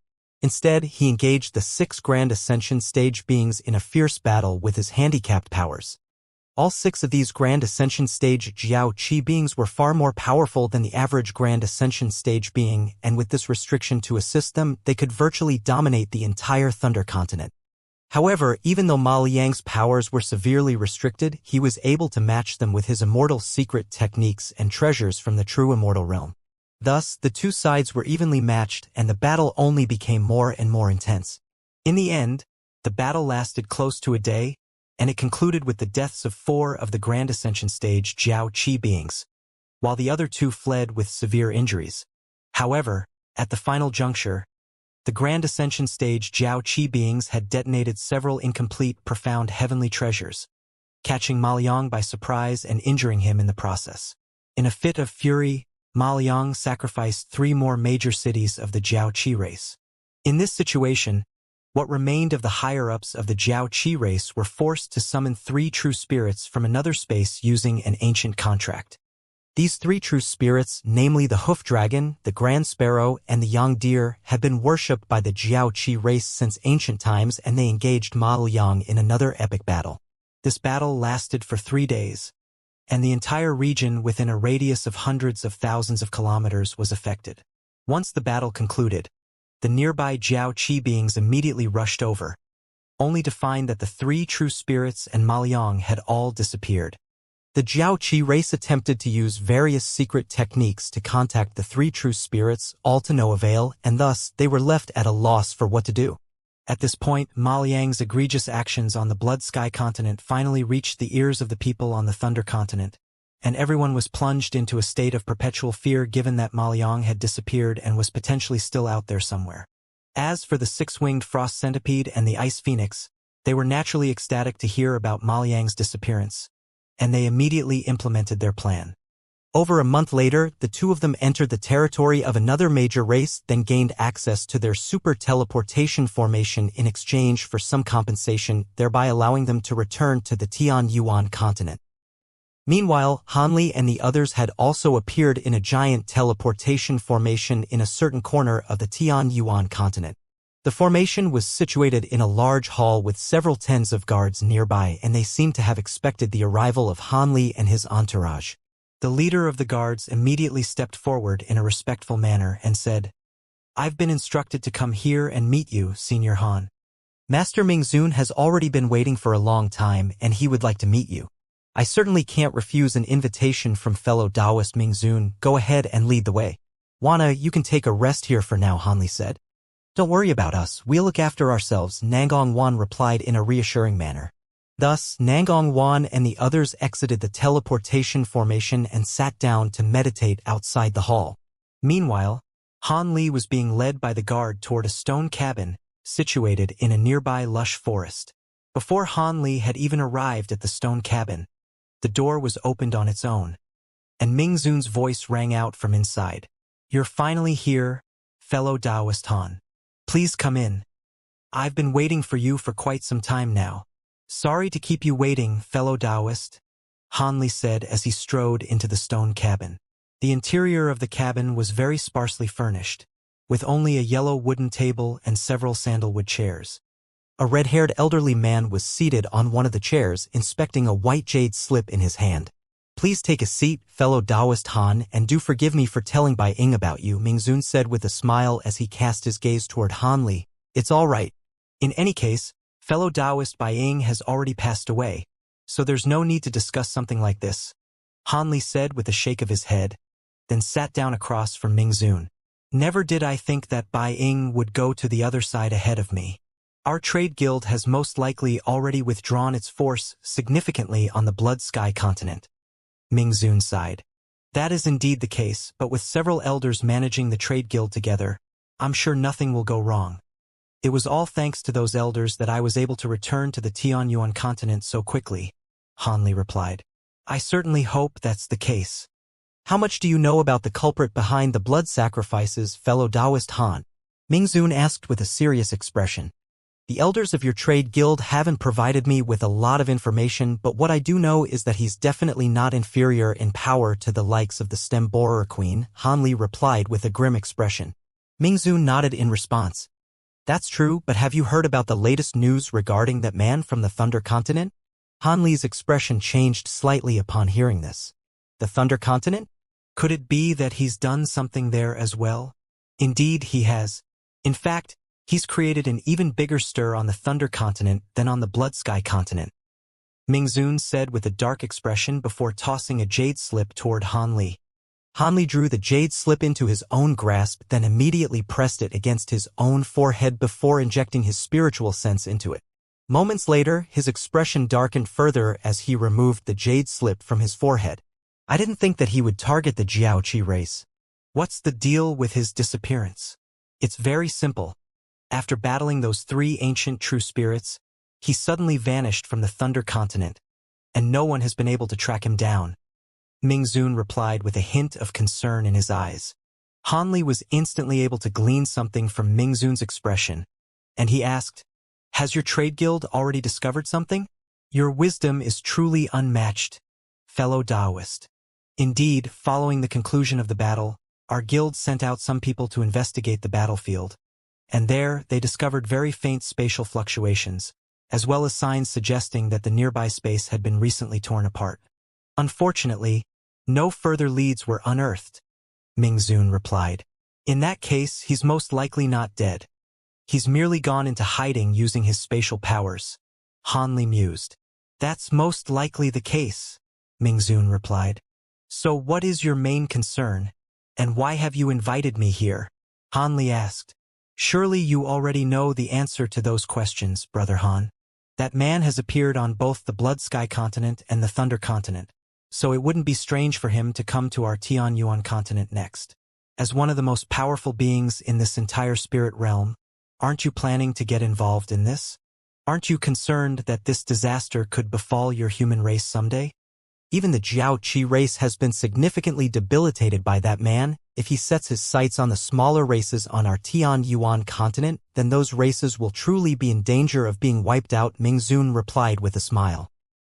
There are so many races on the Tian Yuan continent. Why would that man just so happen to target a weak race like our human race? I think the larger races will attract his attention far more so than our human race. Hanli chuckled in response. Through our analysis of the blood sacrifices that man has performed, we've discovered that he doesn't seem to have any clear targets, and any region with a large concentration of living beings could fall prey to him. Your human race isn't all that renowned, but that's only because it had been lacking a top-tier Grand Ascension stage being in the past. In terms of absolute population and population density, your human race ranks quite high on the Tian Yuan continent. Are you sure that Madman won't set his sights there? Mingzun asked. Han Li's smile completely faded upon hearing this. Are you threatening me? Absolutely not, I'm merely telling you the truth. Come to think of it, that man does seem to have some ties with you, so the probability that he'll target the human race isn't as low as you think, Mingzun said. Han Li faltered slightly upon hearing this. What do you mean by that? Do you recognize the two people on these portraits? Fellow Taoist Han? Mingzun flipped a hand over as he spoke, producing a jade slip that released a burst of light at his behest. Within the light was a pair of portraits depicting a man and a woman. Han Li's eyes narrowed slightly upon seeing this. Mingzun was completely unsurprised by Han Li's reaction, and he said, "Looks like you really do recognize these two people. Would you be able to tell me who they are?" "I only recognize one of them. That woman is an ice phoenix, and she's not a human, but she does share some ties with me. How has she gotten involved in this matter? And who is that man?" Han Li asked as he appraised the pair of portraits. "I'm not sure who that man is, either. All I know is that he's most likely from the Tian Yuan continent. Furthermore, according to our trade guild's investigation, his true form is a six-winged frost centipede, and even among Grand Ascension stage beings, he can be considered to be quite powerful. He and the Ice Phoenix seem to have irked that madman somehow, and they've been pursued all the way from the Blood Sky continent to the Thunder continent. I suspect the two of them may have even played a role in that man's decision to target the Jiaoqi race," Mingzun replied with a serious expression. A hint of surprise appeared on Han Li's face upon hearing this. "He's a six-winged frost centipede? And he's being pursued by that man? Oh? Have you recalled who this man could be, fellow Taoist?" Mingzun asked. "If I'm not mistaken, this man seems to also be an acquaintance of mine, but I didn't think that he would become like this," Han Li replied in a contemplative manner. "So these two are both acquaintances of yours? In that case, your human race really is in grave peril. Once that madman learns about their ties with you, he'll most likely pay your human race a visit," Mingzun said. "That's a slight exaggeration, but it does seem that I won't be able to remain uninvolved in this any longer. Where are the two of them right now? Are they still on the Thunder continent?" Han Li asked as his brows furrowed slightly. "According to our trade guild's investigation, they seem to have disappeared not long after that pursuer vanished. You're familiar with the two of you. Where do you think they could go?" Mingzun asked. "That's hard to say. They are acquaintances of mine, but I haven't met them in many years," Han Li replied with a shake of his head. "Could they possibly return to the Tian Yuan continent to find you?" Mingzun asked. "That is a possibility, and one that would be quite troublesome if it were to eventuate. By the way, How likely do you think it is that their pursuer is a true immortal? Han Li suddenly asked. I think it's virtually set in stone that he's a true immortal, Ming Zun replied after a brief moment of contemplation. How are you so sure? Han Li asked as he stroked his own chin. It's simple. That man has unleashed several types of secret techniques and abilities from the true immortal realm. That is something that I can vouch of, as my ancestors were direct lineal descendants to true immortals. Some of the cultivation arts and secret techniques of the true immortal realm have been passed down to our realm, but there are some very detailed descriptions recorded, Ming Zun replied with a wry smile. I see. In that case, that man must be a true immortal. That's certainly not a piece of good news. Surely you're not expecting me to face a true immortal on my own, Han Li said. Of course not, fellow Taoist Han. I only want to unite everyone for the sake of our Tian Yuan continent. Our spirit realm has already been out of contact with the true immortal realm for countless years, and we don't know what objective this true immortal has. If he's going to continue this killing spree, then we have to join forces and force him to leave or completely seal him away. Otherwise, we'll be picked off one by one eventually, Ming Zun said as a cold look flashed through his eyes. The Blood Dao sects of the Blood Sky continent have already tried to join forces, but they were all vanquished anyway, Han Li said. That's because they underestimated their opponent. Among the 14 Grand Ascension stage beings they gathered, only a few of them can truly be considered to be quite formidable, so their defeat was inevitable. In contrast, I'm recruiting all of the most powerful beings on our Tian Yuan continent for this cause, and our trade guild will even summon some powerful true spirits to assist us, so our victory will be assured. Regardless of how powerful that true immortal is, there's no way he can contend with all of us with most of his power sealed away, Ming Zun replied. Will you really be able to assemble such a formidable lineup? Who else has agreed to join this cause? Han Li asked. Aside from yourself, most of the fellow Taoists we've contacted have agreed to participate in this cause if that true immortal sets foot on our Tian Yuan continent. As for the rest of them, I'm sure they'll eventually also agree after weighing up their options. After all, no one wants to see a true immortal doing as he pleases on this continent, Ming Zun replied. In that case, I'll agree to your offer for now. However, if you can't find sufficient powerful beings to join this cause, then I'll immediately turn you down, Han Li said after mulling over the proposal. Ming Zun was ecstatic to hear this, and he replied, Ha ha! Rest assured, Brother Han. If I couldn't gather enough people, I wouldn't be willing to risk my own life, either. Take this transmission talisman. I'll inform you if I receive any news about that true immortal. He raised a hand as he spoke, releasing a silver talisman out of his sleeve, which was drawn into Han Li's grasp before being stowed away. After that, a few more subjects were discussed before Han Li finally departed. Moments later, a giant black arc flew away into the distance above the stone hall, and Han Li was standing at the front of the arc, looking into the distance with a contemplative expression. The sound of footsteps rang out behind him, and Nangong Wan made his way over to him before asking in a gentle voice, Did fellow Taoist Ming have something important to discuss with you? That's a long story. Let's go back to the cabin, and I'll tell you about it there, Han Li replied as he turned around with a wry smile. Several months later, in a certain mysterious space, there were 3 giant beasts, each of which was biting tightly onto a purplish golden chain with uneasy looks on their faces. The other ends of the 3 chains were bound around a black-robed young man, and even though he seemed to have been immobilized by the chains, there was no fear in his eyes at all. Instead, he was appraising the 3 beasts around him with a mocking expression. After a long while, the black-robed young man said in a completely emotionless voice, If the 3 of you subject to me now, my offer still stands. I'll spare your lives and take you as my spirit servants, then bring you to the true immortal realm with me once I finish what I came here to do. Otherwise, once the chains of laws unleash their backlash, the 3 of you will all perish. That's impossible. The backlash from these chains of laws should only target a true immortal like you. Why would we be impacted as well? Even if we're going to be affected, you'll still be the one who suffers the brunt of the backlash, and the 3 of us will be able to survive without any issues. A deer-bear hybrid beast roared in an enraged voice. Hee, which idiot gave you this method to activate the chains of laws? You clearly don't know what you're doing, yet you dare to use this on me. If I hadn't reacted quickly enough and dragged you with me into this spatial treasure, we would have been sitting ducks. Now, we can only wait for the backlash from the power of laws. Mere true spirits like you can't even begin to comprehend how fearsome this power is. Even a small portion of it will be enough to instantly reduce the three of you to nothingness. You're already beginning to sense your true essence being slowly devoured by the chains of laws, right? My immortal body is far more powerful than yours, and I have several immortal treasures to protect me, so I'll be able to easily survive and recover from this, Maoyang said with a derisive smile. Nonsense.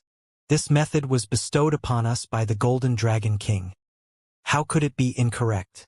Don't think that you can sow dissension among us so easily. If what you're saying really is the truth, then you would just wait in silence. Why would you tell us all of this? The deer-bear hybrid beast retorted. If it weren't for the fact that I have something that I need to do, I wouldn't be wasting any time with the three of you. So be it, I'll up the stakes. If you're willing to subject to me, not only will I take you to the true immortal realm, I'll grant you a true soul pill so you can attain the soul of a true immortal. However, this offer only stands for half a day. You won't be getting anything out of me once that time limit expires, Maoyang said as a hint of impatience appeared in his eyes. A true soul pill? The other two beasts' hearts jolted upon hearing this, and a hint of greed surfaced in their eyes. It was clear that this pill was extremely tempting to them. You'll either perish here or be granted a true soul pill and be taken to the true immortal realm. The choice is yours. As for your contract with the Jiaoqi race and all of your other ties with this realm, I can help you sever them. I'm not going to say anything else from now on, Maoyang said with a cold smile before closing his eyes, seemingly to meditate. The three giant beasts exchanged a glance upon hearing this, and none of them said anything. As time passed, the rate at which their true essence was being devoured by the chains of laws was steadily accelerating. They had already unleashed countless types of abilities and secret techniques to try and stop this process, but that only made the situation worse, and they were truly beginning to panic now. Once the backlash from the chains of laws truly arrived, their powers would have been whittled down significantly, and there was no chance that they could survive. The expressions of the giant sparrow and the cow-headed beast were gradually becoming more and more hesitant. The deer-headed beast could see the changes in the expressions of its companions, and it tugged violently on the chain in its mouth as it snarled. You two aren't actually tempted by his offer, are you? Of course not. True soul pills are indeed extremely precious, but there's no way I become anyone's servant. Having said that, the backlash from these chains of laws really isn't something to be ignored. After all, our lives on the line here, the cow-headed beast said in a hesitant manner. That's right. We forged an ancient contract with the Jiaoqi race using the power of a profound heavenly treasure, but we have no obligation to give our lives here, so we have to think carefully about this, the giant sparrow chimed in. I understand, this is indeed something that we need to discuss carefully. However, before that, I have a suggestion that will be greatly beneficial to all of us. The deer-headed beast sighed in a resigned manner, then suddenly began to transmit its voice toward its two companions while slowly drifting toward the giant sparrow. Stop! You can tell us what you want to say from over there. There's no need to come closer. The giant sparrow yelled as a cautious look appeared in its eyes. The deer-headed beast's expression immediately darkened slightly upon hearing this. Do you not trust me, fellow Taoist? Hee, of course I do, but at a time like this, I think it's best for us to maintain some distance. What do you think, brother hoof dragon? The sparrow chuckled as it turned toward the cow-headed beast.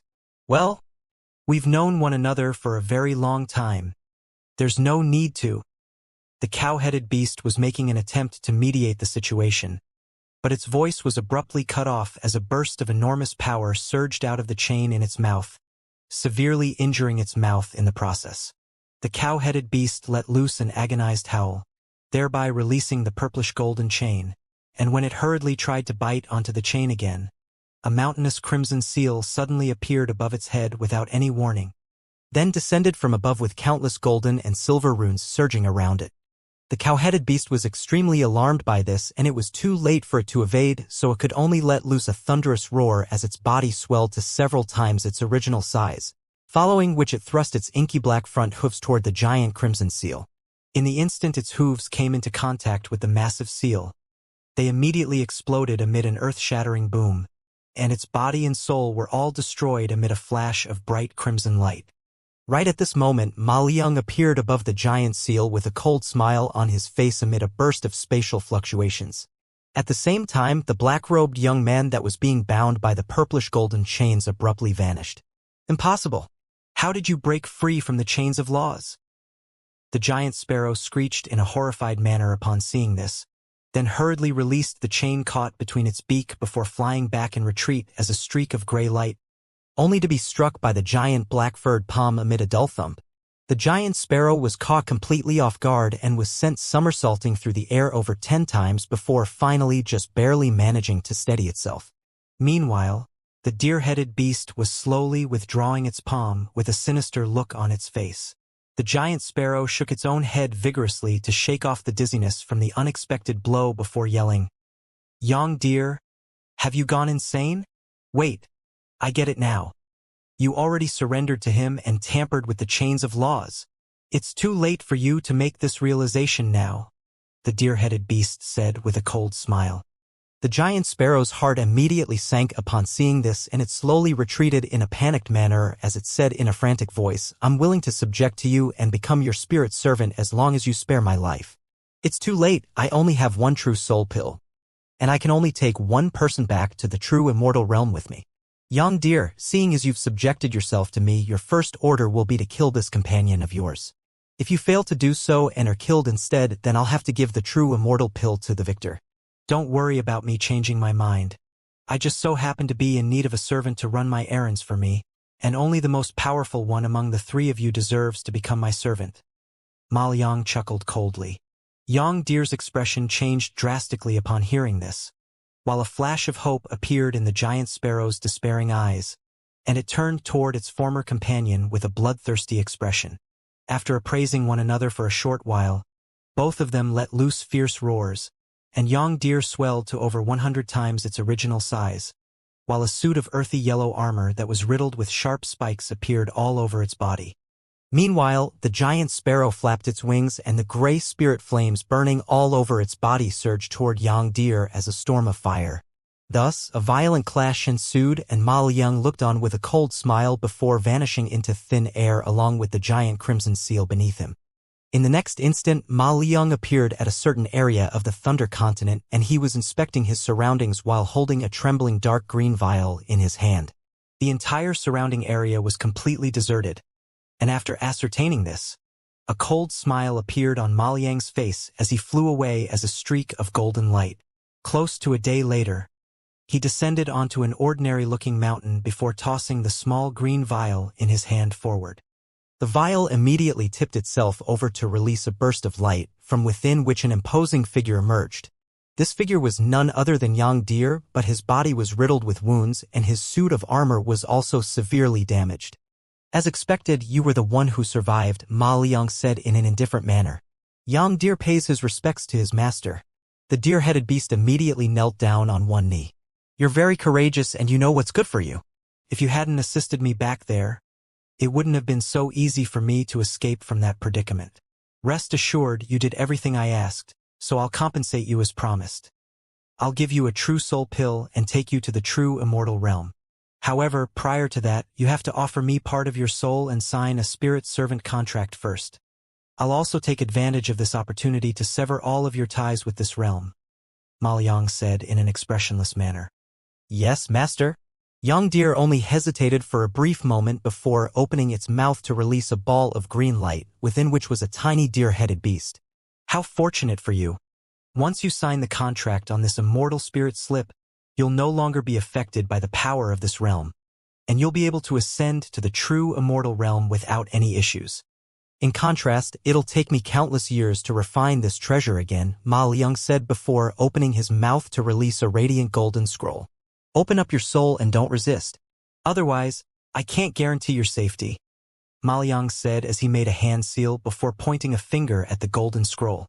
In the next instant, countless golden seal text runes emerged from the scroll amid a burst of golden light, then surged into the ball of light and began to revolve around the miniature deer-headed beast. Young deer let loose an involuntary low roar as it threw its hands onto its head with a pained expression. It was as if there were countless things burrowing their way into its soul, and it immediately understood the purpose of the golden scroll, as well as the content of the spirit servant contract. Yang Deer carefully inspected the contract while enduring the agony, and it was quite pleased with the terms of the contract.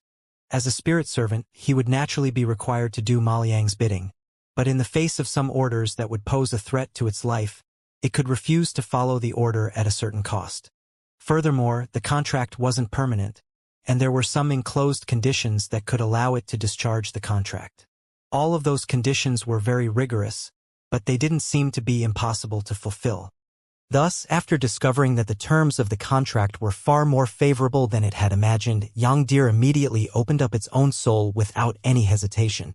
At the same time, the miniature beast within the ball of light ceased its resistance, allowing the golden seal text runes to surge into its body. After that, Yang Deer shuddered before falling onto the ground in an unconscious state. Maoliang swept a sleeve through the air in an unhurried manner to withdraw the golden scroll, and the ball of light containing the tiny beast flew back into Yang Deer's body. After a long while, Yang Deer rose to its feet again in a shaky manner. Its soul didn't appear to be any different from before, but it could sense an indescribable restrictive force intermingled within it. That was the contractual power of the golden scroll. After heaving an internal sigh, Yang Deer knelt down and kowtowed to Maoliang, who remained still on the spot, as if he hadn't moved this entire time. All right, seeing as the contract has been signed, it's time for me to fulfill my end of the agreement. As soon as his voice trailed off, a shimmering golden egg-sized bead appeared in front of Yang Deer amid a burst of spatial fluctuations. The bead was radiating bright golden light, and there were wisps of white qi revolving around it. Furthermore, it was releasing a sandalwood-like aroma, and just inhaling this scent immediately struck Yang Deer's soul with a sense of indescribable comfort, as if it were drifting into the heavens, and Yang Deer's eyes instantly lit up. This is the true soul pill. You can take it now or take it after we return to the true immortal realm. If I were you, I would choose the latter option. This pill will significantly enhance your soul, but it'll also make you rejected by the power of laws in this realm, thereby significantly restricting your powers, Maoliang said. Yang Deer hesitated momentarily before replying in a respectful manner. In that case, I'll save it for later. That way, I'll be able to better assist you here, Master. Immediately thereafter, it opened its mouth to release a reddish-purple wooden box, which it carefully stowed the golden pill into. Maoliang nodded with a pleased expression upon seeing this, then instructed, I'm going to be resting in a treasure for now. Keep a lookout until I come out of seclusion. Yang Deer faltered slightly upon hearing this before immediately giving an affirmative response. Thus, Maoliang rose up into the air as a ball of light before disappearing into the small green vial up above in a flash. A burst of light swept over the surface of the small vial, and it suddenly plummeted from the heavens as if it had become impossibly heavy, plunging all the way down deep into the belly of the mountain before finally drawing to a halt.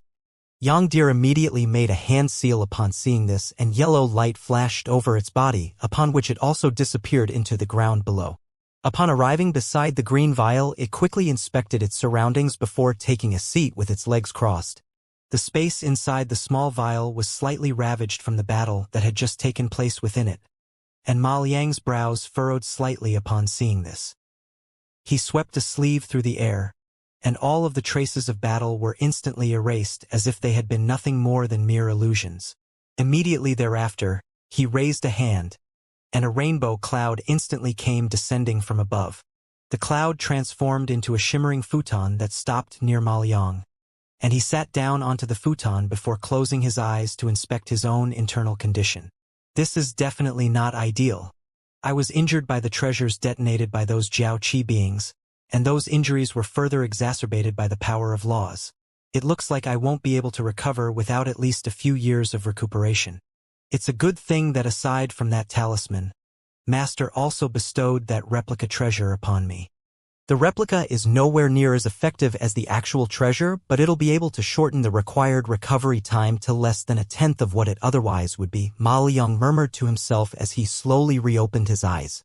After that, he made a hand seal before chanting an incantation, and the entire space shuddered slightly as a burst of green light appeared all around him, forming countless projections of spirit flowers and exotic plants that took up virtually every single inch of this entire space. All of a sudden, the entire area was filled with thriving spiritual qi, as if it had sprung to life. At this moment, Ma Liang's hand seals and chanting ceased, and he made a grabbing motion, upon which a small green vial projection appeared in his grasp before being tossed upward. "Let there be rain!"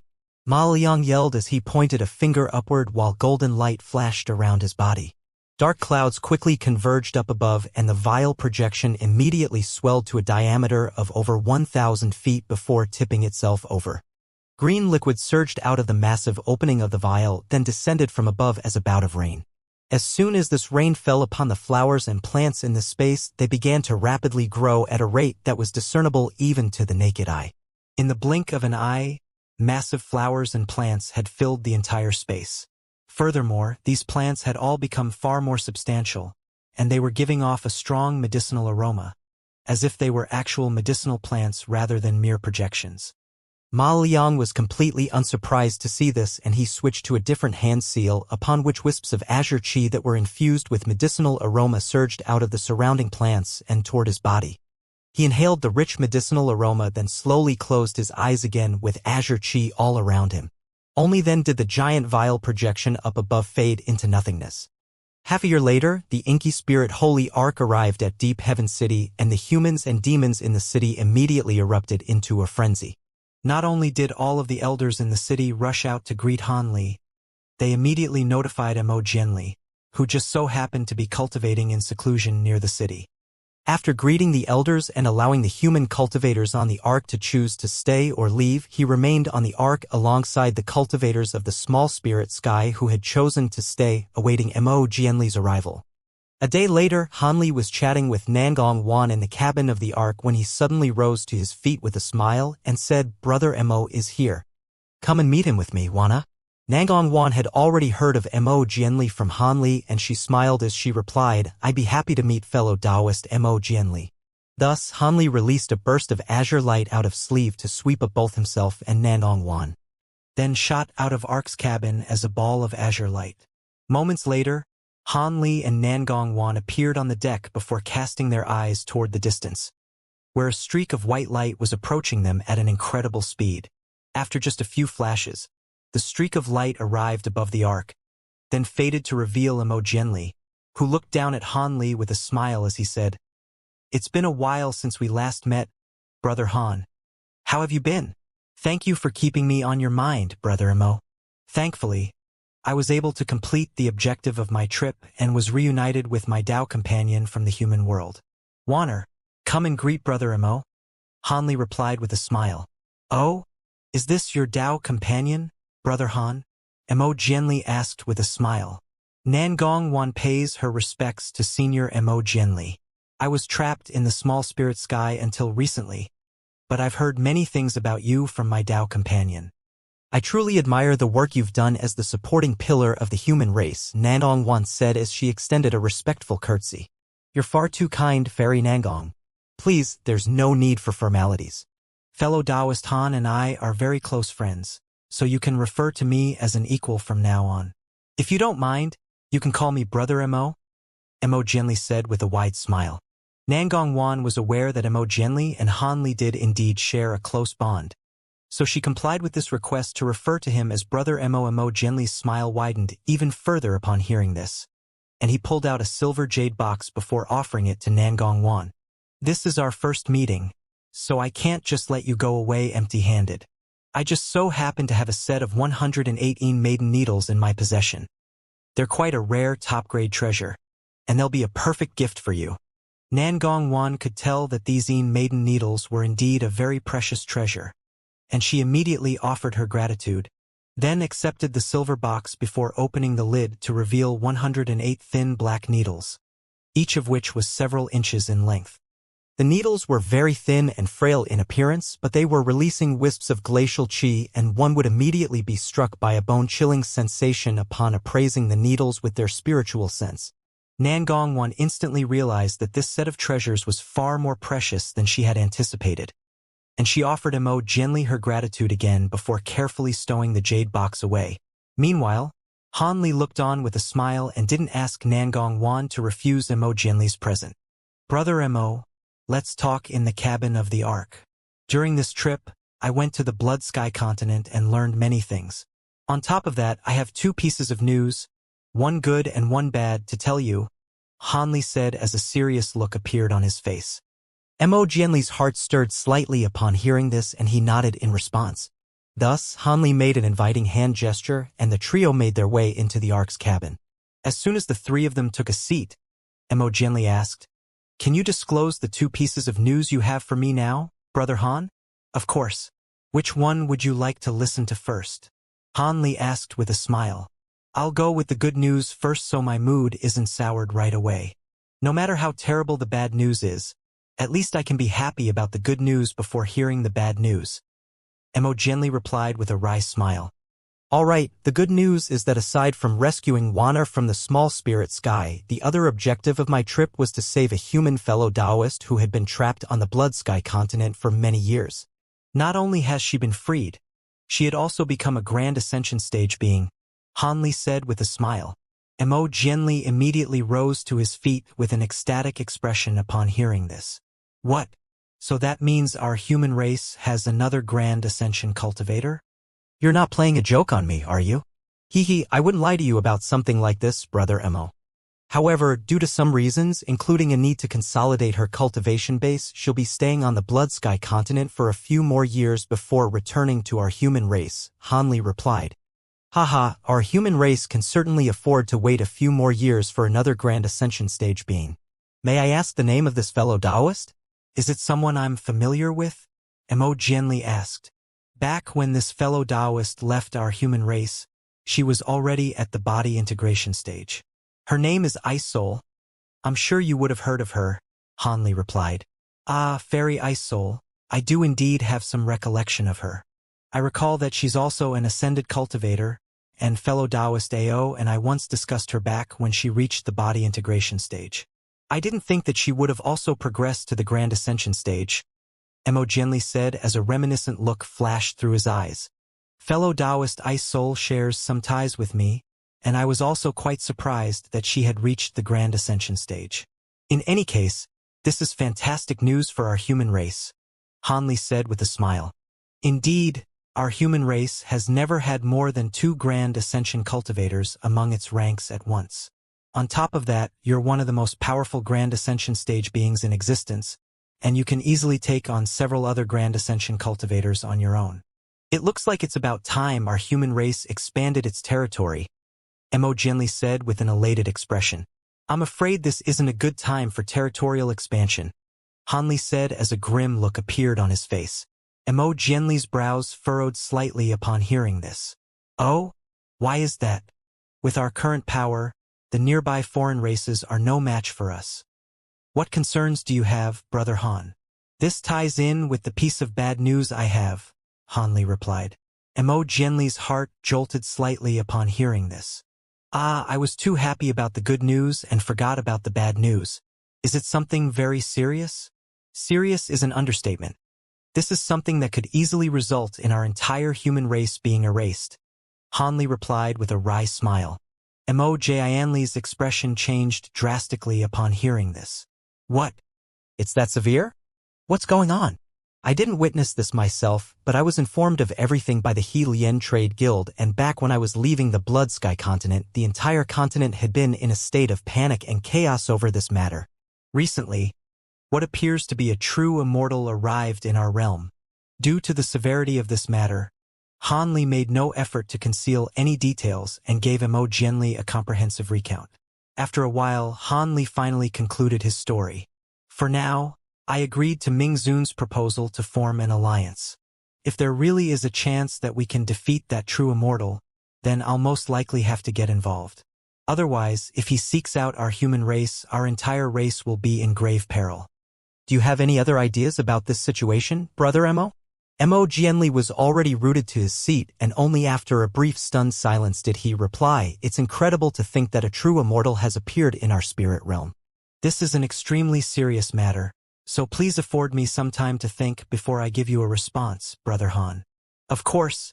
Take your time, Brother Mo Warner. Get someone to brew some spirit tea for us, Hanli said. I'll brew some special tea from our small spirit sky myself for Brother Mo. Nangong Wan replied in a gentle voice as she rose to her feet. Hanli nodded in response, and thus, Nangong Wan extended a slight curtsy toward Mo Jianli before departing in an elegant manner. Shortly thereafter, a flagon of elixir-like spirit tea was carried into the hall on a pristine white jade platter. Nangong Wan poured a cup of tea each for Hanli and Mo Jianli, then returned to her seat with a smile. At this moment, a thought finally seemed to have occurred to Mo Jianli, and he said, Brother Han, I've identified an area of ambiguity, and I was wondering if the He Lian Trade Guild mentioned this to you. What is it, Brother Mo? Hanli prompted. Do we know why this true immortal has descended into our spirit realm? Our realm has been out of contact with the true immortal realm since ancient times. A true immortal would have to expend an unimaginable price to descend into our realm, and they'll have to be restricted by the power of laws of our realm. As such, there has to be a reason for his arrival, Mo Jianli analyzed. I'm not too sure about that, and I never received any information on this subject from the He Lian Trade Guild. All of the beings of our realm who have come into contact with this true immortal have perished, so there's no way to investigate his objective. Hanli replied with a shake of his head. If I were the one in charge of the trade guild, then I would find out this piece of information at all costs, Mo Jianli said. You're right, Brother Mo. I'll pass on this suggestion to fellow Taoist Mingzun right away to see if there's any way that this can be accomplished. However, I'm not too optimistic, Hanli replied with a nod. No matter how slim the chances are, we have to try. If we can find out that true immortal's objective, we'll be able to have far more leverage both in battle or in negotiation, regardless of which option we chose to pursue, Mo Jianli said. Do you have any suggestions other than that, Brother Mo? Hanli asked. Judging from what you just told me, you have two acquaintances who irked this true immortal and were pursued all the way to the Thunder Continent before disappearing. Is that true? Mo Jianli asked. Fellow Taoist Mingzun informed me of this in person, so it should be reliable information. Neither of these acquaintances of mine are human, but one of them is a good friend of mine, while for the other, it's hard to say whether he's friend or foe, Hanli replied. In that case, I'd advise you to try and get into contact with these two. I don't know how they managed to irk this true immortal, but if we can track them down, we'll be able to seize some initiative, Mo Jianli said. Hanli's brows furrowed slightly upon hearing this. You're suggesting we use them as bait? If that true immortal really pursues them onto the Tian Yuan continent, there's nowhere they'll be able to hide. As such, even if it's to save their own lives, they'll have no choice but to act as bait. Fellow Taoist Mingzun of the He Lian Trade Guild most likely has the same plan in mind. Otherwise, he wouldn't have told you about this, Mo Jianli said. They were already used as bait once on the Blood Sky continent, so I'm not sure if they'll be willing to comply again. However, if they really do come to our human race to seek protection from me, then they should be willing to cooperate with me. Having said that, it won't be a simple task to get into contact with them. I'll get my disciples to try and arrange that, Hanli replied with a nod after a brief moment of contemplation. It would naturally be best if those two fellow Taoists were willing to cooperate. As for whether the true immortal will fall for the same trap twice, I don't think there's any need to worry. This is a man who's brazen enough to sacrifice hundreds of millions of living beings, so he clearly thinks no one in our spirit realm can pose a threat to him. Even if he knows that it's a trap, he'll step into it without any inhibitions. Though, I still hope that true immortal can complete his objective without having to step onto our Tian Yuan continent. Otherwise, even if you can defeat him, he would still most likely bring a major disaster upon our continent, Mo Jianli said with a wry smile. Considering how unfathomable his powers are, things like plots and traps will most likely be useless anyway. Hopefully, we won't have to actually face him in battle. Hanli sighed in response. You made the right decision to join the alliance gathered by the Trade Guild, Brother Han. Otherwise, no individual race on the Tian Yuan continent would be able to face that true immortal. It's a pity that my powers are quite ordinary among Grand Ascension stage beings, so I can't assist you much.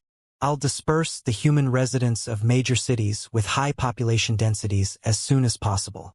In that case, even if that true immortal targets our human race, our losses will be kept to a minimum. On top of that, I'll prepare some powerful restrictions within the city as a precautionary measure. Mo gently said with a serious expression. That sounds like a good plan, Brother Mo.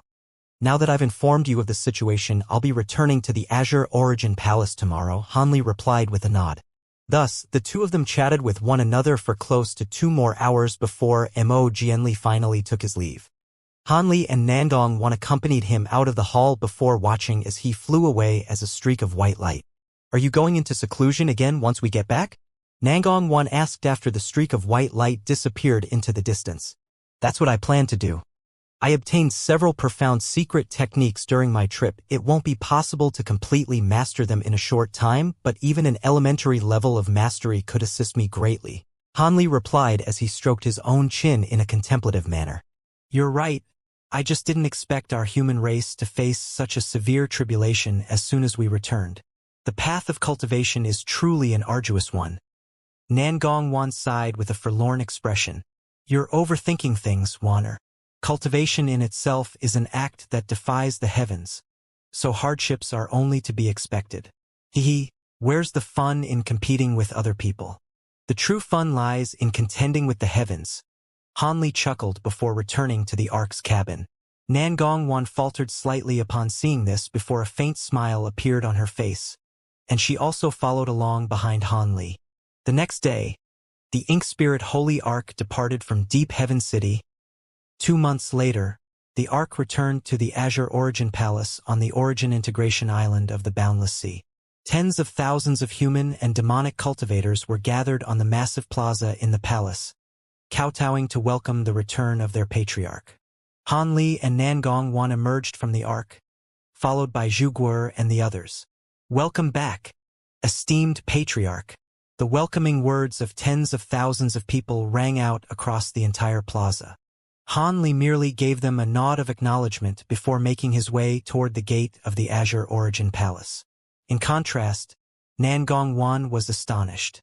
She had heard from Hanli that he had established his own forces in the human race, but never did she think that it would be on such a grand scale. After all, he had only recently reached the Grand Ascension stage, so she had thought that it would take some more time for him to garner such widespread support. Haiyuetian was standing in a respectful manner in front of the Azure Origin Palace, and he immediately made his way over to Hanli before extending a deep bow. Haiyuetian pays his respects to his master. This is my Dao companion, Nangong Wan. Come and greet her as well, Hanli said as he pointed at Nangong Wan. Haiyuetian was rather taken aback to hear this before extending a respectful bow toward Nangong Wan in an ecstatic manner. Haiyuetian pays his respects to Mistress Nangong Wan. Master has finally been reunited with you. I've heard much about you from your master, Haiyuetian. You're certainly very handsome, Nangong Wan said with a smile. Thank you for your kind praise, mistress. Haiyuetian was even more elated upon hearing this. However, a stern look suddenly appeared on Hanli's face as he interjected. Looking pretty is all that he's good for. If he worked even a third as hard as Xianxia in his cultivation base wouldn't be so pitiful. Haiyuetian's smile immediately faded upon hearing this, and he mumbled in a barely audible voice. I'm already doing my best. How can I possibly compete with a cultivation freak like senior martial brother Xianxia? An amused smile appeared on Nangong Wan's face upon hearing this, while Hanli aimed a stern glare at Haiyuetian before making his way into the Azure Origin Palace. At this point, all of the disciples on the plaza were also departing in an orderly fashion, and Nangong Wan naturally became a hot topic of conversation among them. Hanli sat down on the main seat in the hall of the Azure Origin Palace, then instructed some people to organize lodging for the cultivators from the small spirit sky before turning to Haiyuetian. Where's Fairy Silvermoon? Not long after your departure, Senior Silvermoon went into seclusion, and she's most likely at a critical juncture of her cultivation, which is why she hasn't come out to see you, Haiyuetian said as he stole a wary glance at Nangong Wan. That's a real shame. I wanted to have a good chat with Sister Silvermoon, but there's always time for that in the future. Yuetian, make sure to inform me right away as soon as Sister Silvermoon emerges from seclusion. Nangong Wan instructed with a faint smile. Yes, mistress. Haiyuetian was quite taken aback to hear this, and despite the fact that he was maintaining a serious expression, the look in his eyes clearly betrayed his thoughts. Han Li was both amused and exasperated to see this, and he rolled his eyes as he dismissed Hai Yuetian. After that, Han Li led Nangong Wan on a tour of the entire Azure Origin Palace, then got her to select a side palace to her liking for her to live and cultivate in. After witnessing all of the secret techniques and tomes in the tome library, as well as the countless treasures, pills, and materials in the treasure vault, Nangong Wan was struggling to pick her jaw up from the ground. Han Li had encountered several miraculous opportunities during his cultivation journey, and he had slain many grand Ascension stage beings, so he was most likely wealthier than almost anyone in the entire spirit realm. Having been trapped in the small spirit sky for so long, never did Nangong Wan think that she would see so many treasures in one place. Han Li urged Nangong Wan to select a few protective treasures and some pills, then gave her 2 restriction badges that would allow her to access these 2 places at any time she pleased. Nangong Wan was naturally ecstatic, and she accepted everything with glee. After that, Han Li met with the people running the Azure Origin Palace and took care of some urgent business, then sent out some people to track down the Ice Phoenix before taking Nangong Wan on a tour of the entire Origin Integration Island and most of the Boundless Sea. During the span of around a month, the 2 of them were like an affectionate mortal couple and thoroughly enjoyed their time in one another's company. However, once they returned to the Azure Origin Palace, both of them went into seclusion, leaving the palace to Hai Yuetian to manage. Currently, Han Li was seated in a secret chamber that was enshrouded within many layers of restrictions, and there were 3 glowing treasures hovering before him. The trio of treasures was comprised of a golden page and 2 jade slips, 1 silver and 1 red. These items contained the Organ Refinement Origin Arts, Origin Astral Barrier, and that Lightning Refinement secret technique, all of which he had obtained during his trip. Han Li took a brief glance at the 3 treasures before pointing a finger at the golden page, which flew up his sleeve as a ball of golden light. The Organ Refinement Origin Arts contained within the golden page could enhance his powers drastically, but it required such an astonishingly long time to cultivate that he had no choice but to leave it for the future. After a brief moment of contemplation, Han Li stowed away the silver jade slip as well. The Origin Astral Barrier secret technique was recorded in golden seal text, so its contents were extremely difficult to understand. Just deciphering the secret technique would take a huge amount of time, let alone cultivating it, so it wasn't worth pursuing in the short term, either. Thus, that only left the Lightning Refinement secret technique. On the way back, he had already understood most of the secret technique, and full mastery should be attainable given another month or so. He also possessed Divine Devil Bane Lightning, so the refinement process wouldn't require a very long time either. Once combined with the Lightning Wheel technique, this secret technique would be incredibly powerful and would be sure to give his future opponents a massive surprise. With that in mind, Han Li waved a hand toward the jade slip, drawing it into his grasp before pressing it against his own forehead. After that, Han Li closed his eyes and fell as still as a statue. 2 months later, the jade slip on Han Li's forehead had disappeared, and there were bolts of bright golden lightning flashing all around him. The lightning then quickly converged to form a ball of lightning that rapidly swelled to the size of a wash basin. Immediately thereafter, Han Li opened his mouth to release a burst of silver spirit flames, which transformed into a sea of flames to envelop the entire ball of lightning. The ball of lightning rumbled incessantly while revolving rapidly within the sea of flames, and the golden runes on its surface began to flash erratically, seemingly reflecting some type of mysterious change that was taking place. Meanwhile, Yang Deer was still meditating in the belly of that small mountain on the Thunder Continent with the small green vial beside it, and it seemed that it hadn't moved at all in the past few months.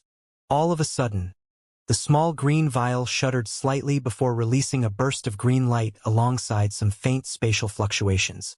Yang Deer immediately opened its eyes before rising to its feet and extending a respectful bow toward the small vial.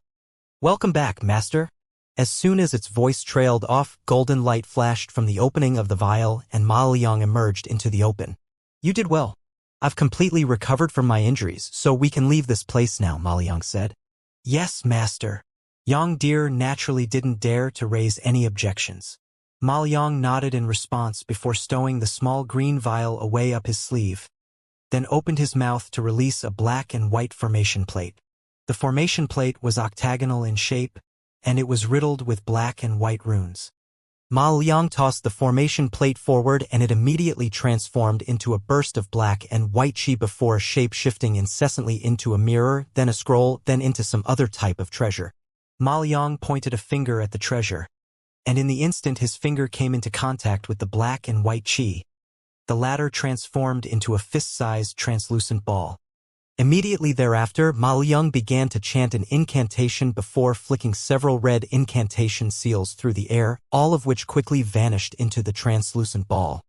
A ghostly crimson face appeared on the surface of the ball amid a flash of crimson light, then turned toward a certain direction before letting loose a low roar. In the next instant, the ghostly face self-detonated and disintegrated on the spot.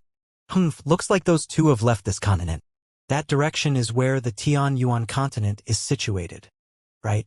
Ma Liang asked as he turned toward Yang Deer. The Tianyuan continent does indeed lie in that direction, master. Yang Deer immediately replied. All right, I've completed all of the blood sacrifices I need, so it's about time I focus on the task assigned to me. My secret technique failed to register anything on the Blood Sky continent and Thunder continent, so it looks like that traitor is situated on the Tianyuan continent. Ma Liang murmured to himself. After that, he opened his mouth to swallow the translucent ball again, then instructed, "Take me to the nearest intercontinental teleportation formation. I want to go to the Tianyuan continent." "Yes, master. Please come with me," Yang Deer immediately replied with a respectful bow. Thus, the two of them flew out of the belly of the mountain as two streaks of light, then sped toward a certain direction. In the air above a secluded valley on the Tianyuan continent, the six-winged frost centipede was appraising the 4 grand Ascension stage elderly men before him with a grim expression while the ice phoenix had a surprised look on her face. After the two of them arrived back on the Tianyuan continent, they had planned to find a secretive place to go into seclusion in order to facilitate recovery. But only less than a year had passed before these unfamiliar Grand Ascension stage beings had tracked them down. Even though there were only 4 Grand Ascension stage beings present, the 6-winged frost centipede could sense that there were all types of restriction fluctuations in the area, so there was no way that he would be able to escape even with his profound movement techniques. "Who are you? Are you here for me?" The 6-winged frost centipede asked with a cold expression. "Hee, there's no need to be alarmed, fellow Taoist. We bear no ill will toward you. We would simply like to invite you to come with us as we have something to discuss with you," a round-faced elderly man said with a smile. "I'm not going anywhere," the 6-winged frost centipede retorted. "I'm afraid that's not up to you," the elderly man said in an unhurried manner. "Haha, do you really think the 4 of you and this formation will be enough to take me down? It'll be a simple task for me to kill you all and break out of this formation." The 6-winged frost centipede chuckled coldly. "Oh?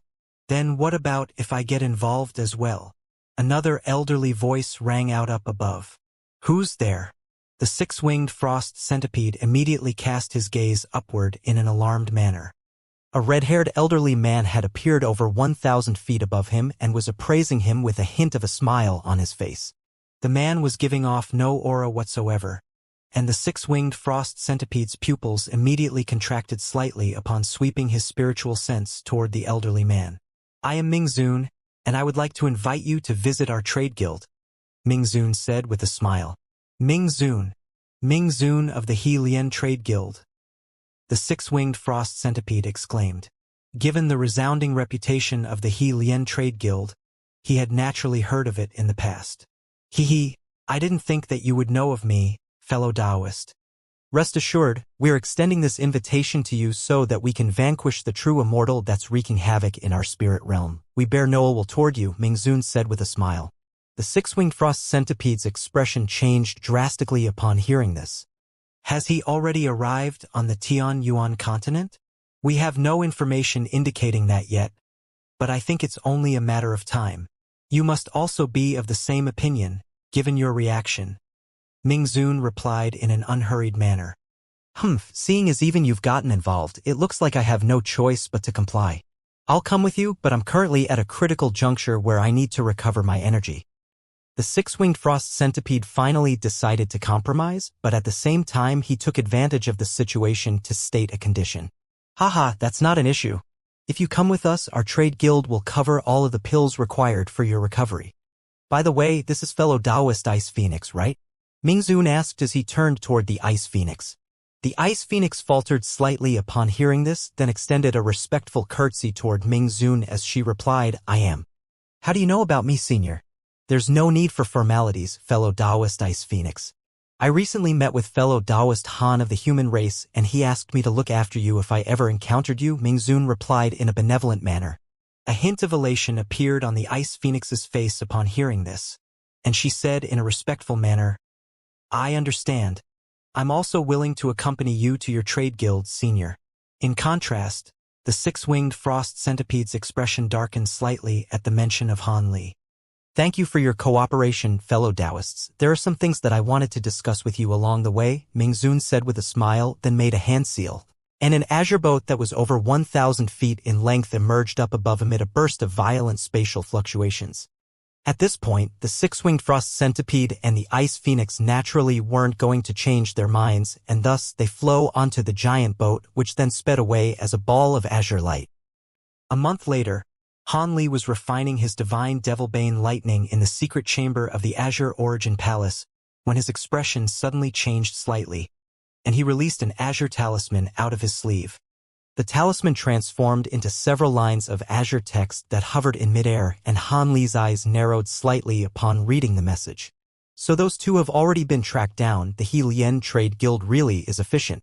It looks like a collaboration will be possible, but I can't go to meet them right away, so I'll have to send someone in my stead to ask some questions.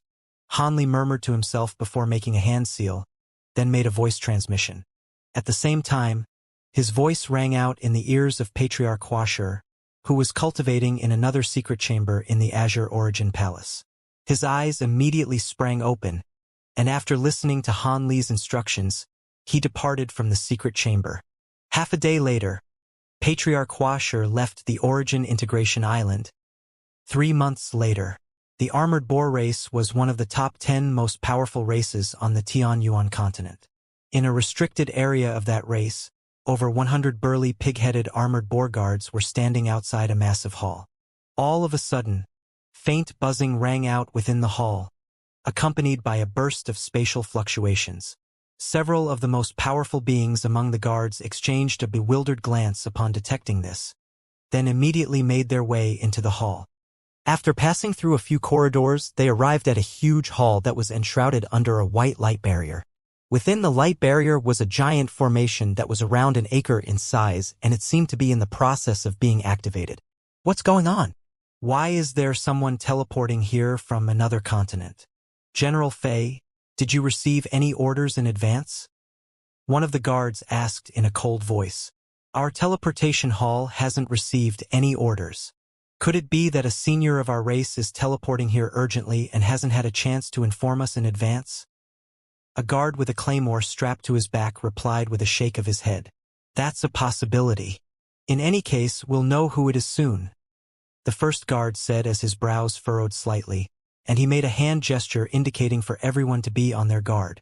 All of the guards immediately interpreted this hand gesture and fanned out to block the exit. Almost as soon as these measures were taken, a burst of light erupted from the center of the formation and a pair of humanoid figures emerged. The first guard's expression changed drastically upon seeing this, and he yelled, "You two aren't members of our race. Who granted you access to the intercontinental teleportation formation on the other end?" Hee, why would I need permission when I could just kill the people on the other end? One of the humanoid figures chuckled coldly in response. These two were none other than Ma Liang and Yang Deer, and the latter was appraising the armored boar guards outside the light barrier with a bloodthirsty expression. These are enemies. Raise the alarm right away. The guard with the claymore on his back immediately yelled while hurriedly drawing his claymore. The other guards instantly sprang into action, and one of them raised a hand to release a red talisman, which shot out of the roof of the hall in a flash. In the next instant, a crimson fireball appeared above the hall before exploding amid a resounding boom. The nearby guards were quite alarmed to see this, and most of them rushed into the hall, while the rest of them hurriedly retreated before pulling out a series of formation treasures, which were hurled up into the air. Wisps of 5-colored light surged out of these formation treasures, forming 36 giant copper pillars that plummeted out of the heavens to surround the entire hall. Each pillar was over 1,000 feet in length and was crimson in color with countless silver spirit runes etched on their surfaces. The retreating armored boar guards' expressions eased slightly upon seeing this, and they cast their eyes out of the hall. All of a sudden, the entire hall exploded like a volcanic eruption amid a resounding boom, sending countless pieces of rubble flying in all directions. However, all of the rubble was stopped in their tracks by a fiery barrier that appeared between the copper pillars, then incinerated into nothingness. At this point, the guards who had rushed into the hall earlier were nowhere to be seen. The remaining armored boar guards were naturally extremely alarmed to see this, and right at this moment, Ma Liang and Yang Deer flew out of the wreckage. Yang Deer was holding a round object in its hand, which it was chomping on like a snack. "General Fei," one of the guards exclaimed as he identified the round object to be the head of their general. "Attack!" At this point, it was clear that all of the guards who had rushed into the hall had been killed, and all of the guards immediately activated their formation treasures. 5-colored light flashed once again, and each of the 36 crimson pillars released a pillar of red light directly toward Yang Deer. "Hee hee. You think such a pitiful restriction can harm me?" Yang Deer chortled as its body expanded drastically like a balloon, and at the same time, it donned a suit of yellow armor. The pillars of red light struck the suit of armor one after another, only to instantly fizzle out, while Yang Deer remained completely unscathed. "It would be rude not to return the favor," Yang Deer chuckled coldly as a giant black axe appeared in its grasp before being swung viciously through the air. A round black blade projection erupted forth in all directions, and the 36 crimson pillars were sliced in half at once, while the red light barrier also faded. Just as Yang Deer was about to slay the rest of the armored boar guards, an impatient look appeared on Ma Liang's face, and he said, "Let's go. What's the point in killing these small fry? We have important matters to attend to." "Yes, master," Yang Deer hurriedly replied in a respectful manner, and the black axe in its hand disappeared before it instantly reverted back to its original size. After that, the two of them departed as two streaks of light, completely disregarding the remaining guards. In no more than an hour, the two of them had traveled a distance of millions of kilometers. Just as they were about to emerge from a grassland onto a giant mountain range, Ma Liang's expression suddenly changed slightly as he stopped in his tracks. Yang Deer immediately followed suit before asking, "What is it, master?" "There's someone with a death wish pursuing us," Ma Liang replied. "Leave them to me, master," Yang Deer said in a respectful manner. "The pursuer is quite powerful. You may not be able to defeat them easily," Ma Liang replied with a shake of his head. Yang Deer faltered slightly upon hearing this before a thought suddenly occurred to it. "They're that powerful? Could it be the most powerful being of the armored boar race? What a coincidence." "Oh? You know who our pursuer is?" Ma Liang asked as an intrigued look appeared in his eyes. "If I'm not mistaken, the pursuer should be the #1 Grand Elder of the armored boar race. Apparently, his powers aren't inferior to those of us true spirits, and he ranks among the top 5 most powerful beings of the entire spirit realm," Yang Deer replied. "Top 5, eh? No wonder he dares to pursue us all on his own. In that case, I'll refine his soul into the main spirit of my myriad spirit blood seal." Ma Liang chuckled coldly. Immediately thereafter, he swept a sleeve through the air to release a small crimson seal, which vanished into thin air as a ball of crimson light. Yang Deer's expression changed slightly at the sight of the seal. Back when it had faced Ma Liang in battle with the other 2 true spirits, it had witnessed the power of this treasure firsthand. Even the 3 true spirits combined hadn't been able to contend with this seal, which was why they had been forced to activate the chains of laws as a last resort. All of a sudden, a loud thunderclap rang out, and a flying bone carriage appeared in the distance amid countless arcs of silver lightning. The carriage then drew to a halt just over 1,000 feet away from Ma Liang and Yang Deer. At the front of the carriage stood a thin, elderly man from the armored boar race. The man had a head of long gray hair and a pair of green eyes, and there were around a dozen bone rings of different sizes around his arms. There were also 2 murky gray flags on his shoulders, each of which was several feet tall with countless ghostly shadows on their surfaces, and they were releasing bursts of ghostly howls. "You're a true spirit," the elderly man exclaimed as soon as his gaze settled on Yang Deer. Yang Deer was quite taken aback to hear this, but it remained expression as it replied, "Oh? I'm surprised you managed to recognize me right away. Why has a true spirit like you slain so many juniors of our race and destroyed our intercontinental teleportation formation?" the elderly man asked. "Those juniors dared to oppose my master, so they had to die to atone for their actions," Yang Deer replied in a nonchalant manner. "Your master?" The elderly man was astonished to hear this, and he immediately directed his gaze toward Ma Liang. All of a sudden, he recalled a piece of news that he had recently received, and his heart immediately jolted violently. However, his expression remained unchanged, and he put on a calm smile as he replied, "I see, so it was those juniors who overstepped their boundaries first. In that case, I apologize in their stead. I still have some matters to attend to, so I'll be taking my leave now." As soon as his voice trailed off, the elderly man flew back on his bone carriage amid a flash of countless arcs of lightning. "Hee, you're not going anywhere." A cold smile appeared on Yang Deer's face as it took a step forward while making a grabbing motion, and the giant black axe reappeared in its grasp before being swung viciously through the air. A black blade projection erupted out of the axe, transforming into a black wave that swept directly toward the bone carriage. The elderly man's expression darkened slightly upon seeing this, and one of the bone rings around his arms immediately sprang forth before swelling to around an acre in size. Countless gray runes then appeared on its surface, and it crashed directly toward the gray blade projection. An earth-shattering boom rang out as the black blade projection was vanquished, while the bone ring reverted back to its original size and was sent flying back. However, the bone carriage wasn't slowed down in the slightest, and in the blink of an eye, it was over 10,000 feet away. Just as the elderly man heaved an internal sigh of relief and was about to focus on getting away, a mountainous crimson seal projection suddenly appeared out of thin air amid a rumbling boom before slowly descending from above.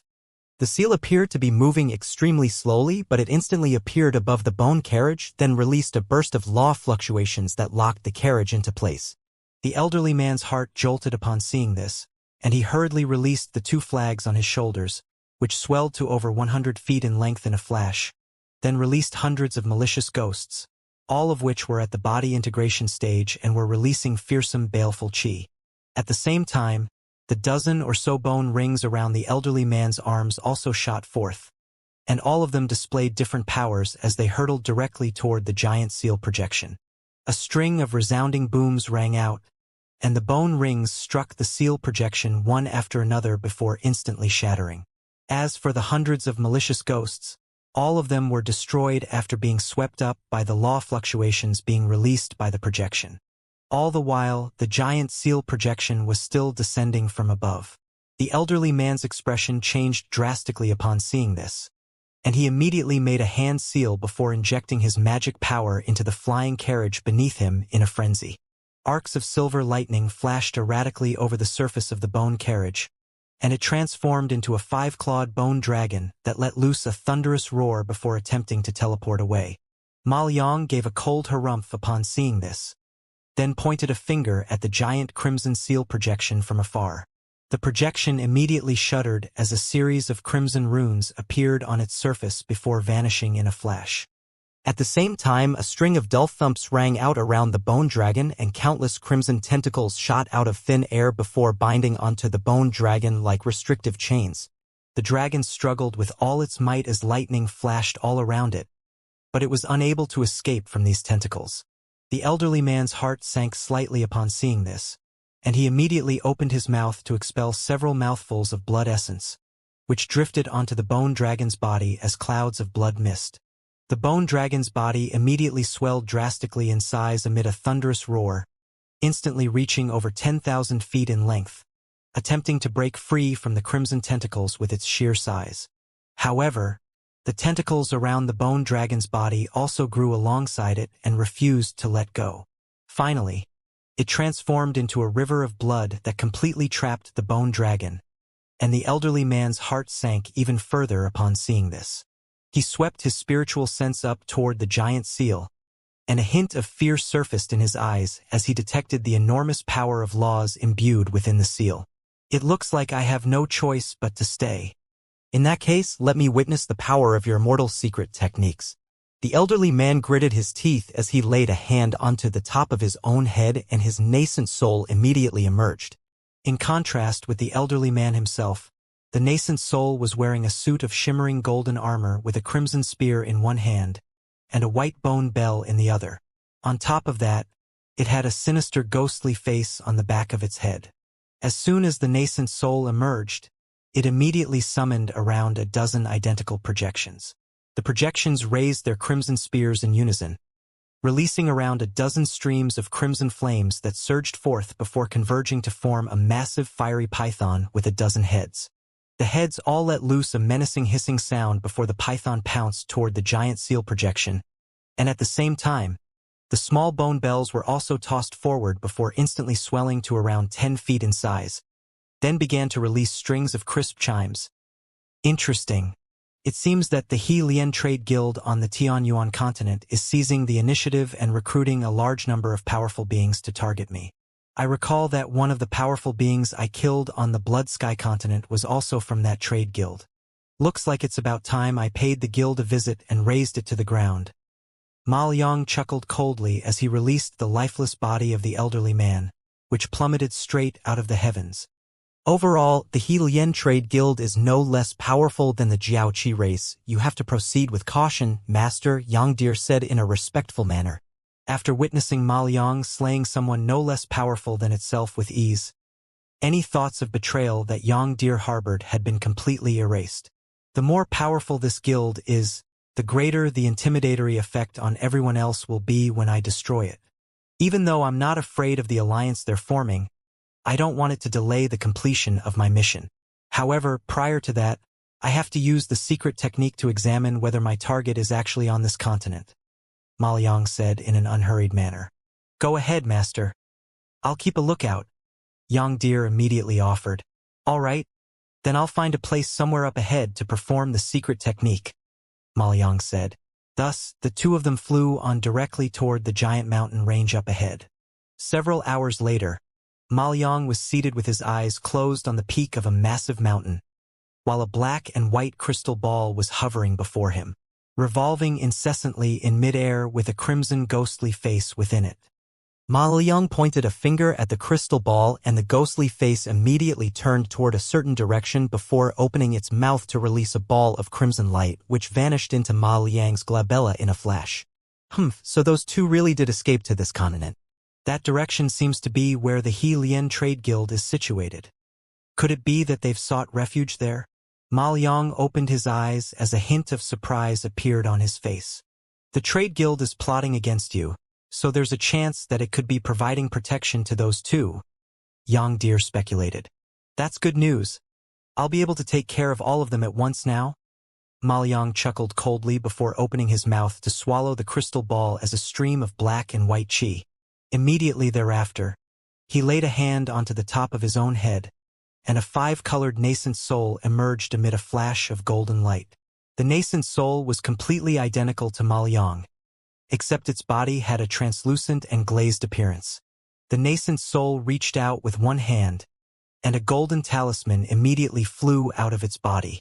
The nascent soul then made a hand seal before flicking a string of incantation seals toward the talisman, following which a gray projection emerged from it. The projection depicted a handsome young man, but his eyes were completely vacant, and he was hovering still in midair with a black and white band of light and a talisman binding his body. The nascent soul switched to a different hand seal, and the five-colored light glowing from its body surged violently. At the same time, the projection of the handsome young man blurred slightly, and it suddenly flew toward a certain direction, but it only managed to travel just over 1,000 feet before it was viciously wrenched back by the black and white band of light. An ecstatic look appeared on the nascent soul's face upon seeing this. Haha, I've finally found my target. It looks like I'll be able to return to the true immortal realm soon. Immediately thereafter, the nascent soul vanished on the spot alongside the golden talisman and the projection of the young man. Following which Ma Liang opened his eyes with a hint of excitement on his face. He hadn't been expecting to track down his target so easily. Yang Deer hurriedly put on a fawning smile and said, Congratulations on finding your target, Master. Are we still going to the He Lian Trade Guild first? After a brief moment of contemplation, Ma Liang replied, I already know the rough location of my target, so I won't have to worry about him getting away. As such, we'll take care of the He Lian Trade Guild first. It won't take long anyway, and my myriad spirit blood seal requires a few more grand blood sacrifices for its refinement to be complete. Yang Deer naturally didn't raise any objections, and thus, the two of them set off toward a certain direction. Right as Ma Liang was using the golden talisman to detect his target, the golden spirit rune on an unconscious young man's face suddenly flashed once. The young man was bound by a series of rune chains and was trapped beneath a massive ice mountain within a restricted area of the spirit race's territory. Along with the flash of the spirit rune came a flutter of his eyelids, and a white-robed nascent soul immediately appeared before the young man within the ice mountain. The nascent soul inspected its surroundings with a tense expression, then directed its gaze toward the young man's face. A long while later, the nascent soul still hadn't discovered anything amiss, but instead of relieved, it only became more anxious as it made a hand seal before issuing a voice transmission. Shortly thereafter, a streak of white light shot forth from the distance, and the spirit monarch arrived in front of the ice mountain. What's going on? Why did you summon me? The spirit monarch asked with a serious expression. Something seems to have happened just now, but I didn't discover anything after examining the restrictions in here. Have you noticed anything on your end? The nascent soul asked. Not at all. I've been standing on guard at the entrance this entire time, so I would have definitely noticed if something were amiss, the spirit monarch replied in a surprised manner. In that case, what was that slight disturbance just now? He's clearly been completely sealed by me, and even his spiritual sense is completely immobilized, the nascent soul said with tightly furrowed brows. That is indeed quite strange, the spirit monarch mused. Have any major events taken place in the outside world recently? The nascent soul suddenly asked. Not that I can think of. Ever since the devilish beings retreated, everything has been normal aside from the fact that the human race is experiencing a resurgence, the spirit monarch replied with a stroke of his beard. The spirit monarch was quite powerful, but he kept an extremely low profile in the spirit realm, so the He Lian Trade Guild hadn't invited him to join their alliance. As such, he was naturally completely oblivious to the presence of the true immortal in the spirit realm. I may have been overly sensitive then. I'll examine the restrictions again, and if I still don't find anything, then it should just be a coincidence, the nascent soul said as its expression eased slightly. All right, but as a safety precaution, I'll double the number of guards, the spirit monarch said. The nascent soul nodded in response before making a hand seal, upon which its body disintegrated into specks of white light within the ice mountain. As for the spirit monarch, he remained on the spot for a while longer with a contemplative expression, but in the end, he could only shake his head and depart as a streak of white light. What? That true immortal is suspected to have arrived on the Tianyuan continent and is only half a month away from reaching our trade guild. Ming Zun's expression changed drastically upon hearing the report delivered by an ordinary-looking middle-aged man. Not only that, but the number 1 Grand Elder of the armored boar race was also killed by him. After verifying this piece of news and the culprit's appearance, we were able to ascertain that it was the true immortal, the middle-aged man replied. Ming Zun sprang out of his chair and interrogated, The territory of the armored boar race is quite far away from our trade guild. Why is it that you only received this news now? This true immortal is traveling extremely quickly. If it weren't for the fact that he was identified by a member of our trade guild as he was using a certain teleportation formation, we'd most likely still be oblivious to the fact that he's on the Tianyuan continent. The man replied with a wry smile. Has it already been verified that he's heading for our trade guild? Ming Zun asked. There are no other major powers aside from our guild along the path that he's traveling, so there shouldn't be any mistake. Could it be that he's already learned about our plan to forge an alliance to target him? The man speculated. That does appear to be the case, and this information was most likely leaked by that Grand Elder of the armored boar race. I once extended an invitation to him, and seeing as he was killed by that true immortal, his soul must have been searched. Otherwise, there would be no way to explain this, Ming Zun said with tightly furrowed brows. What do we do now? Half a month definitely isn't enough to gather all of the powerful beings we recruited.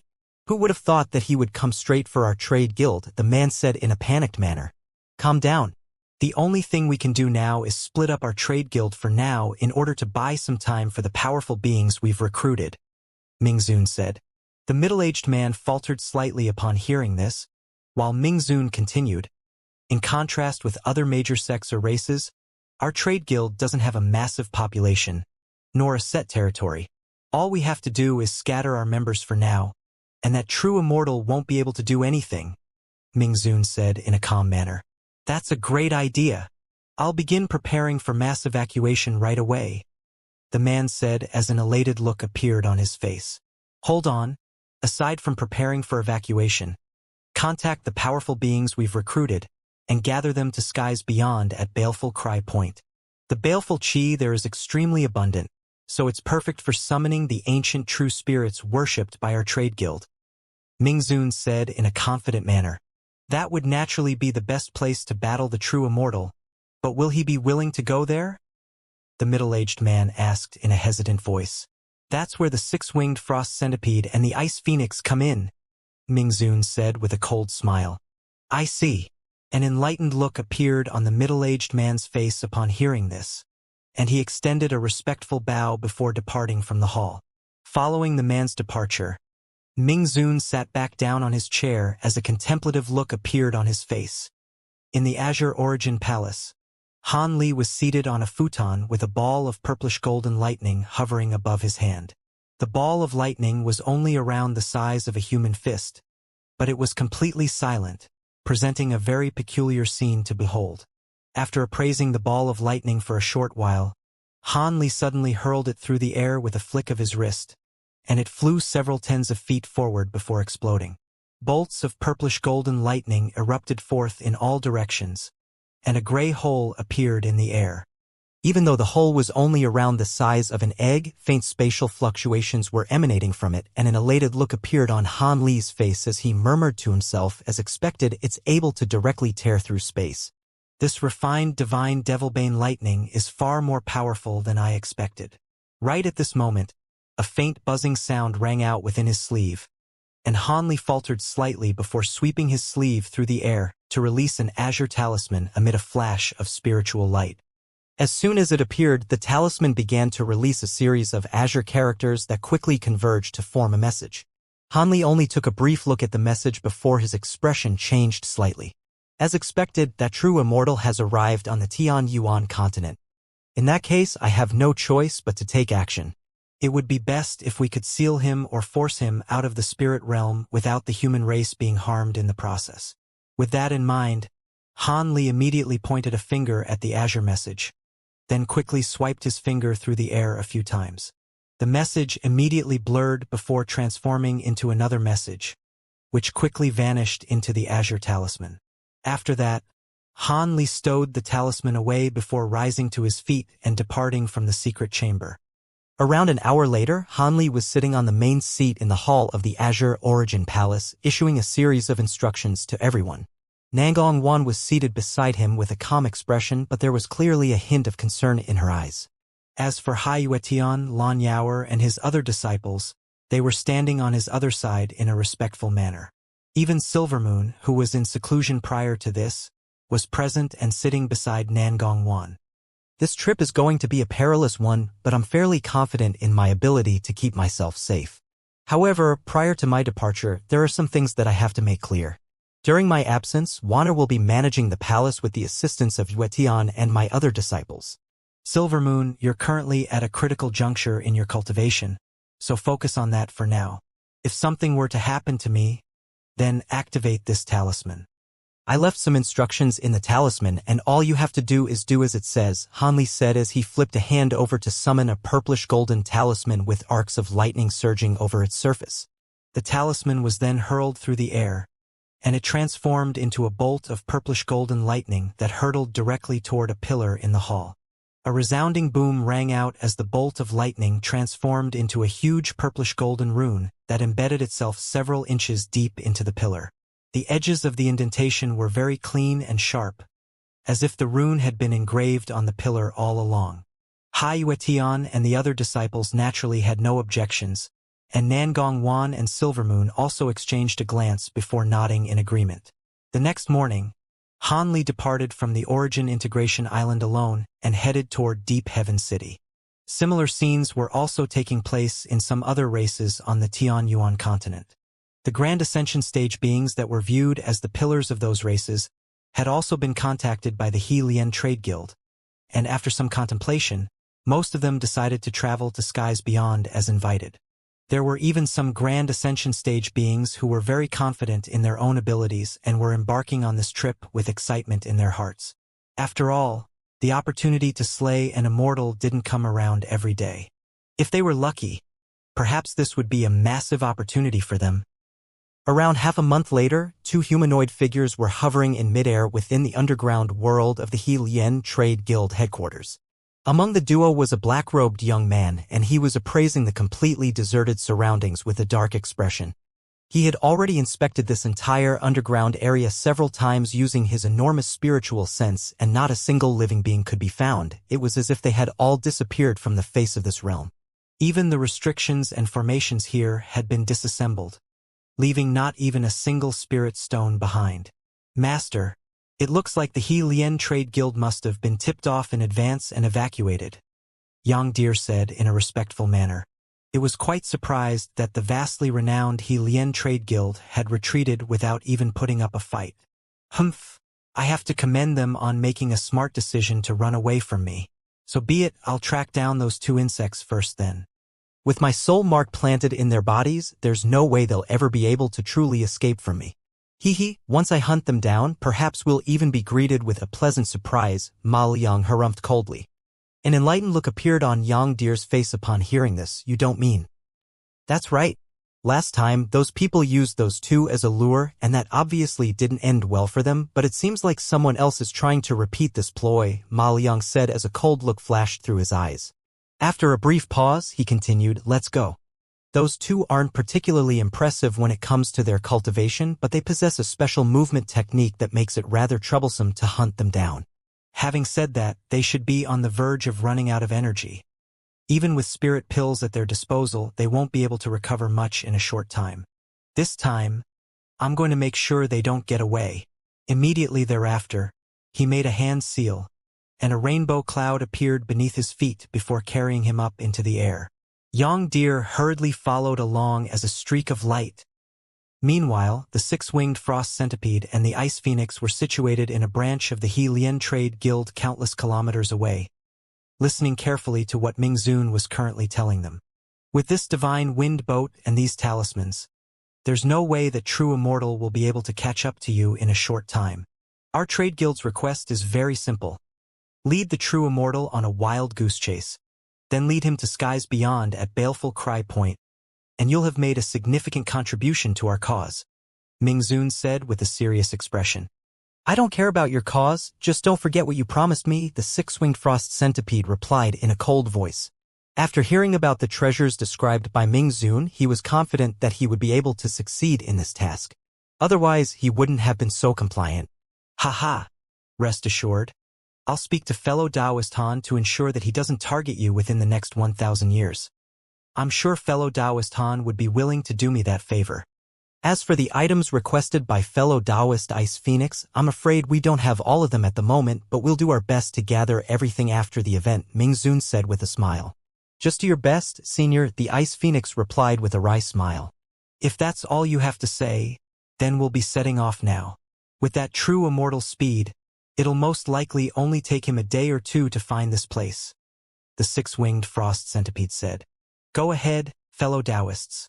This branch will also be evacuated following your departure, Ming Zun replied with a nod. Thus, around an hour later, an azure flying boat emerged outside the branch amid a dull thump, then flew away as a streak of azure light. Shortly thereafter, around 100 more streaks of light shot out of the branch before splitting up into several groups and flying away in different directions. 2 days later, a rainbow cloud appeared above the branch, and after a short pause, a cold harumph rang out from within the cloud, following which a thick pillar of lightning crashed down from above, instantly incinerating the entire branch into ashes. After that, the cloud quickly departed. Close to a month later, an event that shook the entire continent took place. The thin reed race was renowned as the race that was most adept in illusion techniques on the entire Tianyuan continent. Recently, the population of over 10 million thin reed beings in the race's main city had been wiped out in a blood sacrifice. The two Grand Ascension stage elders guarding the city were tipped off in advance and immediately fled, thus making them the only two survivors. As a result, the nightmare of the bloodthirsty true immortal officially descended upon the Tianyuan continent. Many of the races near the thin reed race were horrified by this news, and they all sent out people to verify its authenticity. Meanwhile, close to 20 of the most powerful beings on the Tianyuan continent had arrived at Baleful Cry Point one after another. So this is Baleful Cry Point. The density of baleful Qi is here truly astounding. Han Li murmured to himself as he looked on at the boundless blackish-green landscape up ahead. Even with his vast wealth of experience, such dense baleful Qi still came as quite a surprise to him. The baleful Qi here was virtually visible to the naked eye, and it would be enough to drive the average cultivator insane. Baleful Cry Point was a vastly renowned restricted area in this region, and just as Han Li was about to fly on ahead, his expression suddenly changed slightly as he cast his gaze toward another direction. Moments later, a burst of rumbling rang out in that direction, and it was steadily becoming louder, as if there were some type of gigantic creature approaching from afar. Han Li's expression remained unchanged, and he stood still on the spot as he continued to look on into the distance. The soil on the horizon suddenly began to churn and bulge, as if there were some type of giant creature rapidly approaching Han Li from underground. Han Li's expression changed slightly upon seeing this, but before he had a chance to do anything, a silver giant that was several hundred feet tall emerged from the soil. The giant had a head of long green hair, and his upper body was completely bare, while an azure leather kilt covered his lower body. His bulging muscles were of a shimmering silver color, as if they were constructed from silver, and with just a single stride, the giant covered a distance of thousands of feet, causing the nearby ground to tremor violently. A hint of surprise flashed through Han Li's eyes at the sight of the silver giant, and right at this moment, the giant sprang up into the air, then let loose a low roar before thrusting his palm viciously toward the ground down below. Two earth-shattering booms rang out as the earth within a radius of several kilometers around the giant completely collapsed, creating a small basin that was over 1,000 feet deep. A sharp cry rang out as a massive yellow beast rushed out of the basin, then fled toward the distance with all its might. However, the silver giant seemed to have anticipated this, and it appeared directly above the huge beast in a flash before stomping down viciously with a massive foot. As soon as the yellow beast and the silver foot came into contact with one another, the former immediately plummeted out of the heavens before being stomped into the ground amid a dull thump. Only then Han Li was able to identify the giant yellow beast as an earthy yellow turtle that was around 600 feet in length, and its shell was over 5 feet thick with sharp yellow spikes all over its surface. There was a single horn on its head, which was locked under the massive silver foot, and it was trying with all its might to withdraw its head back into its shell, but to no avail. In the next instant, the silver giant unleashed a series of silver fist projections that came crashing down in a frenzy. All of the fist projections quickly exploded upon the huge yellow turtle's body, and astonishing shockwaves were surging in all directions. Despite the turtle's incredible defensive prowess, its head was reduced to mincemeat within the span of just a few breaths, and even its shell had been shattered, allowing the silver giant to plunge his hand into its body before pulling out a head-sized yellow bead. The giant was ecstatic to see this bead, and he tossed it into his own mouth before devouring it. A burst of yellow light immediately flashed over his body, only to quickly fade after he made a hand seal. Right at this moment, the giant suddenly turned toward Han Li. His eyes were glowing with piercing silver light and completely devoid of pupils. He then rushed directly toward Han Li, and even before reaching Han Li, he yelled, "Are you here to attend the gathering at Skies Beyond? I am Ing Gongzi of the Sky Dread race. Greetings, fellow Ing Gongzi. I am Han Li of the human race," Han Li said as he cupped his fist in a salute. "You must be the fellow Taoist Han who slew the Stemborer Queen in the Elder Devil realm. What a coincidence it is meeting you here. I've heard much about you." A hint of surprise flashed through the silver giant's eyes as he spoke, and he immediately made a hand seal, upon which his body shrunk down to a size similar to Han Li's. "You're far too kind, Brother Ian. I was very fortunate to have been involved in the slaying of the Stemborer Queen. Similarly, I've heard much about your Skydread race. That form you displayed just now was the fortune physique of your Skydread race, right?" Han Li replied with a polite smile. The Skydread race was a vastly renowned race on the Tianyuan continent. It didn't have a huge population, but all Skydread beings possessed incredible aptitude and were able to progress far more quickly in cultivation than the average being. Furthermore, once they attained the fortune physique, they would be able to instantly enhance their power by several-fold. The Skydread race was also one of the 4 most mysterious races of the Tianyuan continent, and high-grade Skydread beings very rarely appeared before the public eye, so Han Li was quite surprised to be meeting one here. "Hehe, you're far too kind, fellow Taoist Han. The inner core of that earth turtle beast that I encountered on the way was quite useful to me, which was why I adopted my fortune physique to hunt it down. How about we head to skies beyond together?" Yin Gongzi offered. "I would be honored," Han Li accepted. "Haha, the honor is all mine. Let's continue onward. By the way, I have some questions about the true immortal that we're hunting. Ming Zun only gave me some very vague information, and I was wondering if you knew any further details," Yin Gongzi said in an elated manner. "I met fellow Taoist Ming Zun once recently, so I do have some information. I'll do my best to answer your questions," Han Li replied with a smile. "I'll have to thank you in advance then. Why don't you accompany me on my green wave carriage, fellow Taoist?" Yin Gongzi said in an elated manner, then opened his mouth to expel a burst of green light, which transformed into a green flying carriage that was around 300 feet in length. The carriage was triangular in shape and was intricately constructed, giving off a faint, pleasant aroma. There were also 4 silver puppets standing at the front and back of the carriage, and Han Li accepted the offer, flying onto the carriage with Yin Gongzi. Moments later, the carriage shot forth deeper into the blackish-green landscape as a ball of green light, vanishing into the distance after just a few flashes. Half a day later, the flying carriage was flying through a sea of black winds at the center of Baleful Cry Point. All of a sudden, the black wind up ahead faded, and a strange world was revealed up ahead. At an altitude of several tens of thousands of feet, the entire region was split into 2 distinct halves, one black and one white. The lower half was still comprised of the sea of black wind, while the upper half was a white light barrier, within which hovered countless giant rocks. The smallest of these giant rocks were only around the size of houses, while the largest ones resembled giant islands, and all of these rocks had buildings constructed upon them. "So this is skies beyond. How interesting," Han Li mused with an intrigued expression as he stood at the front of the green flying carriage. "This is indeed quite an interesting place. Apparently, this was once a restricted area of a major race in ancient times.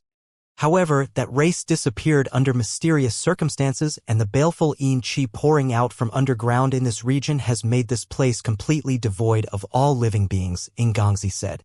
During their trip, Han Li and Yin Gongzi had gotten along quite well, and it was as if they were a pair of old friends. Looks like that race must have invoked some type of insurmountable natural disaster that led to their disappearance. I don't think the actions of people could make an entire race disappear without any news emerging, Han Li speculated. Hee, perhaps so. "Oh, that looks like people from the trade guild coming to welcome us," Yin Gongzi said as he cast his gaze upward, just in time to see a white flying boat descending through the light barrier up above before approaching their flying carriage. Han Li and Yin Gongzi exchanged a glance before waiting at the front of the carriage, which slowly drew to a halt. Moments later, the white flying boat stopped beside the carriage, and a blue-robed man on the flying boat cast his gaze toward Han Li and Yin Gongzi before hurriedly extending a respectful bow. "Welcome, Senior Han Li of the human race and Senior Yin Gongzi of the Skydread race. I was instructed by Master Ming Zun to welcome you and guide you to skies beyond. You recognize us? Looks like fellow Taoist Ming must have shown you all of our portraits. Lead the way then," Yin Gongzi instructed in an expressionless manner. "Yes, please come with me, seniors," the blue-robed man replied in a respectful manner before turning the flying boat back around and flying on ahead. The green flying carriage followed along at Yin Gongzi's behest, and around 15 minutes later, the carriage finally descended onto one of the massive levitating rocks in skies beyond. On this giant rock was a massive white hall, at the entrance of which stood 2 rows of armed trade guild guards. Ingangzi stowed the flying carriage away before making his way toward the hall, and none of the guards made any effort to stop them. After entering the hall and passing through a short corridor, Hanli and Ingangzi were greeted by the sight of Ming Zun in a cavernous room. Ming Zun was currently conversing with a few other Grand Ascension stage beings, but he immediately rose to his feet in an elated manner and said, "Fellow Taoist Han, Brother In, I didn't think the 2 of you would arrive together." None of the other people in the room stood up, but all of them directed their attention toward Han Li's duo. "Haha! Fellow Taoist Han and I had a chance encounter on the edge of Baleful Cry Point, so we came here together. It's been several thousand years since we last met, but you're looking as healthy as ever, Brother Ming," Ingangzi said with a warm smile. Meanwhile, Han Li merely extended an obligatory greeting toward Ming Zun before directing his attention toward the other people in the room. Aside from Ming Zun, there were 3 men and 2 women in the hall. One of the 3 men was an imposing black-armored man with a menacing appearance, while another was a wizened elderly man holding a cane with the grip carved into the shape of an ornate dragon's head. As for the final man, this was a refined and elegant scholar who appeared to be around 20 years of age with a peculiar-looking azure bamboo tube strapped to his back. As for the 2 women, one of them was a yellow-robed Taoist nun who appeared to be around 30 years of age with a round face, while the other woman wore a green palatial dress with a slightly dark complexion and a pair of bright and intelligent eyes. "You're late, Ingangzi.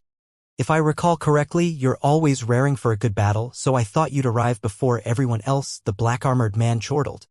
Ingangzi seemed to be quite familiar with the black-armored man, and he replied, "Hee, I encountered some slight trouble on the way here, so I was delayed for a few days. Otherwise, I would have definitely arrived before you, fellow Taoist Huaing. I've heard much about your fortune physique, Brother In, but I never got a chance to see it during our previous encounters. Surely you'll be displaying it against a true immortal," the woman in the palatial dress said with a smile. Ingangzi seemed to be rather wary of this woman, and he put on a slightly forced smile as he replied, "My fortune physique is nothing compared to your bonded ability, Mistress Wu." As for the other 3 people in the room, none of them said anything. But it was clear from their expressions that they were quite familiar with Ingangzi as well. It was no wonder that this was the case. After all of them were vastly renowned Grand Ascension stage beings who had lived for countless years, so they would have all encountered one another at some point. As such, they were naturally rather intrigued by the unfamiliar face that was Han Li. "Who's this fellow Taoist, Brother Ming? I don't think I've ever seen him before," the Taoist nun asked with a smile. "This is fellow Taoist Han Li of the human race. He only progressed to the Grand Ascension stage not long ago, but I'm sure you've all heard of him," Ming Zun replied with a smile. A hint of surprise flashed through the Taoist nun's eyes upon hearing this. Han Li, the human Grand Ascension stage being who slew the Stemborer Queen in the Elder Devil realm. "I can't take anywhere near full credit for slaying the Stemborer. The rumors about me are far too exaggerated," Han Li replied with a smile. Everyone else in the room was also rather surprised to hear this. It was clear that all of them were at least somewhat aware of just how fearsome the Stemborer Queen had been. In any case, that Stemborer Queen was something that even true immortals were unable to tame. "With your inclusion, our chances of success will be greatly elevated," the black-armored man said. "Fellow Taoist Han, you only recently reached the Grand Ascension stage, so I'm sure you haven't had a chance to meet these fellow Taoists. Allow me to introduce them to you. This is fellow Taoist Hua Ing of the Giant Hand Race. He's particularly adept in concealment arts. This is Mistress Wu of the Ancient Dawn Race, who's renowned for her bonded Zhu Rong divine flames, which are capable of melting mountains and boiling oceans." Ming Zun took the initiative to introduce everyone to Han Li, and even though none of these people were particularly renowned among normal cultivators, it was clear that they were the ones who stood at the pinnacle of the entire spirit realm.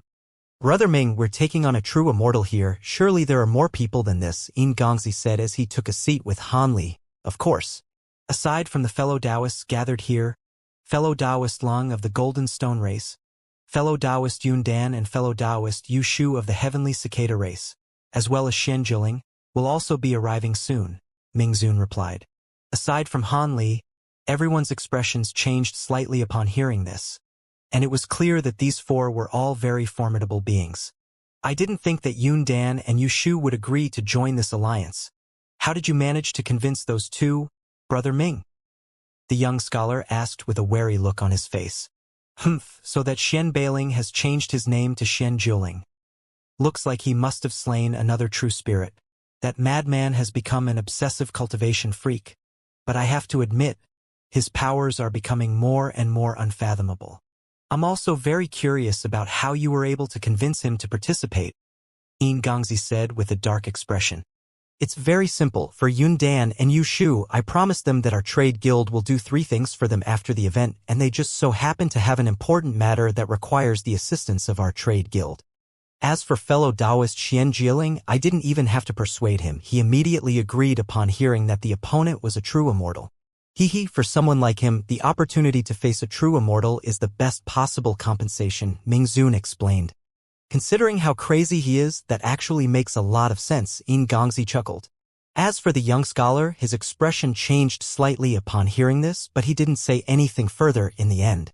I had invited some other fellow Taoists as well, but they either couldn't make it in time or had other important matters to attend to, so they won't be joining us.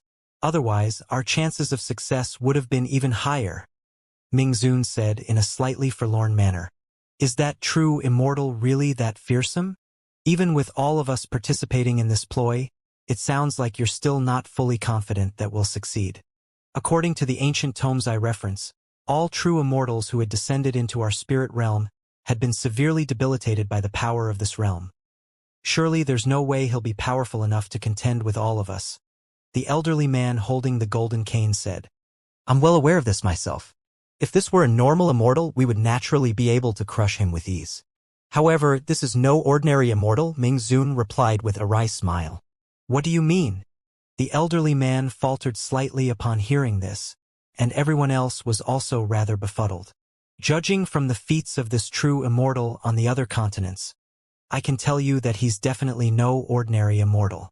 Instead, the comparison between him and the average immortal would be similar to that between one of us and the average Grand Ascension stage being. On the Blood Sky continent, he slew 16 Grand Ascension stage beings in a single day, including 3 fellow Taoists who were no less powerful than myself, so we definitely can't afford to be complacent, Ming Zun explained in a cautious manner. I heard that fellow Taoist Bai Ying had perished by his hands, and I also heard some rumors about him facing 3 true spirit beings on the Thunder continent. The latest news I received was that he had gotten himself a servant who is also quite powerful. Have you managed to find out who this servant is, fellow Taoist Ming? Mistress Wu Ling asked. You have some impressive sources of information, Mistress Wu. Indeed, the true immortal has recruited a new servant, and according to the results of our trade guild's investigation, we've ascertained the servant to be Yang Deer, one of the 3 true spirits summoned by the Jiaoqi race. Ming Zun replied with slightly furrowed brows. What? Yang Deer was tamed rather than slain by the true immortal. Everyone was astonished to hear this, and a contemplative look also appeared on Han Li's face. That's right. I'm sure you all understand why I'm being so cautious now. Aside from all of the fellow Taoists I've recruited, I'll also be summoning the 4 powerful true spirits worshipped by our trade guild. On top of that, we'll be setting up the bipolar annihilation formation using a pair of profound heavenly treasures to ensure that he won't be able to escape. Your trade guild really is going all in here, Yin Gongzi said as he drew a sharp breath, and everyone else was also stunned to hear this. The duty of our trade guild's existence is to maintain peace in the spirit realm, and we won't allow even a true immortal to place that into jeopardy. Of course, considering the significant contribution our trade guild is making, if we manage to successfully defeat that true immortal, our trade guild will be taking 1/3 of his treasures while the rest will be split among all of you. I'm sure no one will have any objections to that, Ming Zun said. Everyone began to exchange hesitant glances upon hearing this, while Ming Zun merely waited patiently for a response. A faint smile appeared on Han Li's face upon seeing this, and he said, I have no objection to your trade guild taking 1/3 of the treasures, but I have a condition. If you find any immortal secret techniques or cultivation arts in that true immortal's possession, I hope each of us can receive a replica free of charge. That's a great suggestion from fellow Taoist Han. I fully agree. I also support this proposal. Everyone's eyes immediately lit up upon hearing this, and they all offered their support. Ming Zun's expression changed slightly in response, but after some brief contemplation, he decided to agree. Thus, everyone was very pleased, and their first impression of Han Li had also improved. After that, they discussed some matters surrounding the plan to target the true immortal, and the meeting concluded several hours later. Everyone settled into some of the buildings in skies beyond, and Han Li flew over to a massive rock that was slightly further away before taking residence in a relatively intact pavilion. The next morning, Patriarch Huashur appeared in the hall on the first floor of the pavilion, then relayed a message he had received during his meeting with the Ice Phoenix. So fellow Taoist Ice Phoenix was abducted by the six-winged frost centipede, and he's harboring a lot of animosity toward me, is that correct? Han Li confirmed as he stroked his own chin in a contemplative manner. That's what fellow Taoist Ice Phoenix told me. On top of that, the six-winged frost centipede only agreed to act as lure after Senior Ming Zun promised him that he would convince you to leave the six-winged frost centipede alone for the next 1,000 years, Patriarch Huashur replied. I see. By the way, did you pass on those protective treasures I gave you to fellow Taoist Ice Phoenix? Han Li asked. I did. Good. You can go now. Before the battle begins, get as far away from here as possible, Han Li instructed. Patriarch Huashur gave an affirmative response before taking his leave in a respectful manner. In the coming days, Han Li remained in his pavilion, meditating the entire time without leaving even once. During this time, not only did the other Grand Ascension stage beings who were yet to arrive finally show up, the Trade Guild was also setting up the bipolar annihilation formation. As for the two profound heavenly treasures acting as the formation core, they were surrounded by a layer of restrictions, and everyone was prohibited from approaching that area aside from Ming Zun and several other Trade Guild elders. Interestingly enough, the true spirits that Ming Zun had mentioned were still nowhere to be seen, and it was unclear whether they had concealed themselves, or were only going to be summoned on the day of the battle. Close to a month later, Han Li was meditating in his pavilion when a crimson fireball suddenly appeared before him amid a burst of spatial fluctuations, then exploded on the spot, upon which a voice rang out in the room. Fellow Taoist Han, the true immortal is not far away from Baleful Cry Point, and we're about to commence our operation. Please come to the hall where we had our last meeting as soon as possible. A serious look appeared on Han Li's face upon hearing this, and he made a hand seal before flying out of the pavilion as a streak of azure light. Around 15 minutes later, everyone was gathered within the hall, and by the time Han Li arrived, there were already over 10 other Grand Ascension stage beings present, among which were several unfamiliar faces. In particular, there was a pair of cultivators who bore strong resemblance with one another that caught Han Li's attention. Both of them appeared to be around 20 years of age, and the man had a set of cold and handsome features, while the woman was very seductive and beautiful. However, both of them had a layer of reddish-purple baleful qi emanating from their bodies, and the space within a radius of several tens of feet around them would occasionally blur and warp, creating a very peculiar sight to behold. Yin Gongzi and the others were also appraising this duo with a hint of wariness in their eyes. Meanwhile, Ming Zun was sitting on the main seat, listening to a report being delivered by a middle-aged man. The six-winged frost centipede and the ice phoenix have already lured the true immortal to the edge of Baleful Aura Point. At their current speed, it would take around 5 more hours at most before they enter the area encompassed within the bipolar annihilation formation. All of our Trade Guild's disciples and elders have already gone on ahead, and the spirit summoning ceremony is also ready to commence, so we'll be able to summon those true spirits at any time. Good. Begin the spirit summoning ceremony in an hour. As for the bipolar annihilation formation, no one is permitted to activate it without my orders. Everything else can proceed as planned. We'll all travel to the predetermined ambush spot soon. After that, leave everything to us, Ming Zun instructed. The middle-aged man immediately gave an affirmative response before quickly departing. As you've all heard, all of the preparations are complete. We just need to work together to defeat that true immortal now. However, let me make one thing clear. If anyone tries to flee or back out, then don't blame me for turning on you, Ming Zun said with a serious expression. Rest assured, Brother Ming, no one would back down at a time like this. That's right, if anyone tries to do so, we'll kill them together. All of the Grand Ascension stage beings quickly chimed in agreement. Fellow Taoist Ming, why is it that Xianxia still isn't here? Could it be that he changed his mind? The man among the duo suddenly asked in a cold voice. Rest assured, fellow Taoist Yundan. Fellow Taoist Xianxia already arrived several days ago, but he's refining a powerful secret technique and has been assigned with another important task. And that's why he's absent, Mingzun replied in a polite manner. I see.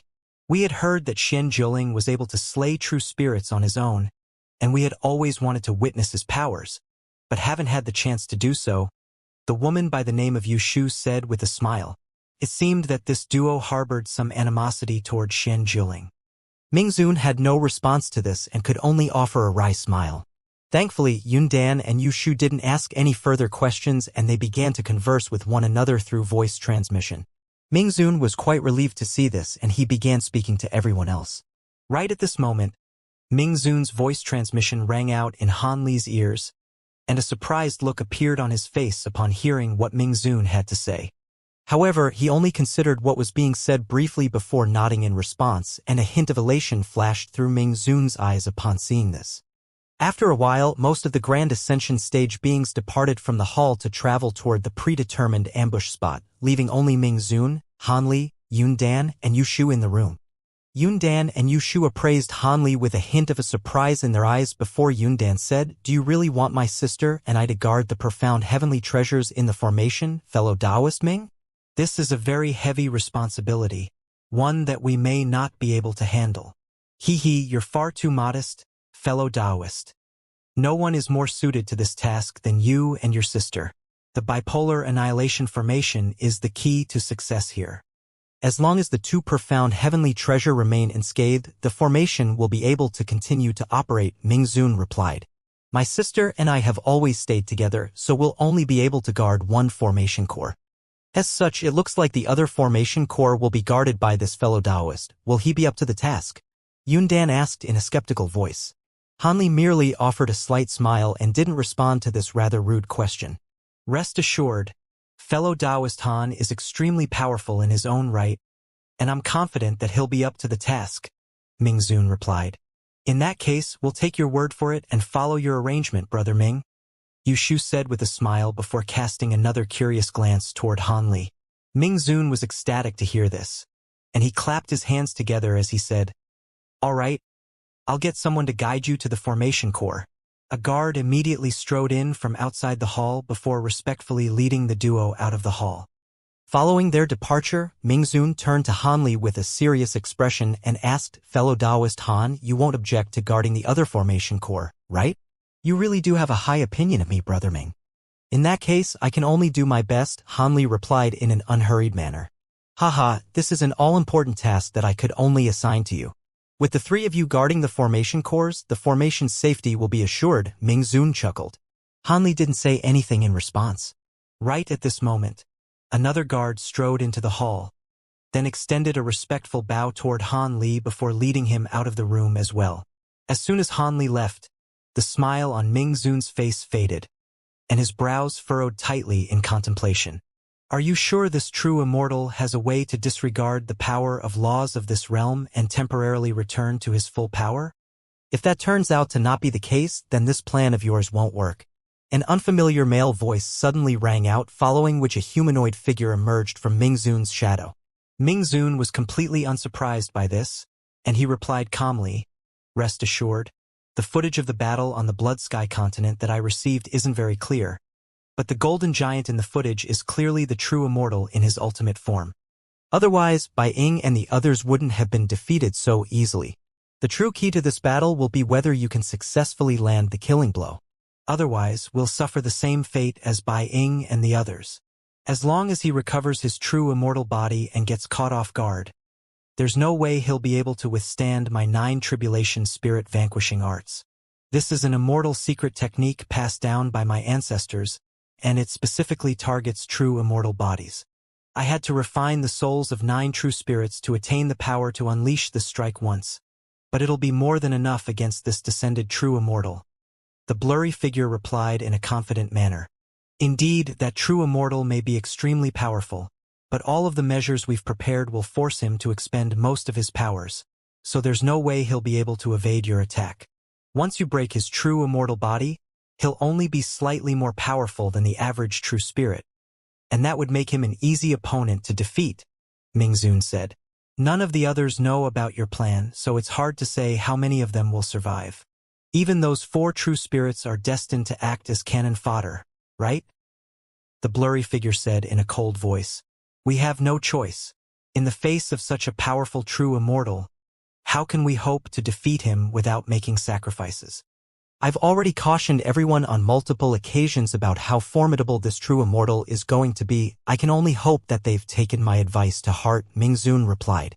What are you planning by getting those 3 to guard the profound heavenly treasures in the formation?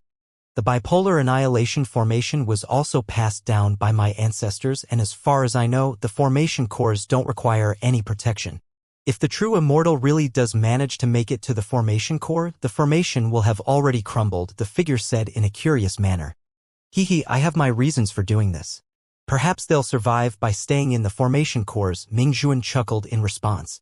As the shadow of our trade guild, I have no interest in whatever sneaky plans you have, but if we obtain true soul pills from that true immortal, then one must be given to me. With that pill, I'll be able to truly master the 9 tribulation spirit vanquishing arts, thereby giving me a chance to ascend to the true immortal realm. Even if this plan succeeds, your trade guild would be expending a massive price, the figure said. If we manage to obtain true soul pills, then you'll definitely be given one. As for the sacrifices our trade guild is making, those are necessary for success. Besides, I'm sure the treasures of such a powerful true immortal would be enough to make up for those losses, Mingzun replied. I certainly hope so. Now that everyone else has set off, I'll be going as well. Make sure you withstand at least the first wave of attacks from that true immortal. Otherwise, I'm not going to be saving you, the figure chuckled before vanishing into thin air again. Throughout this entire process, the figure's appearance had remained completely hidden. Following the figure's departure, Mingzun murmured to himself, the same applies to you. If you fail in your surprise attack, you most likely won't be able to get away, and I won't save you either. At this point, Han Li had already been led into the bipolar annihilation formation by the guard from the trade guild. According to Mingzun's introduction, this formation was comprised of over 36,000 formation treasures, and was being powered by tens of thousands of top-grade spirit stones. The formation spanned most of Baleful Cry Point, and the 2 formation cores were situated very far away, with one located in the north while the other was in the south. After flying along behind the guard for a while longer, Han Li finally arrived at the formation core he had been assigned to. This formation was comprised of a giant altar surrounded by 8 massive golden pillars. Layers of restriction fluctuations were emanating from the golden pillars, and the pillars were each surrounded by a group of armored guards. The altar itself was triangular in shape and extremely smooth. Its top half was enshrouded within a rainbow light barrier, and at the very top there was something flashing incessantly. This is the formation core, and all of these people are for you to use as you see fit, Senior Han, the guard said in a respectful manner as he offered a silver badge to Han Li with both hands. Of course, I'm quite interested in the profound heavenly treasure in the formation core, but I wouldn't jeopardize this entire plan just to satisfy my own curiosity, Han Li replied. Thank you for your understanding, Senior. I'll be taking my leave now. The guard extended a parting salute before flying back the way he had come. Only then did Han Li look down at the badge in his hand to find that it was glowing with silver light, and there were countless tiny runes engraved on its surface. The runes were arranged in an extremely profound pattern, striking the beholder with a sense of dizziness. After inspecting the badge for a short while, Han Li stowed it away before making his way toward the altar. We pay our respects to Senior Han. All of the guards present, of which there were close to 1,000, immediately extended respectful greetings toward Han Li.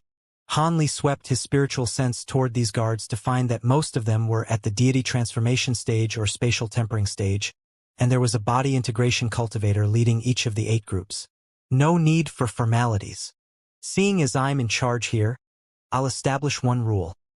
Anyone who doesn't follow my orders will be killed. Understood? Yes. The guards immediately answered in unison, then continued to stand on guard around the golden pillars. Meanwhile, Han Li vanished on the spot before appearing at the center of the white altar. After taking a glance at the altar beneath his feet, he sat down onto it with his legs crossed. All of a sudden, Taoist Xie's surprised voice rang out within his spiritual sense. This seems to the bipolar destruction formation of the true immortal realm. Bipolar destruction formation? Shouldn't it be the bipolar annihilation formation? Han Li asked. No, the bipolar annihilation formation is also a type of immortal formation, but it's quite simple in design and mainly used to kill enemies. It's far less intricate and profound than the bipolar destruction formation, Taoist Xie replied. What additional abilities does this bipolar destruction formation have? Han Li asked. The bipolar destruction formations has 3 abilities: trapping, debilitation, and self-detonation, and all of those abilities are extremely troublesome to deal with even for a true immortal. In particular, self-detonation can be activated as long as a sufficiently powerful treasure or being is sacrificed within the formation cores, and the resulting explosion will be so powerful that it could even kill a high-grade true immortal, Taoist Xie explained. Han Li's heart immediately jolted upon hearing this. Self-detonation can be activated by sacrificing living beings? That's right. Both precious treasures or powerful living beings could be used as sacrifices. Once the sacrifice begins, everything within a radius of hundreds of kilometers around the formation core will be destroyed and reduced to energy to power the formation, Taoist Xie replied. Han Li's expression remained unchanged, but internally, he was furious to hear this. So that's why Ming Zun asked the 3 of us not to leave the formation cores we're guarding. Taoist Xie continued.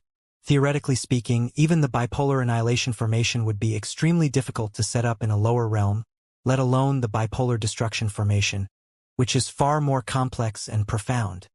Judging from this formation core, this formation is still different from the bipolar destruction formation that I'm familiar with. The materials in the spirit realm naturally can't compare with those that can be found in the true immortal realm. Many substitutes were most likely used. As a result, the effects and power of this formation should also be impacted. Can you identify the specific differences? Han Li asked in a contemplative manner. I'm only a faux immortal puppet used in battle, not a formation-setting puppet. I can only see that this formation is different from its immortal counterpart, but I'm unable to identify the exact differences, Taoist Xie replied. That's quite troublesome.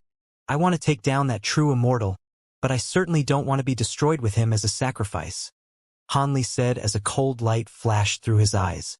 After a brief pause, Taoist Xie said, I have a method that you can use to save yourself. What is it? Han Li hurriedly asked. I can alter this formation core slightly so that the area you're currently situated in will be exempt from the destructive effect of the sacrifice, Taoist Xie replied in a calm manner. Han Li hesitated momentarily before arriving at a decision. All right, we'll do as you say. I require the help of your gold-devouring beetle monarch in order to be able to do this in a completely stealthy manner, Taoist Xie said. That's not an issue.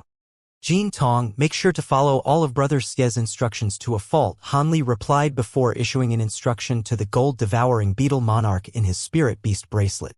After that, Han Li remained seated in a completely still manner, but a speck of golden light shot out of one of his fingertips, which was concealed up his sleeve, then vanished into thin air in a flash. In the next instant, a burst of faint spatial fluctuations undetectable even to body integration cultivators emerged near one of the golden pillars, following which a golden beetle around the size of a grain of rice appeared. The beetle landed on the pillar before crawling surreptitiously over its surface, leaving a trail of spirit patterns in its way that were almost too small to see with the naked eye. At the same time, Taoist Xie's instructions were ringing out within the golden beetle's spiritual sense, and a series of formation diagrams were also appearing in the beetle's mind. The guards around the golden pillar were naturally completely oblivious to this. After that, the other 7 pillars were also subsequently tampered with by Jin Tong in secret. High up in the sky in another area of baleful cry point, Yin Gongzi and the other Grand Ascension stage beings were concealed within a certain area of space, and all of them were waiting for something in silence. All of a sudden, Ming Zun appeared beside them amid a burst of spatial fluctuations. Brother Ming, why are you on your own? Where are the other 3 fellow Taoists? Mistress Wu Ling asked as her brows furrowed slightly. Rest assured, fellow Taoist Wu Ling, those 3 have been assigned with the task of guarding the 2 formation cores. As long as this formation doesn't crumble, we'll be able to face the true immortal with no concerns for our safety, Mingzun replied. But without those 3 fellow Taoists, our overall power will be severely reduced. Won't that be an issue? Also, where is fellow Taoist Xianxia? Is he not going to be joining us? Yin Gongzi asked as his brows also furrowed slightly. There's no helping it. Those 3 must be assigned to guard the formation cores, so we don't have to worry about the formation being destroyed. After all, this is an immortal formation that will be an absolutely necessary trump card for us to overcome this true immortal, so the compromise had to be made. As for fellow Taoist Xianxia, he has already arrived, Mingzun replied in an unhurried manner. As soon as his voice trailed off, another male voice rang out, seemingly out of thin air. Were you concerned that I would back out at the last minute? Rest assured, even if all of you had changed your minds, I would still face the true immortal on my own. After all, the opportunity to slay a true immortal doesn't come around every day. As expected, a fellow Taoist Xian, but seeing as you're already here, why aren't you coming out to meet us? Mistress Wu Ling asked. Everyone else's expressions also eased slightly upon hearing this. I've always preferred to be alone, so I won't come out to meet you. All you need to know is that I'll definitely strike when the time is right. Xianxia replied in an expressionless voice. The grand Ascension stage beings present could only exchange speechless glances upon hearing this. At the same time, they were quite surprised that they were still unable to pinpoint Xianxia's exact location. On the edge of Baleful Cry Point, a streak of azure light appeared before flying straight into the region. All of a sudden, the azure light faded to reveal a flying boat that was over 100 feet in length. At the front of the boat stood the 6-winged frost centipede and the ice phoenix, both of whom had unnaturally pale complexions. A hint of fear flashed through the 6-winged frost centipede's eyes, and he said that was a close call. Not only does that madman not seem to be slowing down, it appears his stamina is only improving as this chase drags on. However, we should be safe for now. All we need to do is wait for a while, so he can close down the distance between us a little. Then lead him into the formation. Not only have we used up almost all of the pills and talismans given to us by the He Lian Trade Guild, even the essential power that you and I had only just recovered were expended. If the Trade Guild can't bring down that madman here, then we won't even have a chance to escape anymore. The Ice Phoenix said with a dark expression. Mingzun proclaimed that he had recruited the most powerful beings on the entire continent, didn't he? That should include my former master. I hate to admit it, but that former master of mine really is quite formidable. With his inclusion, this plan will most likely be a success. The 6-winged frost centipede said in an expressionless manner. The Ice Phoenix was rather surprised to hear this. I didn't think that you would be so confident in Brother Han. If I weren't so wary of him, I wouldn't have raised the condition to Mingzun to persuade him not to come after me for the next 1,000 years. With those 1,000 years, I'll be able to reach a pinnacle in my cultivation, and I won't have to fear anyone in the spirit realm then, the 6-winged frost centipede harumphed coldly. Is that so? If you ask me, with Brother Han's incredible aptitude, he'll be even more unfathomably powerful in 1,000 years. I dare say there's a possibility that he could ascend to the true immortal realm within the next 10,000 years. The Ice Phoenix said with a hint of mockery in her eyes. Haha. Ascension isn't child's play. There are hundreds of grand Ascension stage beings in the entire spirit realm, but have you heard of anyone successfully ascending within the past 100,000 years? Regardless of how incredible my former master's aptitude is, there's virtually no chance he'll be able to ascend to the true immortal realm. The 6-winged frost centipede chortled. I'm very confident that Brother Han will be able to ascend. How about we make a bet if we manage to survive this ordeal? The Ice Phoenix proposed. The 6-winged frost centipede was rather taken aback to hear this. What's the bet? It's very simple. The bet will be whether Brother Han will be able to ascend to the true immortal realm within the next 10,000 years. The Ice Phoenix replied. The 6-winged frost centipede could tell that she wasn't joking, and he asked, What are the stakes? You want me to become your dual cultivation companion, right? If I lose the bet, I'll become your Tao companion. However, if Brother Han manages to ascend in the next 10,000 years, then you have to promise me that wherever I go, you have to actively avoid me. Of course, during these 10,000 years, You're forbidden from harassing me. The Ice Phoenix replied in a cold voice. Are you really that confident in him? A hesitant look appeared on the six-winged frost centipede's face. Are you scared? If you don't have confidence in your own judgment, then there's no need to accept this bet. You can just wait until you're captured by Brother Han and forced to become his spirit beast again, the Ice Phoenix said with a hint of a smile on her face. Why would I be scared? I accept your bet, but I'm changing the stakes. You're planning to use this bet to restrain me for 10,000 years, so you have to take responsibility for your actions. If he can't ascend within the next 10,000 years, I'm not going to make you my Tao companion. Instead, you'll become my servant, and you won't be able to refuse any orders I give you. On top of that, both of us have to swear inner demon vows on this bet, the six-winged frost centipede said with a cold look in his eyes. All right, that's not an issue. The Ice Phoenix agreed without any hesitation. The six-winged frost centipede's heart jolted slightly upon seeing this, but he was confident that he would be able to win the bet.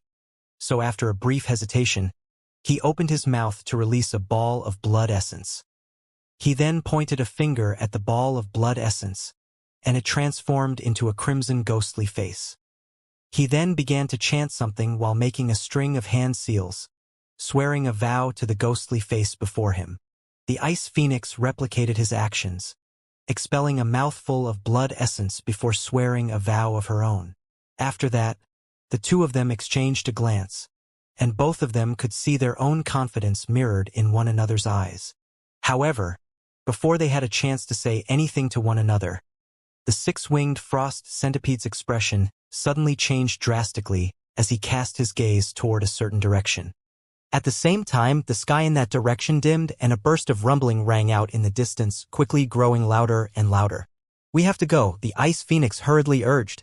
The six-winged frost centipede immediately summoned a crimson pill that he tossed into his own mouth, following which the flying boat shot forth as a streak of azure light once again, vanishing into the distance after just a few flashes.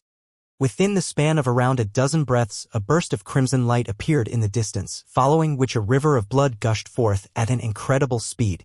Within the river of blood, there were 8 five-clawed blood dragons thrashing around with golden light surging out of their mouths. In the blink of an eye, the river of blood flowed into baleful Cry Point, directly pursuing the flying boat up ahead. Both the flying boat and the river of blood were traveling at an incredible speed, but the gap between them was quickly shrinking. After only about 15 minutes, the river of blood had become clearly visible to the six-winged frost centipede and the Ice Phoenix. Do we still have more of the wind evasion talismans given to us by Ming Zun? The six-winged frost centipede asked. There's only one left, the Ice Phoenix replied after a brief hesitation. Then what are you waiting for? Use it right now, the six-winged frost centipede yelled. The Ice Phoenix immediately swept a sleeve through the air, releasing a shimmering silver talisman that vanished into the flying boat in a flash. In the next instant, countless silver runes appeared all over the surface of the flying boat, then instantly disappeared. A sharp screeching sound rang out from the flying boat, and it abruptly blurred before speeding up by around twofold, making it slightly faster than even the pursuing river of blood. They're using the same trick again. I'm quite surprised that the wind evasion talismans of our true immortal realm can be found in a realm like this. Ma Liang harumphed coldly as he stood on the head of one of the blood dragons in the river of blood. Those talismans were most likely left behind in this world by immortals of ancient times. Otherwise, there's no way anyone in this realm would have been able to refine these immortal talismans, Yang Deer replied in a respectful manner. Even so, these talismans are quite annoying to deal with. Without their interference, I would have already captured those two a month ago, Ma Liang said as a hint of impatience flashed through his eyes. Rest assured, Master, there definitely wouldn't be too many of these immortal talismans in this realm. Perhaps this is already their last one. Unbeknownst to Yang Deer, his optimistic statement had struck the nail on the head. Yang Deer, do you think this would be a good place to ambush me? Ma Liang suddenly asked as he swept his enormous spiritual sense through the surrounding area. Yan Deer's heart jolted upon hearing this, and he hurriedly asked, Have you discovered something, Master? No, but the baleful qi here is extremely abundant, to the extent that even my spiritual sense is significantly restricted. This would be a perfect place to set a trap for me, Maoyang said with a cold smile. Yang Dir's expression changed drastically upon hearing this, and he looked around to find that there was faint black baleful yin qi stretching as far as the eyes could see. On top of that, he discovered that he could only release his spiritual sense to encompass a radius of less than 10 kilometers. Don't worry, we had already anticipated that the powerful beings on this continent would try this. This plays right into my hands. Once I brush these fools aside, no one in the entire spirit realm would dare to plot against me, Maoyang said with a cold smile. Be careful, master. According to my knowledge, the He Lien Trade Guild is extremely powerful, and if they were to make a last-ditch effort, they would definitely be able to bring out many formidable trump cards, Yang Dir cautioned. How could an organization in a lower realm possibly pose a threat to me? Even if they also knew the method to activate chains of laws, it would be useless on this occasion. Maoyang scoffed in a nonchalant manner. Yang Dir naturally didn't dare to say anything further upon seeing Maoyang's confident display. At this point, the river of blood and the flying boat had already entered deep into baleful cry point. All of a sudden, the flying boat abruptly blurred before vanishing mid-flight. Maoyang's pupils contracted slightly upon seeing this, and the entire river of blood also drew to a halt at his behest. A wary look appeared on Yang Dir's face, and the suit of yellow armor immediately emerged over his body. Right at this moment, bursts of loud rumbling rang out in all directions as clouds of black baleful yin qi surged forth. A series of flags also appeared in the surrounding area before instantly swelling to over 1,000 feet in size, surrounding the entire river of blood like a ring of giant trees. At the same time, a round azure moon appeared in the sky, atop which stood around a dozen humanoid figures, all of whom were appraising the river of blood with grim expressions. These were none other than the Grand Ascension stage beings assembled by Mingzun, and the six-winged frost centipede and the ice phoenix were also among them. Maoyang's expression remained unchanged as he glanced at the giant flags, then suddenly thrust a palm toward a certain direction.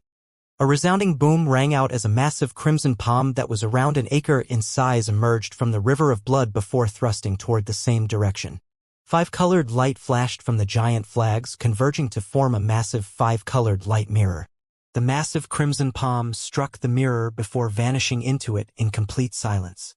At the same time, the giant palm appeared in a secluded corner of baleful cry point before striking a plot of empty land in a vicious manner, creating a huge crater that was several kilometers in size amid an earth-shattering boom. A hint of surprise appeared on Maoyang's face upon seeing this. Oh, this is spatial transference. This formation appears to be... Right at this moment, a burst of loud buzzing rang out from the giant flags, and a series of five-colored light mirrors were quickly conjured up. Countless projections of humanoid figures, beasts, and buildings of all descriptions instantly appeared around the river of blood, striking the beholder with a sense of disorientation. Maoyang's expression darkened slightly upon seeing this, and he made a hand seal, upon which black and white qi surged out of his back before also transforming into a black and white mirror. Initially, the mirror was only around the size of a human palm, but it quickly swelled to the size of a washbasin at his behest, and a black and white Tai Chi diagram appeared on its surface. The diagram released a pillar of black and white light. A sharp tearing sound rang out as all of the five-colored light mirrors around the river of blood were torn apart by the pillar of black and white light before disintegrating into specks of spiritual light. All of the Grand Ascension stage beings' expressions changed slightly upon seeing this, and the Yin Gongzu turned to Mingzun before asking, "Brother Ming, you've been full of praise for this bipolar annihilation formation. Why is it that its power been dispelled by such a casual strike?" "Humph? A casual strike? If I'm not mistaken, that black and white mirror is most likely a treasure no less powerful than profound heavenly treasures. Otherwise, do you really think a normal attack could break those illusions so easily?" Having said that, if he thinks that this is all it'll take to break this formation, then he couldn't be more wrong, Mingzun harumphed coldly. "Is that so?" Yin Gongzi seemed to be rather skeptical, as was everyone else. As if to support Mingzun's statement, right after the five-colored light mirrors were destroyed by the black pillar of light, a series of tiny white runes suddenly appeared near the river of blood. Initially, the runes were quite sparse, but in the blink of an eye, They were falling from the heavens like a dense snowstorm. At the same time, a burst of power of laws encompassed the entire river of blood. Inside the river of blood, Ma Liang was struck by a chilling sensation, and the air around him suddenly became more viscous. His expression changed slightly as he hurriedly tried to draw upon his own magic power, only to find that around a third of it had become sluggish and inaccessible. Meanwhile, Yang Deer was faring even worse. In the instant that the power of laws had acted it felt as if its body had become as heavy as a mountain, and it was horrified to find that most of its magic power became inaccessible. As expected, this really must be an immortal formation to be able to affect even me. It's quite impressive that you were able to set up such a formation in a lower realm. Unfortunately for you, the formation is incomplete and it won't be too difficult for me to break it, Ma Liang said with a cold smile. Immediately thereafter, he opened his mouth to release a small green umbrella which he pointed a finger at, and the umbrella immediately rose up into the air, then swelled to around half a kilometer in size before slowly opening. A green light barrier then descended from the giant green umbrella, encompassing the entire river of blood beneath it. The impact of the power of laws in the area was instantly severely diminished, and Yang Deer immediately recovered its mobility, as well as access to most of its magic power. As for Ma Liang, he seemed to have become entirely unaffected as he stomped a foot down onto the blood dragon beneath him. A thunderous chorus of dragons' roars rang out, and the 8 blood dragons within the river of blood flew out in unison before pouncing directly toward Ming Zun and the others. All of them had thick bolts of silver lightning surging over their bodies, and they were giving off formidable Grand Ascension stage auras. We have to act now. He has to withstand the power of formation while unleashing that river of blood to oppose us, and he definitely won't be able to keep this up for long. I'll also summon the 4 true spirits to assist us, Ming Zun yelled as he made a grabbing motion to summon a reddish-purple badge, which he immediately tossed forward. A burst of loud rumbling rang out as the badge transformed into a huge reddish-purple rune. All of a sudden, spatial fluctuations erupted at 4 locations around the river of blood, and 4 black platforms emerged, atop each of which was a fearsome-looking black beasts. The 4 beasts were identical in appearance. All of them were over 100 feet in length with lion bodies and dragon heads. As soon as the platforms appeared, the 4 beasts opened their eyes and stood up in unison before letting loose ferocious roars. You had 4 mythical black beasts up your sleeve? Haha, you sure are good at keeping secrets, Brother Ming. With their assistance, our victory is all but guaranteed, Yin Gongzi said in an elated manner, and the others were also ecstatic to see these 4 beasts. Mythical black beasts were top-tier true spirits that ranked near the likes of heavenly dragons and true phoenixes. They weren't inferior even to the Qilins of all elements. As such, the sudden appearance of 4 of these beasts naturally instilled everyone with immense confidence. The mythical black beasts sprang up into the air before pouncing toward the river of blood as gusts of black wind, and they were immediately followed by the Grand Ascension stage beings, who unleashed various abilities and treasures to attack the 8 blood dragons down below. Lights of all different colors flashed in the sky, clashing with the river of blood to create a string of devastating explosions. As soon as the mythical black beasts drew close to the river of blood, a cold smile appeared on Ma Liang's face as he made a hand seal, and gusts of winds surged out of the river of blood, following which 4 massive crimson giants were manifested. The 4 giants were over 1,000 feet tall and completely bald, wearing suits of armor that were of the same color as their bodies. They raised their fists before launching them toward the mythical black beasts, and even before their fists had even struck their targets, a nauseating odor of blood and gore was already sweeping through the air. The 4 mythical black beasts were able to evade the attacks before instantly appearing behind the crimson giants, then gently swept their front limbs through the air to release long black blade projections, and the 4 giants were immediately decapitated. As for the mythical black beasts, they continued onward without pause, preparing to plunge straight into the river of blood. Right at this moment, Ma Liang uttered the word restrict, and the 4 mythical black beasts felt as if explosions had rung out in their heads, causing them to falter involuntarily. Immediately thereafter, around a dozen crimson tentacles swept toward them from behind before striking them like lightning. Most of the black chi around the 4 beasts was scattered, and they were sent flying for hundreds of feet amid cries of surprise while scorching crimson flames were ignited on their bodies. In the next instant, A string of furious roars rang out, and 8 tornadoes erupted into the heavens, sweeping all of the crimson flames away to reveal the black beasts again, which had swelled to several times their original size.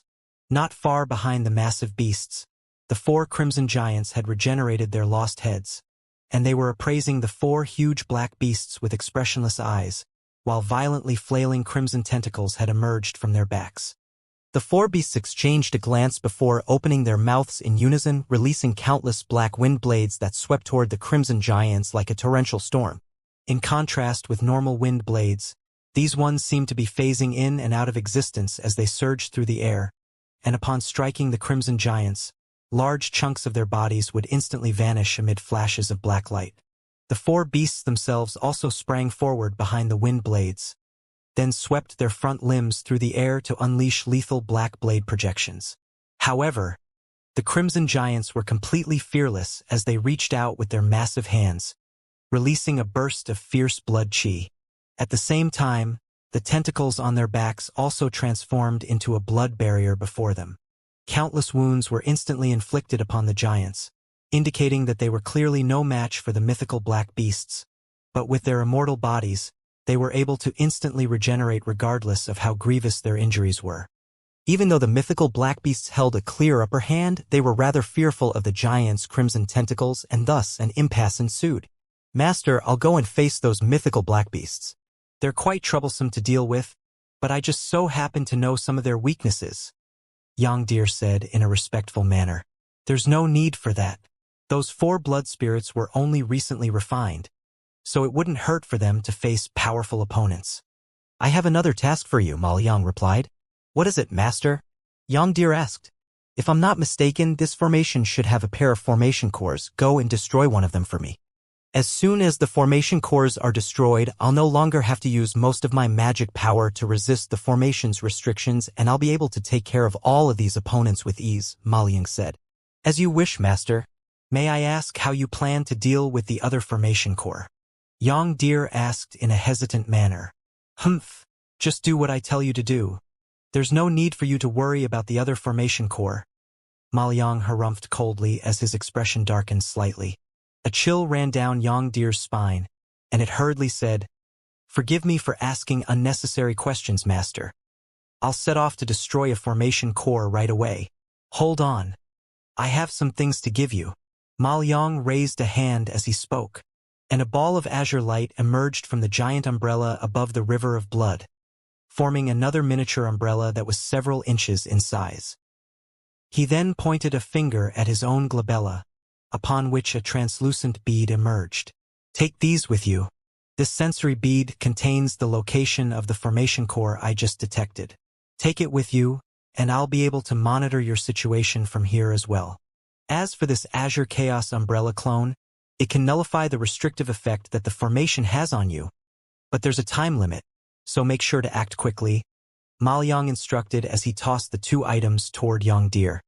"Rest assured, master, I won't disappoint you," Xianxia promised as it accepted the 2 items. It then tossed the small umbrella forward, and the umbrella transformed into an azure light barrier that enshrouded its entire body. After that, it inspected the location recorded within the bead, then transformed into its deer-bear hybrid form before rushing out of the river of blood toward a certain direction. Following Xianxia's departure, Maoliang released a crimson jade box out of his sleeve before pointing a finger at it. The lid of the box was removed, revealing a tiny crimson figure with several golden talismans plastered to its surface. The miniature figure was only around half a foot tall with long crimson hair and a ghostly mask on its face. Its eyes were tightly shut, and there were crimson spirit patterns all over its body, all of which were emanating faint red light. A serious look appeared on Maoliang's face at the sight of the miniature figure, and he made a hand seal before releasing a streak of silver light toward it. The silver light vanished into the miniature figure's body in a flash, following which the golden talismans were stripped away and the eyelids on the ghostly mask slowly peeled back to reveal a pair of wooden and emotionless eyes. Maoliang injected his magic power into his own glabella, and another sensory bead appeared before flying into the miniature figure's body. "Go and destroy the other formation core and kill anyone who dares to oppose you," Maoliang instructed. A burst of faint red light flashed through the miniature figure's eyes, and it rose up into the air before flying away as a streak of crimson light, seemingly completely unaffected by the power of laws within the formation.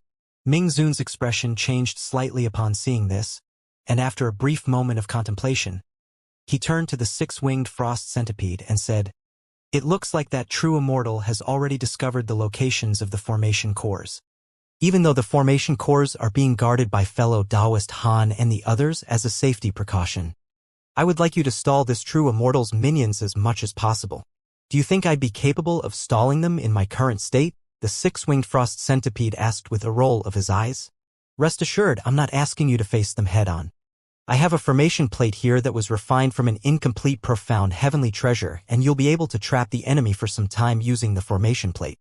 If they somehow manage to break out of the treasure, then you can simply flee the scene," Ming Zun replied. Only after some contemplation did the six-winged frost centipede give a slightly reluctant nod in response. "In that case, I can agree to do this." A faint smile appeared on Ming Zun's face, and he flipped a hand over to summon a white formation plate, which he tossed through the air. The six-winged frost centipede drew the formation plate into his own grasp, and his expression eased slightly after a brief inspection of the treasure. "Fellow Taoist Ice Phoenix, please go and assist him as well," Ming Zun said to the Ice Phoenix. "Of course, all of our lives on the line, so it's only right that I do my part." The Ice Phoenix willingly agreed. A pleased look appeared on Ming Zun's face upon hearing this, and he made a grabbing motion to summon a small black flag, which he pointed at the six-winged frost centipede and the Ice Phoenix. A burst of spatial fluctuations emerged beneath them, and a dazzling light formation appeared before instantly teleporting them away. Right at this moment, Xianxia suddenly transmitted his voice toward Ming Zun. "Ming Zun, do you need me to go to the other formation core? I don't think I'll have to do anything here anytime soon.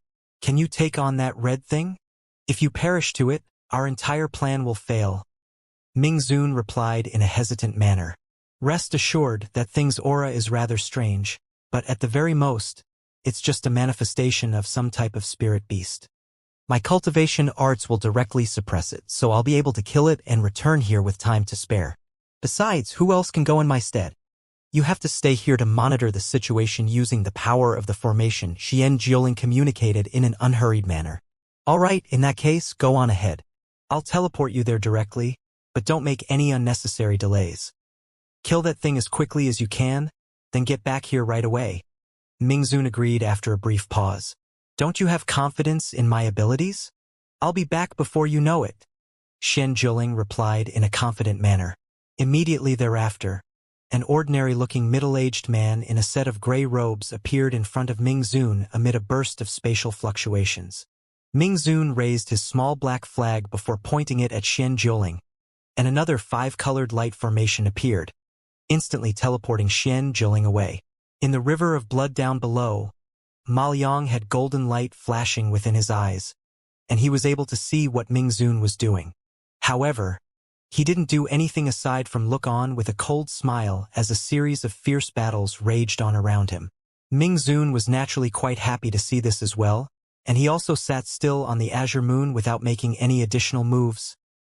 Han Li was still seated on the altar, meditating calmly with his eyes closed. All of a sudden, his expression changed slightly as he opened his eyes before casting a surprised gaze toward a certain direction.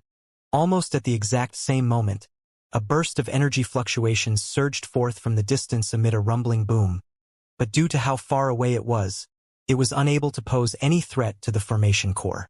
However, the trade guild guards responsible for protecting the formation immediately tensed up upon sensing this disturbance. Blue light flashed within Han Li's eyes, and he was able to instantly see everything thousands of kilometers away.